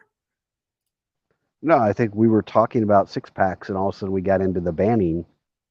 And I mean, I'm against it, and I don't know what else you can do besides individual states need to stand up and say, hey, in Florida, ESB is not a thing, and any company that tries to enforce it is gone. In Florida, you want to use you want to be a internet provider here, you want to be an Uber here, you can't deny people because of political beliefs. You cannot deny people because of free speech. But it's not going to happen on the federal level. The states are going to have to do it individually, because the federal level is a lost cause right now. I feel like that's the next conversation. You're like, we're not even there yet. We're talking about the issue, and like, yes, I agree with you, but we're trying to take a look at this particular situation, so that when you were going down the list and saying that all these other people have been banned and all, if it keeps happening, then whatever it is that we're saying and doing to try to stop it is not working. So we need to take the individual cases, pick them apart, and see what's going on, and determine, okay, this is what's right, this is what's wrong, this is what we should do, this is what we shouldn't do, and so on and so forth. And so, again, that's why I'm confused that it's not just it sounds like you have a bone to pick with Tate himself. Alex says, the banning from all social media alone scares me, but banks, other apps like Uber, Airbnb as well, That as well. That fast. That throws me off, and it's insane. Yeah, absolutely. Do we not remember what happened in Canada with the trucker protest? People that donated money to the truckers in the trucker protest had their bank accounts frozen by the Canadian government. Yep. We got Trey. What's up, Trey? Indy, Jesus. How we doing today, gentlemen? How we doing? Fine, fine. Hey, what's up, man? Nothing much. Trying to eat dinner and listen to you young fellers. Yeah. So what do you think about it?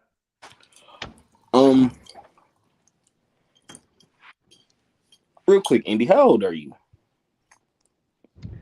Oh man, I'm 53 or 52. You know what? I was walking in my house too. I was trying to be quiet. I was walking in. I'm on the deck. I was walking in to get a refill. So you caught me mid refill. 53, I believe. Born in 68. This conversation makes so much more sense. Listen, you young whippersnapper. No, because you get out my old man voice. You're 2 years younger than my mom, so this conversation makes so much more sense now. Yeah. Why do you say that? Because it's more of a ouch. It's more of one of those things of a parent's safety net. Like our parents thought more of safety nets and longevity versus how I think our generation thinks of those things. So like my mom, she always pushed like the military or like truck driving because she was like, those are the most stable jobs ever. And I was like, yeah, I don't want to do those. Like I know that's not what I want to do. And that's how like Indy keeps coming off to me, where it's like, this is what it should be. Like when we were talking about the 6-pack thing, like Indy's argument was more so coming off like, this is the safest way to do it. Don't necessarily shoot for that. And to a degree, I think that's kind of just their generation. Because my mom kind of says the same thing in just other aspects. But it's pretty much the same exact message. Indy? Response? Well, I will say that you're working on your 5,000, or you already got your 5,000. Do you currently own a home? No. That should be your goal, man. That's the best way to move up. Yeah. And if you would have listened to your mom and become a truck driver in the Army, man, you'd be doing so good. So I actually want to go to the Marines and be a sniper. My favorite movie all time is Jarhead. All right. Hold on. We're getting a little off the rails here. We're getting a little off the rails. I mean, it's a little hard to get a job out of. Oh, okay. So the conversation is around Andrew Tate getting banned, why he got banned, should he have been banned? I think we all agree he should not have been banned. But the larger implications of people getting banned and how that is manifesting in the sense that Andrew Tate is now the top guy who is most recently banned. Not about specifically necessarily, unless you have a point to draw to the larger point, not specifically about what Andrew Tate says, not about what he looks like, whether his brother, none of that stuff. We're talking about the freedom of speech as a not a legal concept, but a concept that we hold dear as freedom-loving individuals. So, Indy's kind of saying that when it comes to the specifics of what Andrew Tate did, that he's talking about, that he doesn't agree. But I don't know. Somebody pick it up. So, okay, Indy, go ahead. I was just gonna say, I don't know what the individual things that he did to get banned, what those were. Neither do we. Neither does he. Okay, yeah, But here's the problem: the country is supposedly, guided by the Constitution. That's the rule of law. These individual companies are have individuals in places of power. The Constitution's not a person. It doesn't have the whims of a person. It is a solid thing. Freedom of speech, First Amendment. These are just people who, I don't like that person, I'm going to ban them.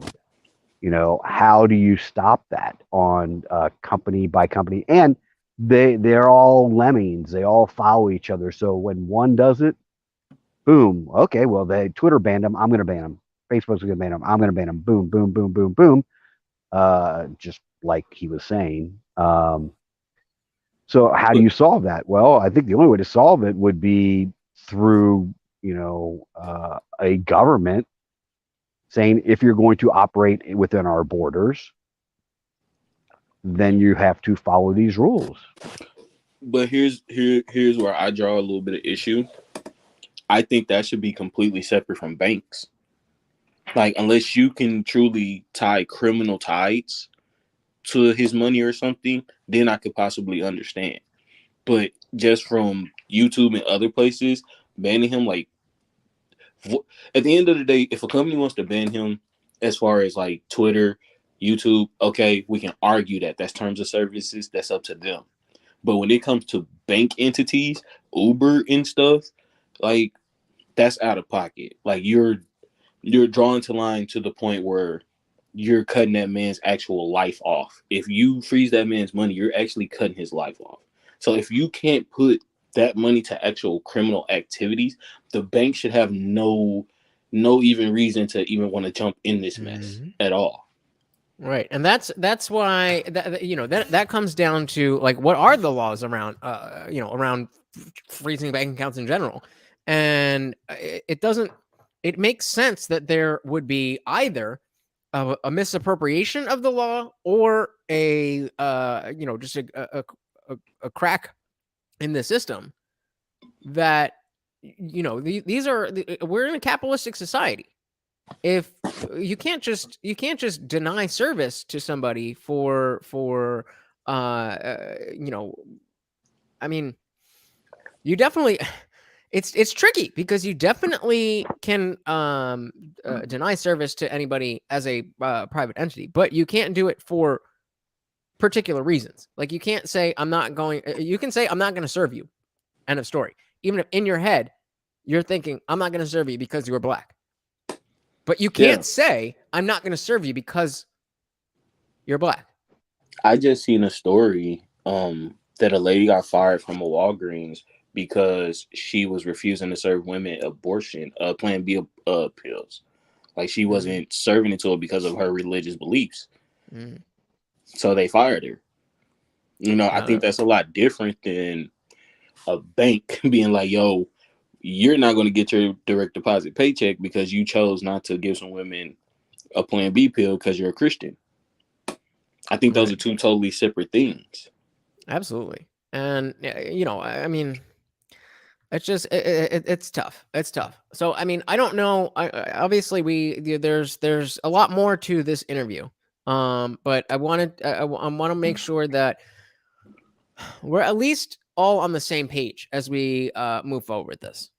We're not even halfway through. So and we've been going for a while. I'm gonna cut off. I think I'm gonna just cut out the Sneeko shit because if you missed it, it was boring as fuck. I don't know if he left the stream. Thanks, Sneeko, pal. You know what though? Could have just left the tab open, but whatever.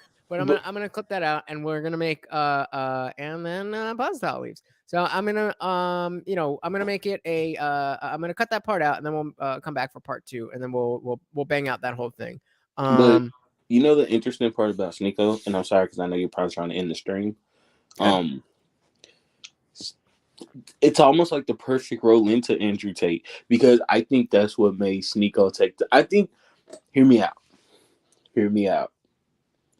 You know how he called what did he call Logan? A plant, right? A what? Didn't he call Logan a plant in that interview? Like an industry plant? Yeah, he just called him a bot. That he gets, he does what he has to do. Like he'll listen to whatever message. But yeah. So hear me out. Could they not have seen this coming and eventually started to put Sneeko as the other side? Because to me, the turn Sneeko made was very wild. Like, I kind of know Sneeko just a little bit. So from the stuff I seen from when I first seen Outlet Preach talk about him and went back and looked to, like, the turn of when Andrew Tate was starting to get to the side where they were trying to get him out of here. Are you saying, like, they purposely made Sneeko like the Andrew Tate Jr. so that they could get rid of Tate and have something else there? Is that what you're saying? Yes. I would not be surprised. I think I would not be surprised, but I don't think so. I think there is a genuine desire for content that these guys are putting out. And so if they are entertaining and they are giving they're talking about the things that young men care about, when you ban Andrew Tate, then that attention is going to go somewhere else. Well, and so maybe there's some extent of that, but I would think that it's more organic than anything else. So I would say both, and here's why I say both. I think Sneeko seen, like, okay, because I think Sneeko has the right message, and I think he was actually purveying it the right way at first.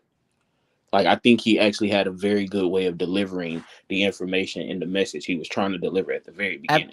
At first, meaning like before he blew up live streaming? Okay, I think I caught Sneeko in the middle. Like, not his early YouTube days, but like his middle before he became this Sneeko. I caught him like right there. So you're talking before the live stream when he was just doing his main channel, like the video essay type stuff? Yes. Okay. Mm-hmm. So then he seemed way more level-headed. He was more... I think the fact that he was more interactional with people, I think it made his point way more better. And I think it showed him as a more level-headed person. And then once I think, like, he started to see, like, Andrew Tate get there, I think he tried that one time, seen it worked, and started doing it more and more. Reached out to Andrew, and Andrew started kind of giving him the game. And, at that point, I'm going to use it. So now that I see, like, oh, they're actually trying to get you the fuck out of here. I mean, yeah, well, you allow fuck. So now he's seeing, like, oh, they're trying to get you the fuck out of here.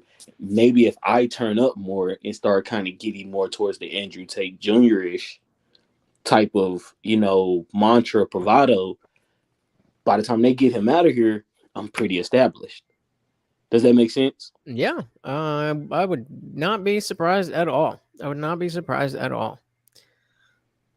I'm blown away at how boring that fucking video was. That was boring. Like, I don't know what he was trying to accomplish with that. Like, usually there's a message, but it was literally just like, look at me, this is my neighborhood, this is my car, this is my new apartment, this is my girl, this is a party.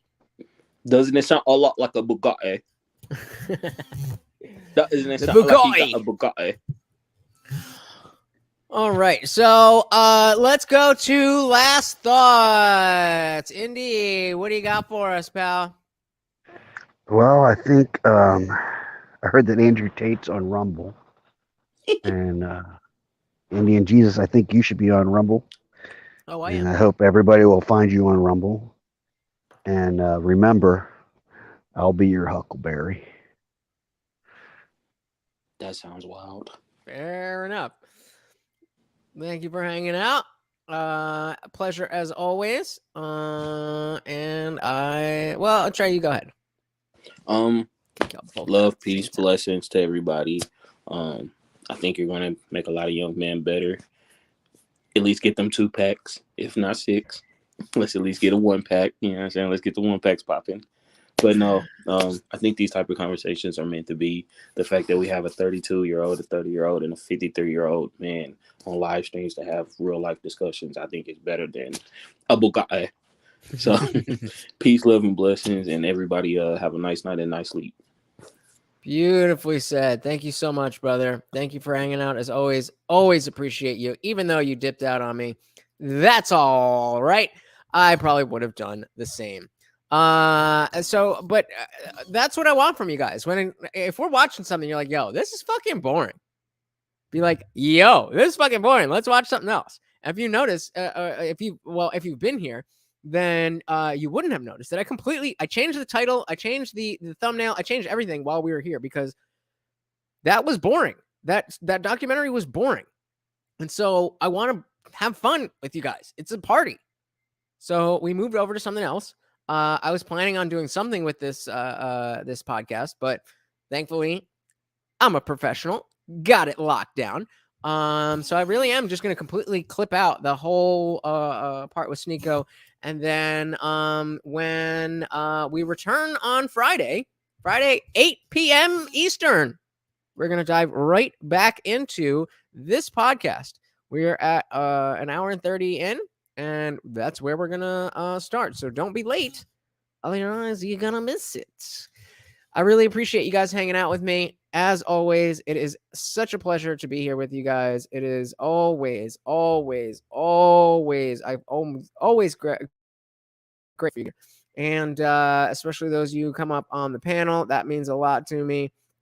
And thank you, Positive. Love you guys. And I hope you enjoyed the first part of this look at Andrew Tate and Patrick Bet Davis. David, Jesus Christ. Patrick Bet David. There we go. And Andrew Tate, our boy Andrew Tate. So on Friday, when we come back, we will see the conclusion. Of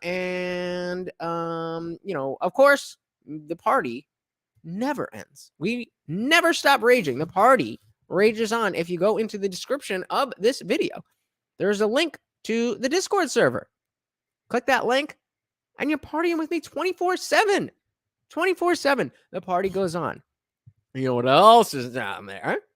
Also, scrolling across the bottom of the screen, that support link. If you could help me out, Cash App, Venmo, PayPal, Bitcoin, any of those, that would be awesome. The channel's not yet monetized, and I'm broke as fuck, so help me out. But even if you don't want to do that stuff, you've already done enough just by being here. I appreciate that so much. And you know what else? It's completely free to like the video, to comment on the video, to subscribe to the channel, to ring the bell, to share it with your friends, to take this URL and put it on every social media that you have. I guarantee you have a friend who would like this show. Why are you holding out on him? Share the link and we'll all have fun together. It's a fucking party. And I am your host, Lutch, aka TheIndianJesus, here to resurrect the second coming of common sense. Thank you so much for hanging out, guys. Until the next party, I am out of here. Later.